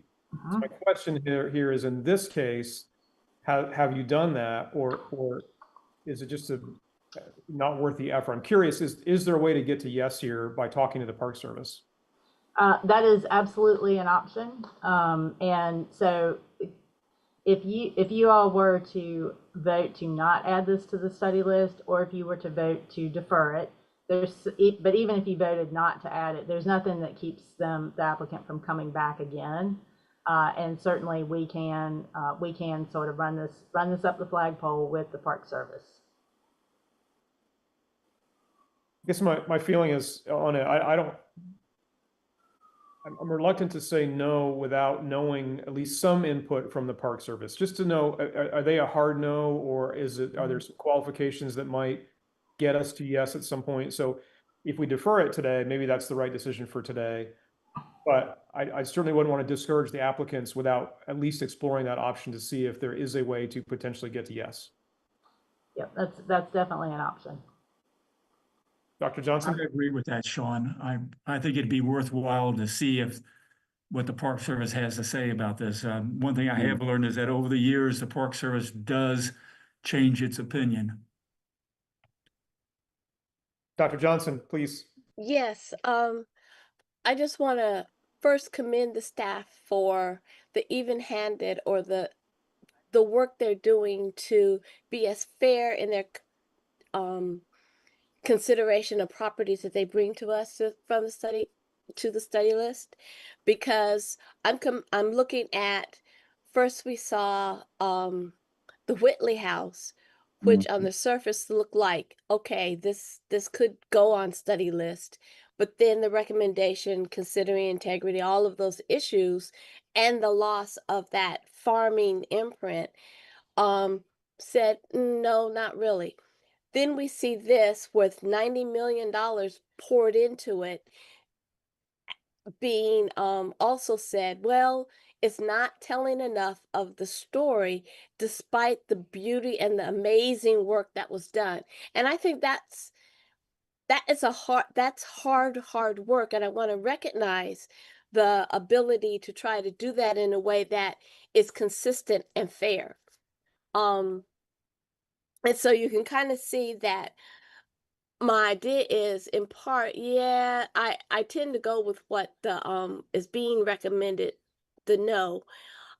I would then come back and say about the Whitley House, there's also the Black ethnic history around midwifery, and that is an important component, that she was a midwife, considering the arc of the history of midwives in North Carolina, especially that she had these two different constituencies and she brought them together. That's an amazing part of the story because we don't usually hear that transition. So I'm just saying this as something for us as a body to consider fairness and treatment. Yeah, and that there are compelling reasons for us not to say no to both of them, but I think given together, we should really consider what staff is recommending. Okay. May I weigh in on this? Please. I thought this was an excellent piece of work on the part of Sarah Woodard with the Whitley Homestead and the Carolina Theater. But it was a little seductive in a bad way, okay? She teased us with the Whitley homestead by talking about the individuals and the role that they played and all of that. And then she dropped a bomb on us and said, well, the staff is not recommending this. And I said, whoa. And I wanted to know, really, is that homestead beyond redemption? Is it totally beyond the pale? And to think about what you were saying, Sean, Mr. Chair, is there any way to get a possible yes out of this? And I've seen some properties in very, very bad shape, you know, and we had a Higgs house here in Greenville recently. I thought it was way beyond the pale, impossible, you know. But we finally got a yes out of that after voting to a hold off demolition and all of that, and sent it back to a city council. And someone on city council decided to purchase the property with some particular use, and that property I thought was just beyond the pale. Yeah. So my concern here is really with both of these, but Whitley House first, you know, to think if there's any way that we could get a yes out of this, or is it just beyond redemption? So the Whitley House, so I am not a structural person. As you come in the front door, the room to the left has a collapsed floor. And so I did not go in there. I don't know about the structure of the roof there. The back of the rear L does have an actual hole in the roof, and that is where you really get the type of deterioration that's really difficult to recover from. However, that's not, it's still, if someone has deep pockets and they want to, you know, to save that house, absolutely, that it's still within the bounds. I think that the association with agriculture is gone. Okay.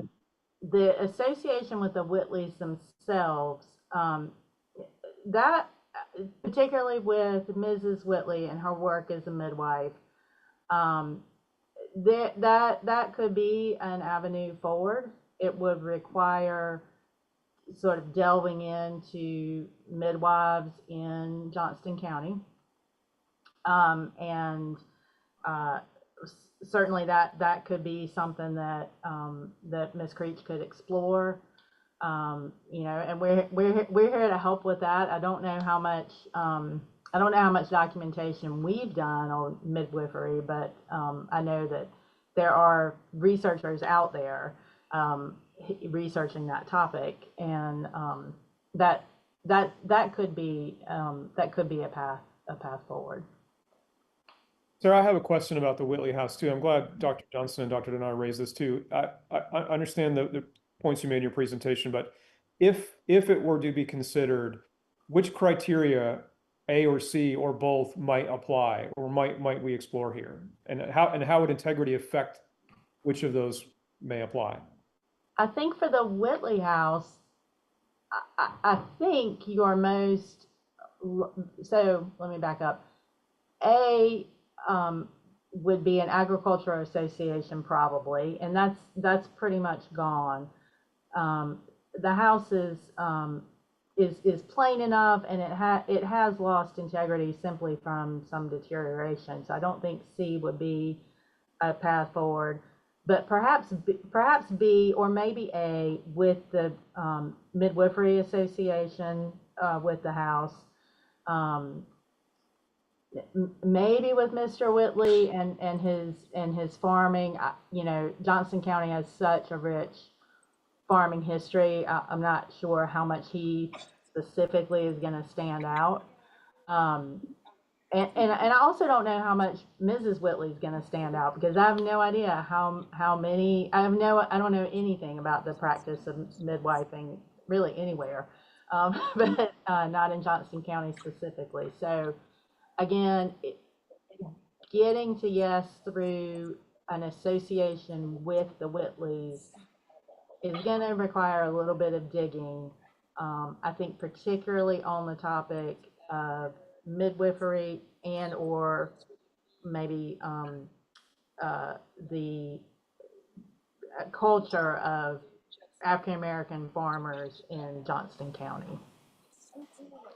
I like that. I'm a little uncomfortable at this point, just without exploring that. And the B argument I like to some extent, because it requires us to reframe our perspective a bit in terms of how we think about B. And I understand the A and C arguments. I acknowledge that, but I feel like the B criterion has not been fully explored here, and I'm reluctant to say no to this without at least providing the applicant an opportunity to research that a little further. So if that means we defer it until a future time, maybe that should be the outcome. But that's where I am at this point. Okay. I like And that. I was gonna say, if deferment is something I would agree with as well. Just thinking for both of them. But I just really wanted to emphasize that staff did such, Sarah, y'all were I know the difficulty of coming to that no for yourselves. So I wanted to acknowledge that you did it in a way that was fair as you considered both these properties. But if deferment is it, and since I'm rotating off, you can go ahead and refer Ms. Creech to me in terms of talking about midwifery in North Carolina. Absolutely. And And just a reminder, if you defer, that's fine. If you say no, the applicant can always still come back. So, but just putting that back out there. And I would also be interested in exploring this midwifery idea, and I've worked with some folk in the state of Georgia on that. You know, that's a possibility. But I thought we were doing good until we got to this point. Sarah, I'd looked at the Amos house, and I said, that thing is in bad shape on the inside, you know, and I didn't speak up, and we voted to let it go, let it ride. And then we get here and you seduce me, you know, with the photo of the woman there sitting beside you and telling the tales of her daughter, the history of all of that. And then you drop this bomb on me. I don't know what I'm going to do with you, Sarah. I love being the fly in the ointment. Okay. You can ask Ramona. Ramona knows. But I appreciate you all's work, though. Thank you. Are there any other questions or discussion for Sarah's two properties? We have one more. I'm sorry. Yeah. Mr. Chair, I just wanted to harken back to one of our National Register nominations this morning. There's not an awful lot in downtown Charlotte that's pre, say, 1970. Just something to puzzle over. So, any case, thank you. Okay, so my thinking here, and Sarah, I'll ask for your feedback on this, is we have one more study list application for this region. I suggest we hear that, and then maybe we consider your two properties separately. in Sure, terms of yeah. vote because of the complexity of those two, and then we'll take the others as a block. Does that sound reasonable? That sounds fine, yep. Okay. Then Julie Smith, you are up, please. Okay. Let's see. Share.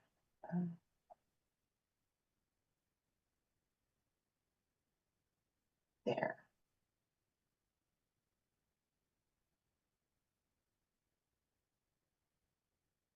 Okay. Are y'all seeing the full screen now? Yes. Okay, great. Oops, sorry about that. Grab my notes. So today my study list is for the Lake Forest Defense Housing in Wilmington. The photographs in my presentation were taken by the applicant or myself, or unless otherwise noted. Wilmington is located in New Hanover County at the mouth of the Cape Fear River. The Lake Forest Defense Housing is just south of downtown, adjacent to Greenfield Lake and inland of the port. You can, it's vaguely circled there in red. During World War II, Wilmington was called the defense capital of the state. It became a unique boom town with each branch of the armed forces stationed in New Hanover County area. The port was integral with receiving and shipping war materials. The shipyard produced cargo vessels, and defense and industries produced at capacity. The population grew substantially with the influx of military personnel, war workers, and their families. The Wilmington Housing Authority built or managed 7 primarily federally funded housing projects. Taylor Homes, which is located north of downtown and just off this map, the Nesbitt Court, both opened in 1940. 4 others, including Lake Forest, were opened by December of 1941.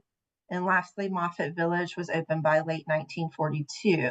In total, the Wilmington Housing Authority built about 5,500 units. And most of these housing units after the war became government housing and later demolished in the 21st century, or they've been so altered that integrity is lost. The only housing unit still standing and in good condition, other than Lake Forest, is Hillcrest, and the Hillcrest Annex is located at the top of the screen of the 2 adjacent stars. They were determined eligible from an environmental review report in 2022. It was built for Black wartime workers and is now government housing. After the war, Lake Forest, indicated here with the large star, was converted to private ownership and with a strong preservation-minded board, therefore less changes over time. So there was an excerpt and architectural record about Lake Forest and Greenfield Terrace communities in 1942. Leslie Boney was the principal architect for record on Lake Forest, and Lynch and Ford as the associate architects. Yet they are the principal architects for the Greenfield Terrace.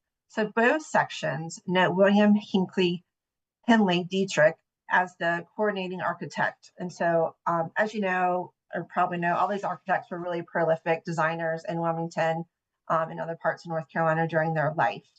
So both these sections are referred to as Lake Forest today. Greenfield Terrace was the planned northwest section, and Lake Forest was the southern portion. You can see that kind of here on the left page. These planned developments were first technically named the Defense Housing Project North Carolina 31021 and NC 31022 as part of the Federal Works Administration and through the Housing Authority of Wilmington. So the names have changed a lot over time. The Lake Forest section is comprised of 121 multifamily houses carefully arranged along courts and semicircular drives or service roads. They were built to house white war workers and non-commissioned officers along with their families. The semicircular utilitarian service roads go along the rear of the properties, while the main road has parking and walkways leading to the front and court side of the units. This also enabled most of the units a view of the lake. And here we have the Greenfield Terrace section, also with curvilinear streets and units fronting a courtyard, green space, and rear service drives. This portion also has an administration building and maintenance shed indicated by the yellow highlighted building on the map on the right. Greenfield Terrace and Lake Forest were both comprised of multifamily building units of concrete block construction with steel casement windows and asphalt shingles. The quad design, also known as Building A, has two two-bedroom units on the ends and one-bedroom units on the interiors. Building B was a duplex design with two-bedroom units, and Building C was another duplex design with three-bedroom units. The top left is the blueprint for a Type B type design, and also include the chimney details that were between units. And Type C building design is on the bottom right with door and window details. This is the view of Pinecrest Parkway, the curvilinear main road in Greenfield Terrace, with many of the buildings end or side facing the main street. So the real front or facades of the building face interior courtyard-like spaces accessed via walkways from the main road. This is an example of building A type with originally 4 units, seen here in the top left configuration. The lower right configuration has changed from the far 2 right units combined into one with just a single front door. And there's also some 2-unit buildings combined into one residence now. I have a couple pictures of those later. On the left is building Type B, and Type C on the upper right shows the larger 3-bedroom units. And the lower right photo shows a unit with original casement windows. Most of the units have replacement windows with the same fenestration openings. Also, most of the roofs were replaced in the past few years, and unfortunately, due to cost, many of the chimney caps were lost. You can see one of the remaining in the top left photo. So, example of the service road with many rear sheds and some additions. And this is Lake Forest Parkway, another main road with a service entrance at the bottom. And again, you can see the sheds and other structures from the rear. This is the administration building for Lake Forest Inc., the management group that owns both parcels and the buildings. And just a couple of interiors, still used for offices today. This is the Lake Forest Maintenance Building Quonset hut on the front and rear. And over the years, Lake Forest neighborhood was known by several names, as I mentioned. And in 2016, a historic structure survey report determined these 2 non-contiguous sections were eligible for listing under A and C using one name, Lake Forest Defense Housing. The northeast section was built a year later. According to the report, this section was different as it was prefabricated frame units and remained in government hands after the war. This section was not recommended for listing, as all resources have lost integrity due to additional porches, and physically and visually, it also is easily separated out from the proposed eligible resources. So there are some integrity issues with individual buildings, but I think it can be worked out during an NR phase. And overall, the significance is conveyed and integrity of the development as a whole remains high. So in conclusion, staff recommends placing Lake Forest Defense Housing on the state study list and is potentially eligible under criterion A in the area of community planning and development. The period of significance would likely be 1942 to 45. And that is the end of my presentation. All right, thank you, Julie. Are there any questions or comments for Julie? Okay, hearing none, then my recommendation is that we take 5 of these 7 properties in one vote, and that would be the Brookford Mill Office and Warehouse, the Ridgeview Hosiery Mill, Prestige Share Corporation Plant, Victoria and Wingate Mills, and Lake Forest Defense Housing. And staff recommendations in all 5 of those were for yes, that they be on the study list. Would anyone care to make a motion? I would move approval of those properties in accord with staff recommendations. Thank you, Dr. Denard. Is there a second? I'll second. Thank you, Josie. Appreciate that. And we'll do the roll call vote. Beginning with you, Dr. Denard. Aye. Dr. Harper. Thank you. It was a yes. Noah Reynolds. Approve.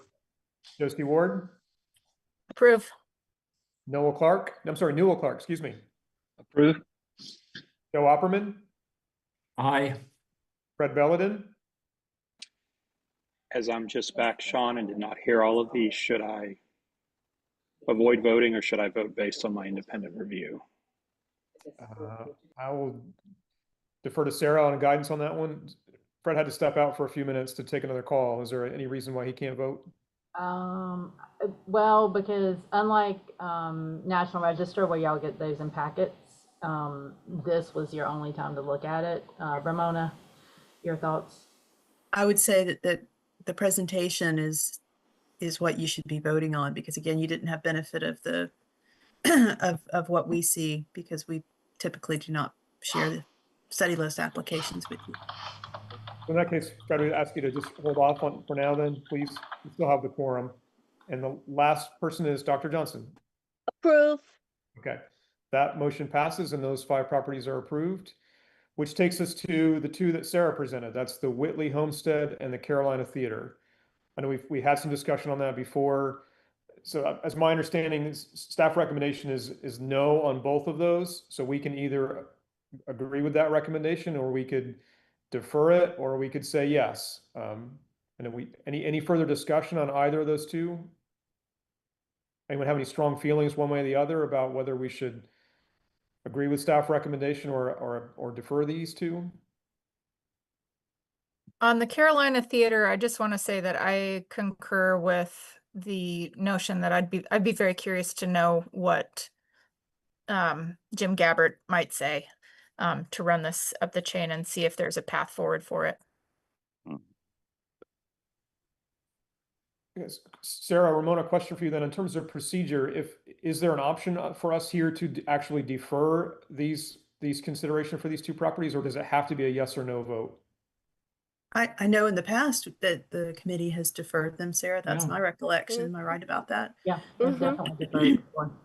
What I'm hearing, and please everyone chime in if this is incorrect, is that we're leaning toward deferring these. And so if that's the case, would someone care to make a motion to that effect, please? Mr. Chair, I'm sorry to interrupt. I would just say, if you could, when you make a motion, state why you want it deferred, because I think that'll help Sarah and her team with correspondence afterwards. I'm sorry to interrupt. All good. Thank you. Dr. Johnson? Okay, so I move that we defer consideration of these 2 properties with direction to, because, okay, let me get this one. Because we would like further investigation and further guidance to be given regarding these 2 properties. Does that get it? Or do I need to add a little bit more in terms of Ramona?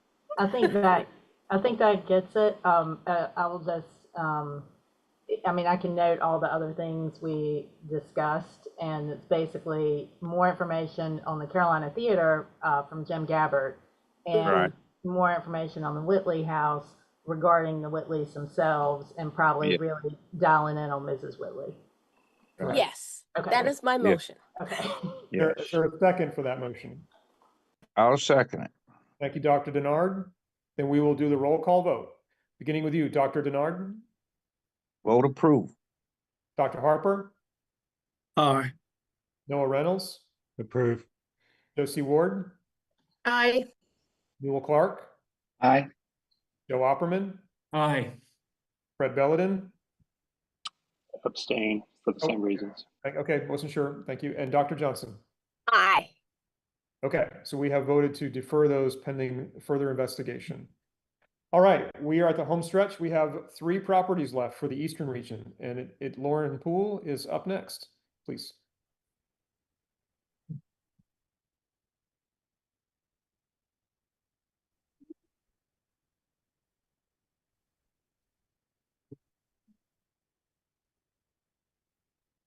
Did I do it? No.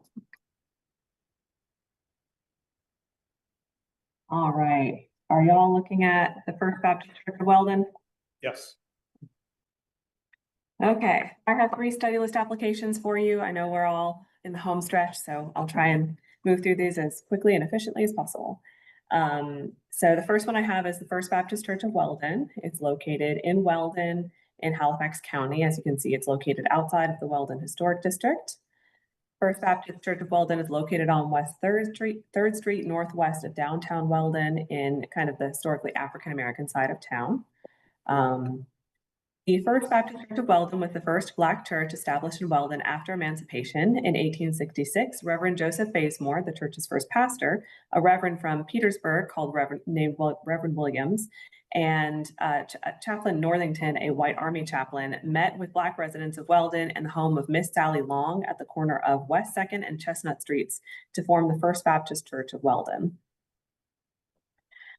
Reverend Joseph Bazemore was instrumental in the founding of the First Baptist Church of Weldon, serving as the congregation's first pastor from 1866 to 1883.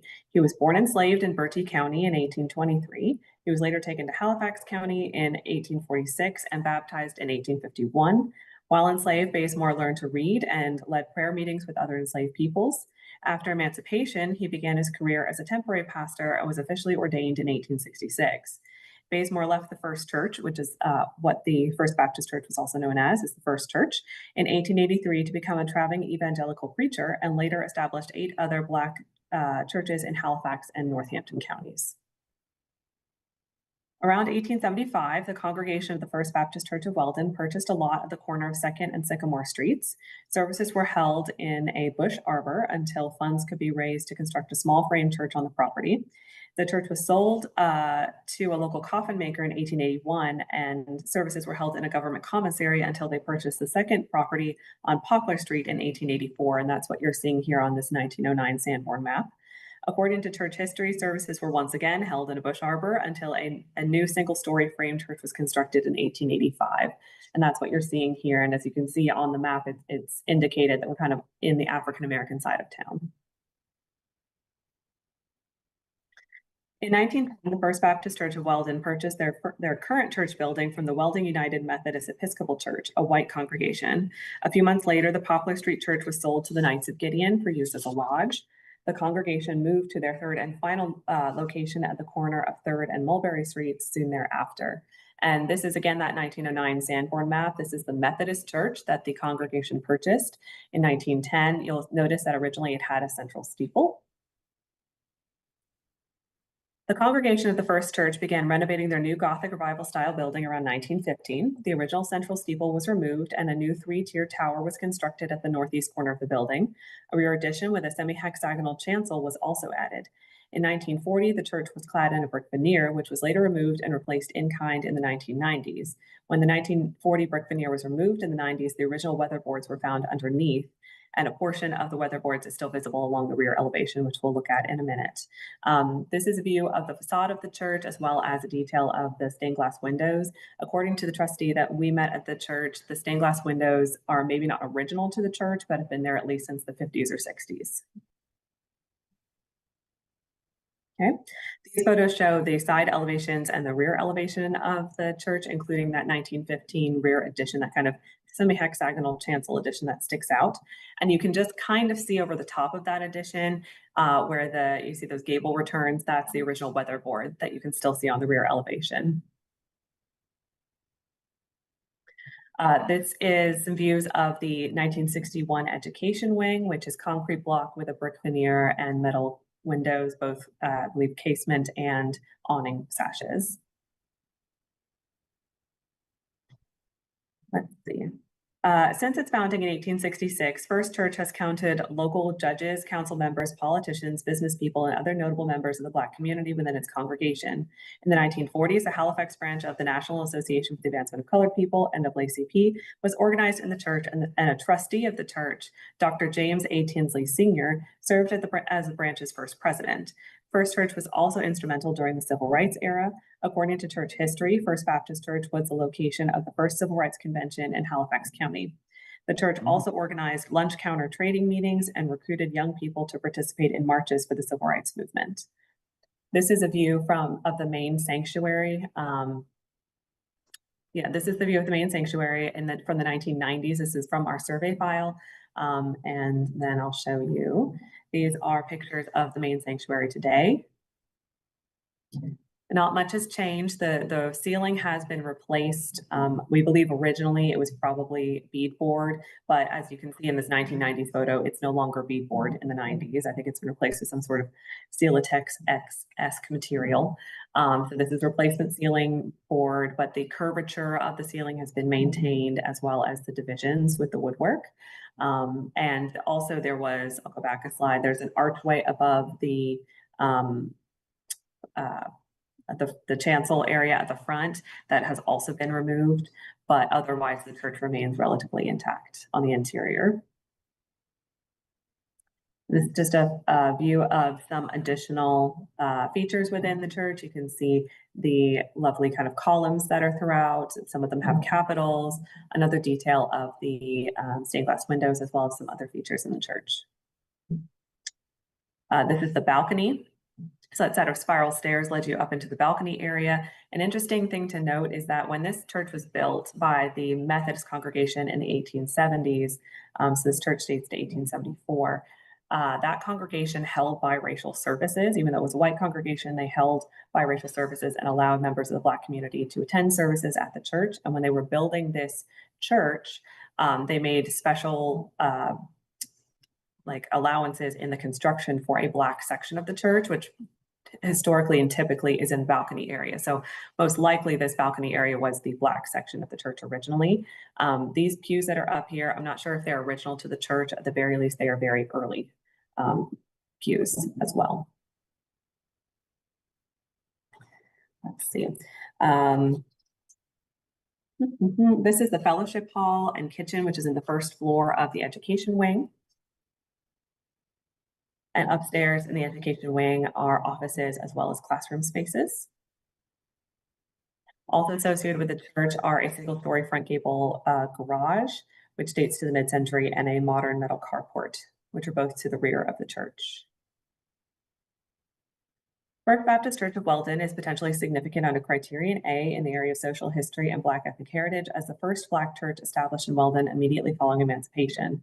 The church is also potentially significant for its involvement in civil rights activities, but additional research is necessary to determine if this is an appropriate area of significance. Despite some alterations to the interior, the church retains a high degree of material integrity. The current stained glass windows are, like I said, a bit of a later addition, but were added during the historic period. And the brick veneer, which dates to the 1990s, was an in-kind replacement of a 1940s veneer. The removal of the arch of the podium at the front and the replacement ceiling, as well as modern entry doors that have been installed along the tower, do somewhat impact the church's integrity, but overall the building retains the majority of its historic features and materials. I did want to note that this is the third church historically associated with this congregation, but all the other buildings associated with the church, including the house where the pastor Bazemore and the community met to form the church, have now been demolished. So this is the only building that can represent the history of this congregation. As a final note, I did just want to note that we did look at criterion C as a potential area of significance. There are two other Gothic Revival style churches in Weldon. Both of these are within the Weldon Historic District, and both are for white congregations. The one on the left, the Grace Episcopal Church, is individually listed as well. And the one on the right is actually the church that the Methodist congregation built after they sold this church that we're looking at to the Black congregation. So they're both very high style and are better examples of the Gothic Revival style in this case. So staff does recommend placement of First Baptist Church of Weldon on the state study list for its potential significance under criterion A in the area of social history and Black ethnic heritage. I will keep rolling unless anyone has a burning question for me. You can continue on, please. Thanks. Okay. Up next is the Coca-Cola bottling plant. This is in Rocky Mount. It's located on the Nash side of Rocky Mount, and it's located in a formerly residential and now industrial area of Rocky Mount, just southwest of downtown. You can see that it's kind of just outside of all of the historic districts on this side of Rocky Mount. It was just barely left out. This is the second, the Coca-Cola, this Coca-Cola bottling plant was built in 1919. This is what it looks like today. It is the second location of the bottling plant. This is the first location that you're seeing on the screen now. And it was located on Western Avenue and was built in 1915, but the plant only occupied the building for about 4 years before it moved to its new location on South Church Street, which is the one that we're looking at for study list. And while this building remains extant, it is highly altered. Let's see, the Coca-Cola bottling plant, the 1919 plant, utilized the latest in manufacturing technology. An advertisement in the Rocky Mount Herald described the plant as, quote, a model of efficiency and sanitation. Here the bottles are washed, sanitized, filled, and capped in one single operation so that human hands hardly touch the bottle, end quote. Ernest I. Fleming served as the plant's general manager until 1915, when his son Ernest I. Fleming Jr.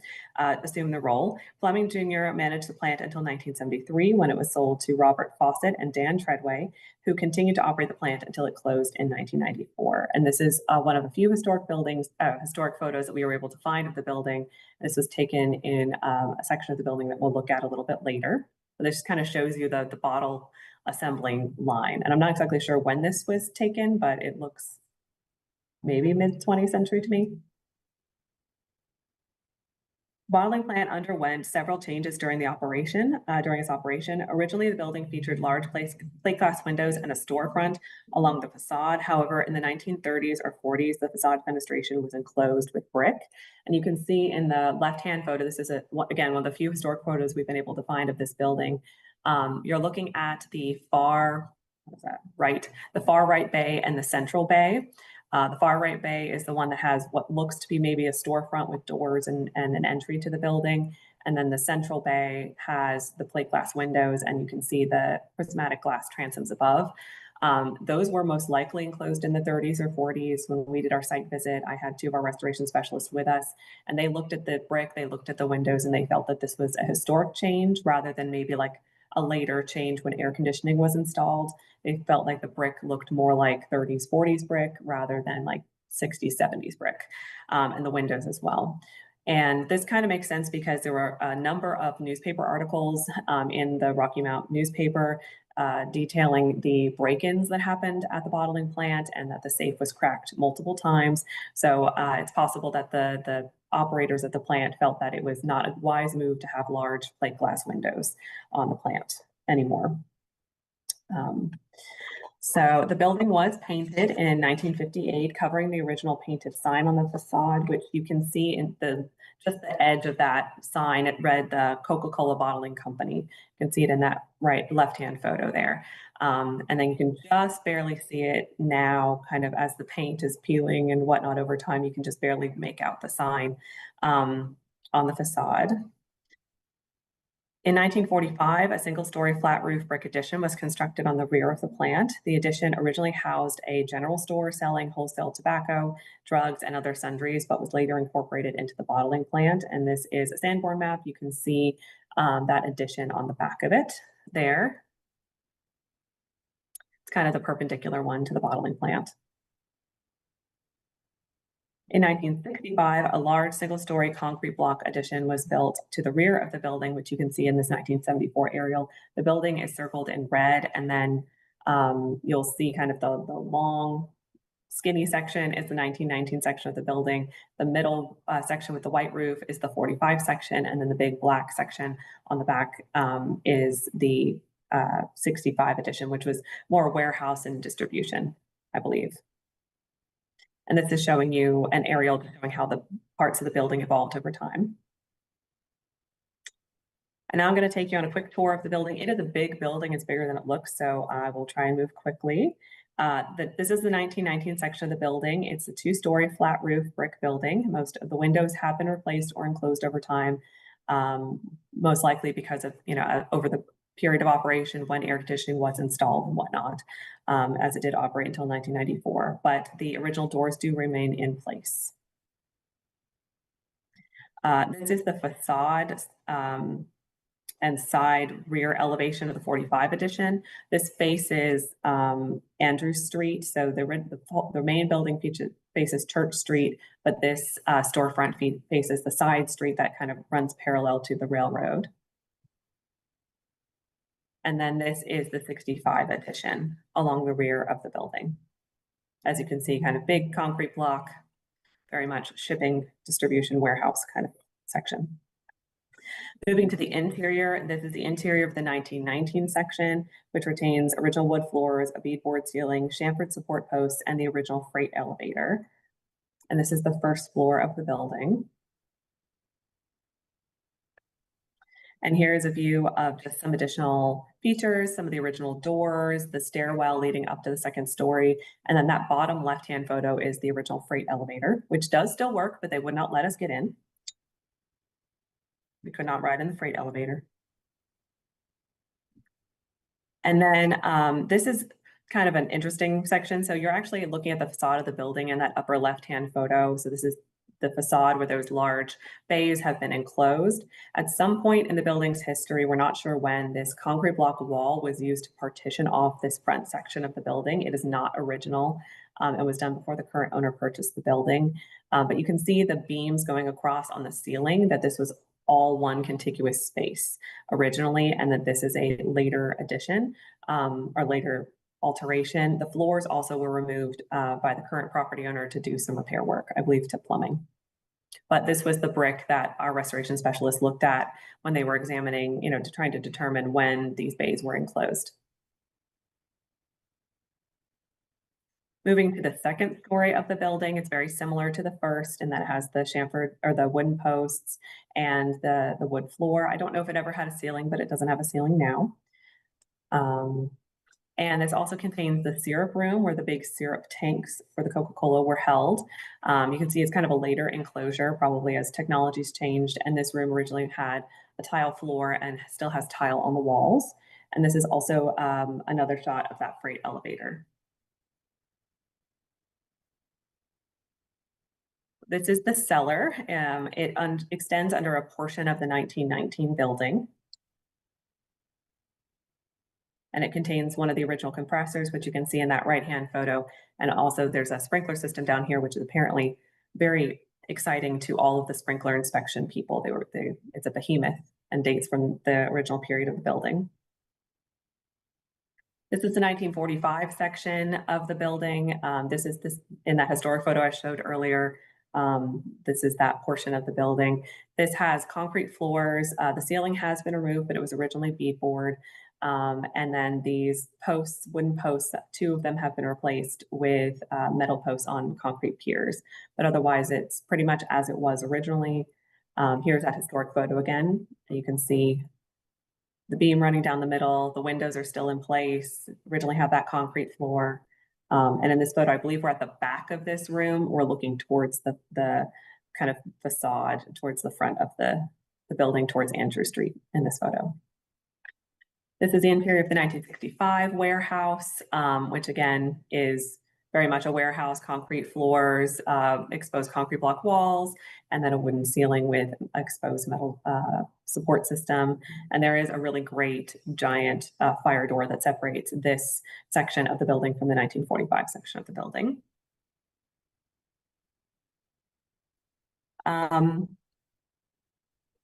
So looking at comparables for this property, there are 27 extant Coca-Cola related resources in our database, including bottling plants, company buildings, and warehouses. Of these, 9 are listed in the National Register of Historic Districts as either contributing or non-contributing resources. 3 are on the state study list and 1 is individually listed. The rest are all just surveyed and have no further designation. The 2 examples on the left, the one on the top is the one in Charlotte, and this is the only one that's individually listed. It was listed under criterion C and A, C for architecture and A for industry. But as you can see, it has a lot of high style details and a lot of Coca-Cola like branding on it. The later buildings tend to have that branding that we associate with these bottling plants, where they might have the logo. It's usually inlaid, similar to the one on the bottom, which is the, even if they are a little bit simpler, they'll have this kind of inlaid concrete or stone Coca-Cola branding. And this is the bottom one is the one in Roxborough and Person County, and that was recently added to the study list in 2024, again, for architecture, but also for industry, criterion A for industry. And those are both from a later period. They both kind of date to closer to the 30s and to the 40s. The other two, the top one is in Asheville, and this, I believe, is in one of the districts. And then the bottom one is, I think, in Weldon. Is that right? That it's in Weldon? Possibly. And both of these are earlier bottling plants, and they lack some of that Coca-Cola branding and that the kind of distinctive branding that we might associate with these bottling plants. It seems that the earlier examples are more simplified and they more closely resemble just your standard early 20th century commercial or industrial property.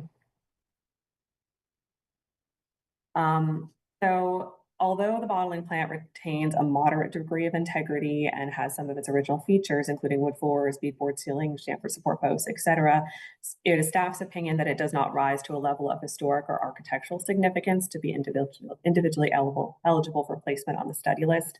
Given the extensive manufacturing kind of industry-related history of Rocky Mount, there was a lot going on at the time when this was built. It's in an industrial area where there are other industrial buildings surrounding it. There's a textile plant immediately behind it. There's some early electrical plants kind of next to it across the railroad tracks.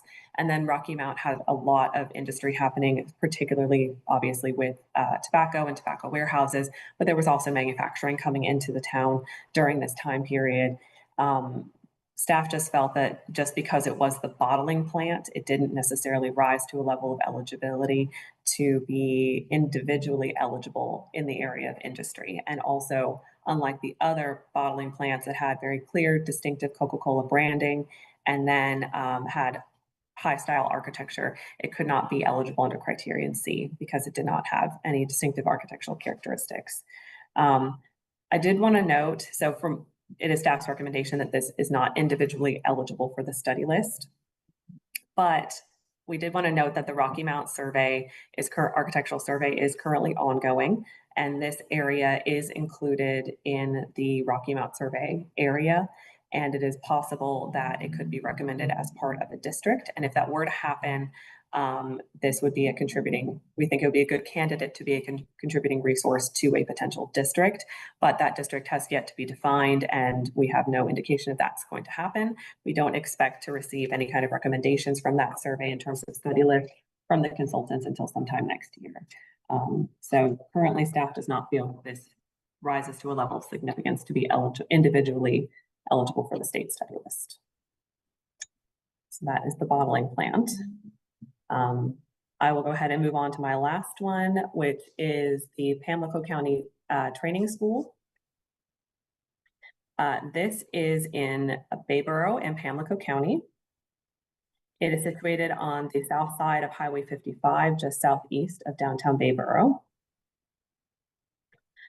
The Pamlico County Training School began as the Pamlico County Female and Male Institute, a private school for white children. Established in 1887, the two-story front gable frame schoolhouse, which you can see here, was situated on the same property occupied by Pamlico County Middle School today, which is the current name of the Pamlico County Training School.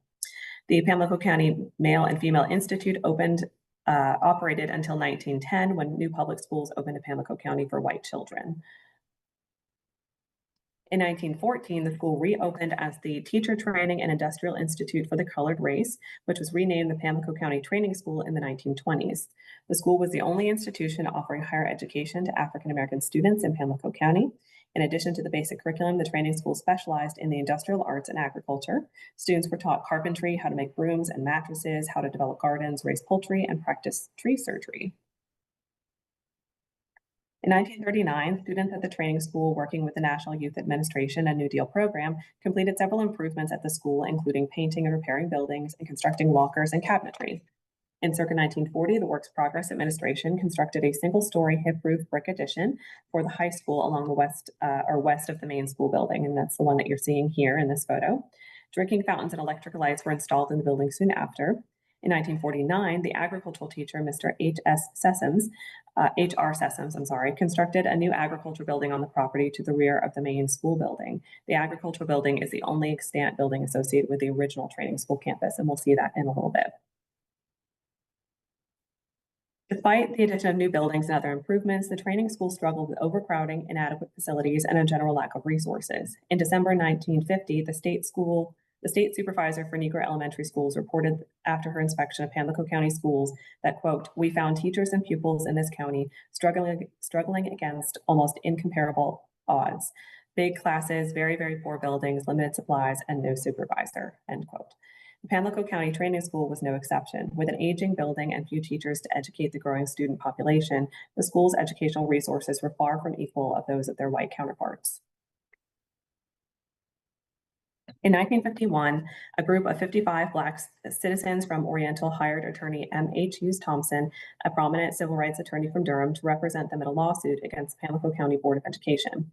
The lawsuit asserted that the Board of Education failed to provide equal educational facilities and opportunities to the county's Black students, thereby violating the separate but equal doctrine established by Plessy versus Ferguson.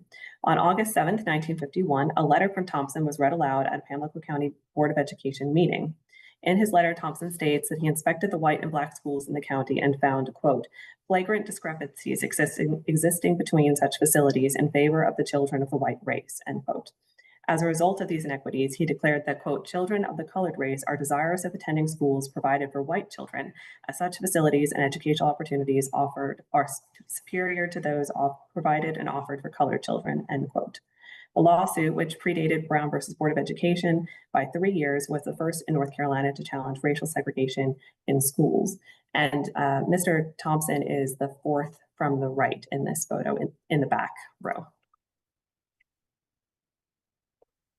In order to circumvent the possibility of court-ordered integration, Pamlico County Board of Education embarked on a building campaign to improve educational facilities for Black students.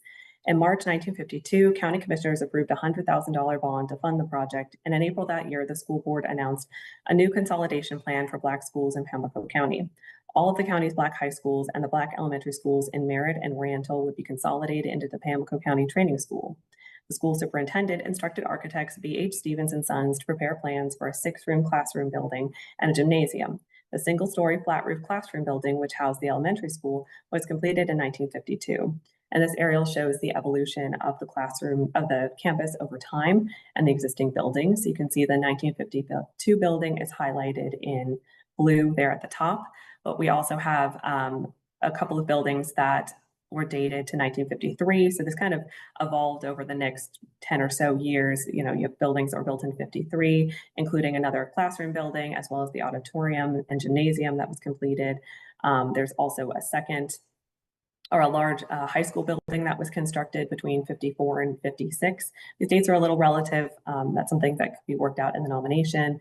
And then later classroom buildings were added between 54 and 61, which is highlighted in green. And then circa 1962 was the final addition to the campus. The agricultural building is highlighted in purple here. And as I said, that's the only one that remains from the original campus prior to this building campaign. And that one we'll see in a little bit. So that was built in 1949.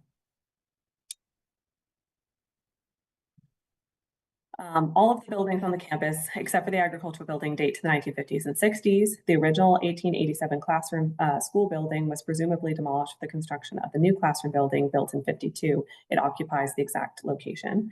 According to aerial photographs, the 1940 high school building that was funded by the WPA was demolished between 1953 and 1961.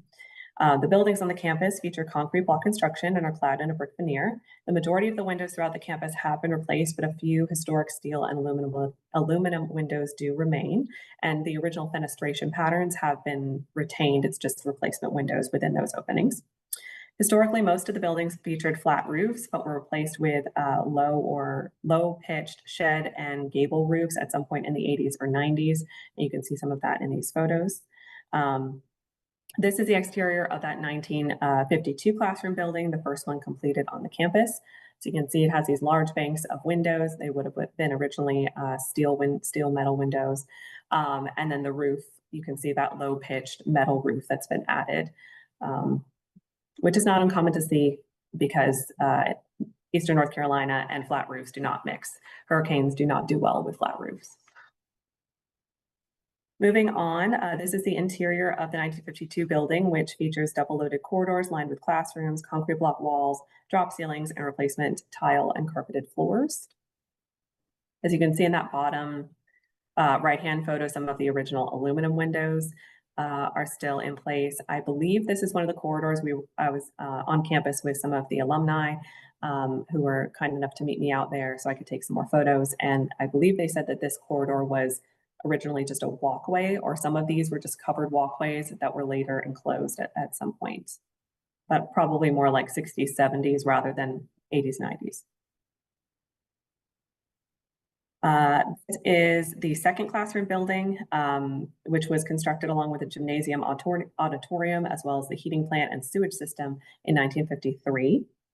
This is the exterior of that building. You can see there's a connector between the 1952 building and that 1953 building, which extends kind of down the middle of all of these buildings and forms this H shape to the campus. And this is the interior of that building, just showing you hallways and classrooms, pretty much the same as the 52. This is the 1953 classroom or gymnasium auditorium, which features a 1961-64 flat roof addition that contains the current cafeteria. The gymnasium most likely originally had an arched roof, but currently has a higher pitched gable roof. But it does retain its original windows as well. This is the interior of the gymnasium auditorium. You can see that it has replacement floors. That was due to flooding after one of the hurricanes, but the original wood ceiling with the exposed trusses does remain extant. And then you can see the original windows as well. This is a view of the stage, as well as some of the kind of backstage areas that lead into some locker rooms. And right, the center photo, it's hard to tell what I'm looking at. I'm looking up at the ceiling here, at that drop ceiling.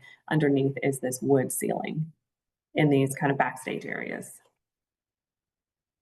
And this is a view of the cafeteria, which is located in that 1960s addition. This is in 1954, following Brown versus Board of Education, the school board commissioned the construction of a 14-classroom high school building seen here in the hopes of once again staving off integration. The new building, which also contained a home economics room, science lab, and cafeteria, was finished somewhere around 1956. Again, this section, you can see that central section that forms that H shape, the center of the H shape campus. That runs along the front of the classroom building, retains those original aluminum windows, but all the other windows on the high school building have been replaced, and this one also has a replacement roof. And these are some interior photos along the first floor, and the science lab and a classroom on the second floor. Additional classroom buildings were added to the campus during the 1950s and 60s. This classroom building was completed between 1954 and 1961. And these have most of the rooms, I believe, on this building are accessed not from an interior corridor, but from these exterior walkways. And this one contains the library. So this is the view of the library. And this is the last building constructed on the campus, built in 1962. And just an interior. That bottom photo shows the roof system. This is the 1959 agricultural building, now known as the STEM building, which was expanded in the 1960s with a flat roof addition along the rear elevation. Originally, it was just a single story, maybe side gabled building. And it was then significantly altered in the 90s, early 2000s. Basically, they consolidated an addition and the original section of the building under one roof and gave it a side gabled roof, and then they put a gabled roof along the back of that rear addition, which you can see in the upper right and bottom left-hand photos. But along the interior, you can see the original 1949 agricultural building that was built by by the agricultural teacher. It's originally concrete block, and then there's also kind of this flush board wall sheathing. And then there is also a kind of half story or second story. It's no longer accessible, but you could see the stairs and some of the original wood sheathing in a storage closet, which is pretty interesting. This building also has the band room as well as some athletic spaces. And then there's also some additional resources, the remnants of a playground, just a set of swings and like a jungle gym and a little bridge that crosses drainage, and then 2 non-historic baseball fields are also associated with the school. Okay. In 1965, the school's name was changed to Pamlico Central School, but the school continued to serve a segregated population until Pamlico County Schools fully integrated in 1970. After integration, the school became the Pamlico Grammar School, and then the Pamlico Junior High School, and then the Pamlico County Middle School, which is its current name.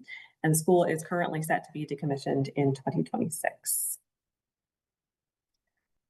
The Pamlico County Training School is potentially significant under Criterion A in the areas of education, Black ethnic heritage, and social history for civil rights. The campus served as one of the primary locations for Black education in Pamlico County from 1914 to 1970. The current school buildings were constructed as a result of civil rights lawsuit that challenged school segregation in North Carolina 3 years before Brown versus Board of Education. The buildings retain their original form, interior floor plan, concrete block construction, and brick veneer. Although the majority of the windows on the campus have been replaced, a few of the historic steel and aluminum windows do remain, with few exceptions. While the replacement roofs are a noticeable change, and that was one of the major concerns that staff had when we were looking at this, they are low pitched and do not significantly alter the profile of the buildings, with probably the exception of the gym. That's a more steeply pitched roof, but they are a notable change that does impact integrity. And overall, the campus still reads as a mid-20th century school. I did look at several other comparables. These are ones that we've listed recently. And when I was going through the other comparables, there are many of schools from this time period associated with African-American education in our database.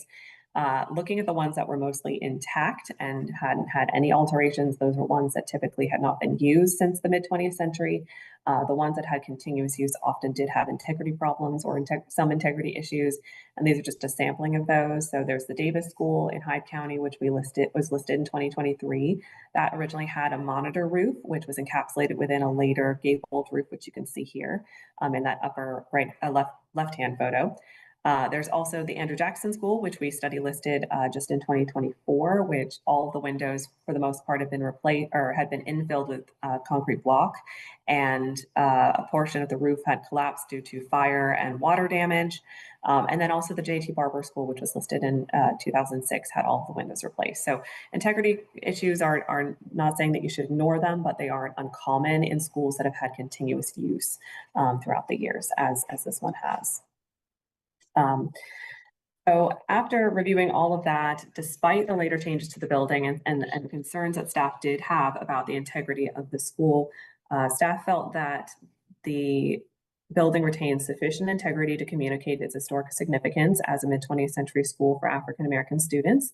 Also, given the school's significance to the history of Black education and civil rights in Pamlico County, it is staff's opinion that the school warrants further investigation to determine if it could be eligible for listing in the National Register despite the integrity concerns. So we do recommend placement on the state study list for its potential significance under Criterion A. And that's the Pamlico County Training School. Okay. Can I answer any questions for y'all?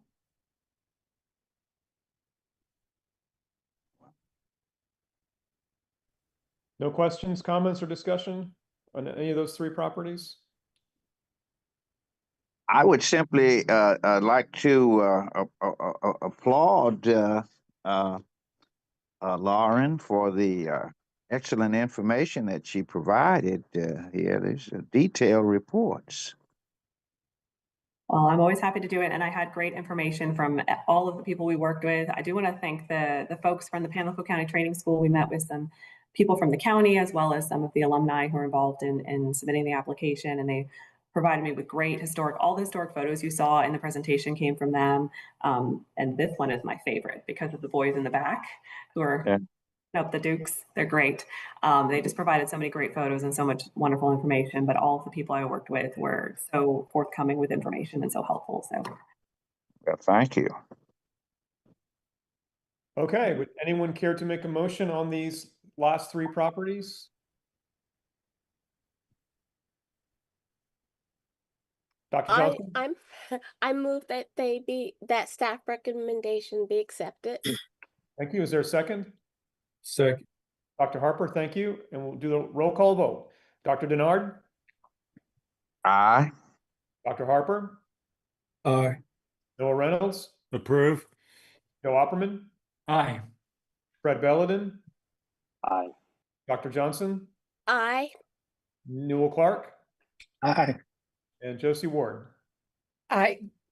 That motion passes. So we are at the end of our agenda, which is great. We're 3 minutes shy of 4 o'clock. This has been a long meeting. Before we conclude, I just want to ask if there's any committee members who have any comments, thoughts they want to share before we depart, and then I'll turn it over to Dr. Waters for closing remarks. I have one announcement, and I'll try to be brief, but I wanted to give a shout out of thanks to Sharon Hope, who is a staff member there. Recently, she has made an unusual effort to get meeting announcements and material to me that did not reach me through the normal channels. I don't know, there's a glitch somewhere where the regular emails are not reaching me, and she's made a successful effort to reroute some stuff to me, and that's why I'm here today. I got all of this information from her. Yes. Thank you. Thank you, Dr. Denard. Any other committee members? All right, then Dr. Waters. All right. Thank you, Mr. Chair, and everybody. Again, thank you for it's been a good day. I've enjoyed just listening through all of it, and I want to thank the staff for the tremendous amount of work that they do. Ramona and I talk about that all the time. So thank you all. Thank you for your work. Again, I deeply appreciate you serving. Noah and Dr. Denard, I saw you two earlier this week for the Historical Commission meeting. So another round of applause for the two of you for making both meetings this week. So thank you so much. Yeah. All right. All right, with that, the last request I'll ask is if anyone would care to make a motion to adjourn. I'll make the motion to adjourn, but I want to say thank you to everyone and thank you to our staff. And I have enjoyed my tenure on this committee. So my appreciation all. And Sean, you're doing great. Thank you, Dr. Thank you, Dr. Johnson. And Sean, just let me just acknowledge that Mayor Clark knew he was in both meetings this week as well. So thank you. I don't want to forget you over there. So thank you. Great. And I just need a second on Dr. Johnson's motion, please. And since I'm one of the departing members, I'll second that. Thank you, Dr. Denard. And we will start with you with a roll call vote. Dr. Denard. Aye. Dr. Harper. Aye. Noah Reynolds. Aye. Joe Opperman. Aye. Fred Belladin. Aye. Dr. Johnson. Aye. Newell Clark. Aye. And Josie Ward. Aye. That's great. The ayes have it. It's 4 o'clock. We are done. Thank you, thank you, thank you. It's been a great day. Appreciate everyone's attention and the great conversations. Everyone have a wonderful afternoon. Thank you all. Thank you. It's great to Thank see you. Okay. Thank you. Bye. Thanks all. Bye-bye.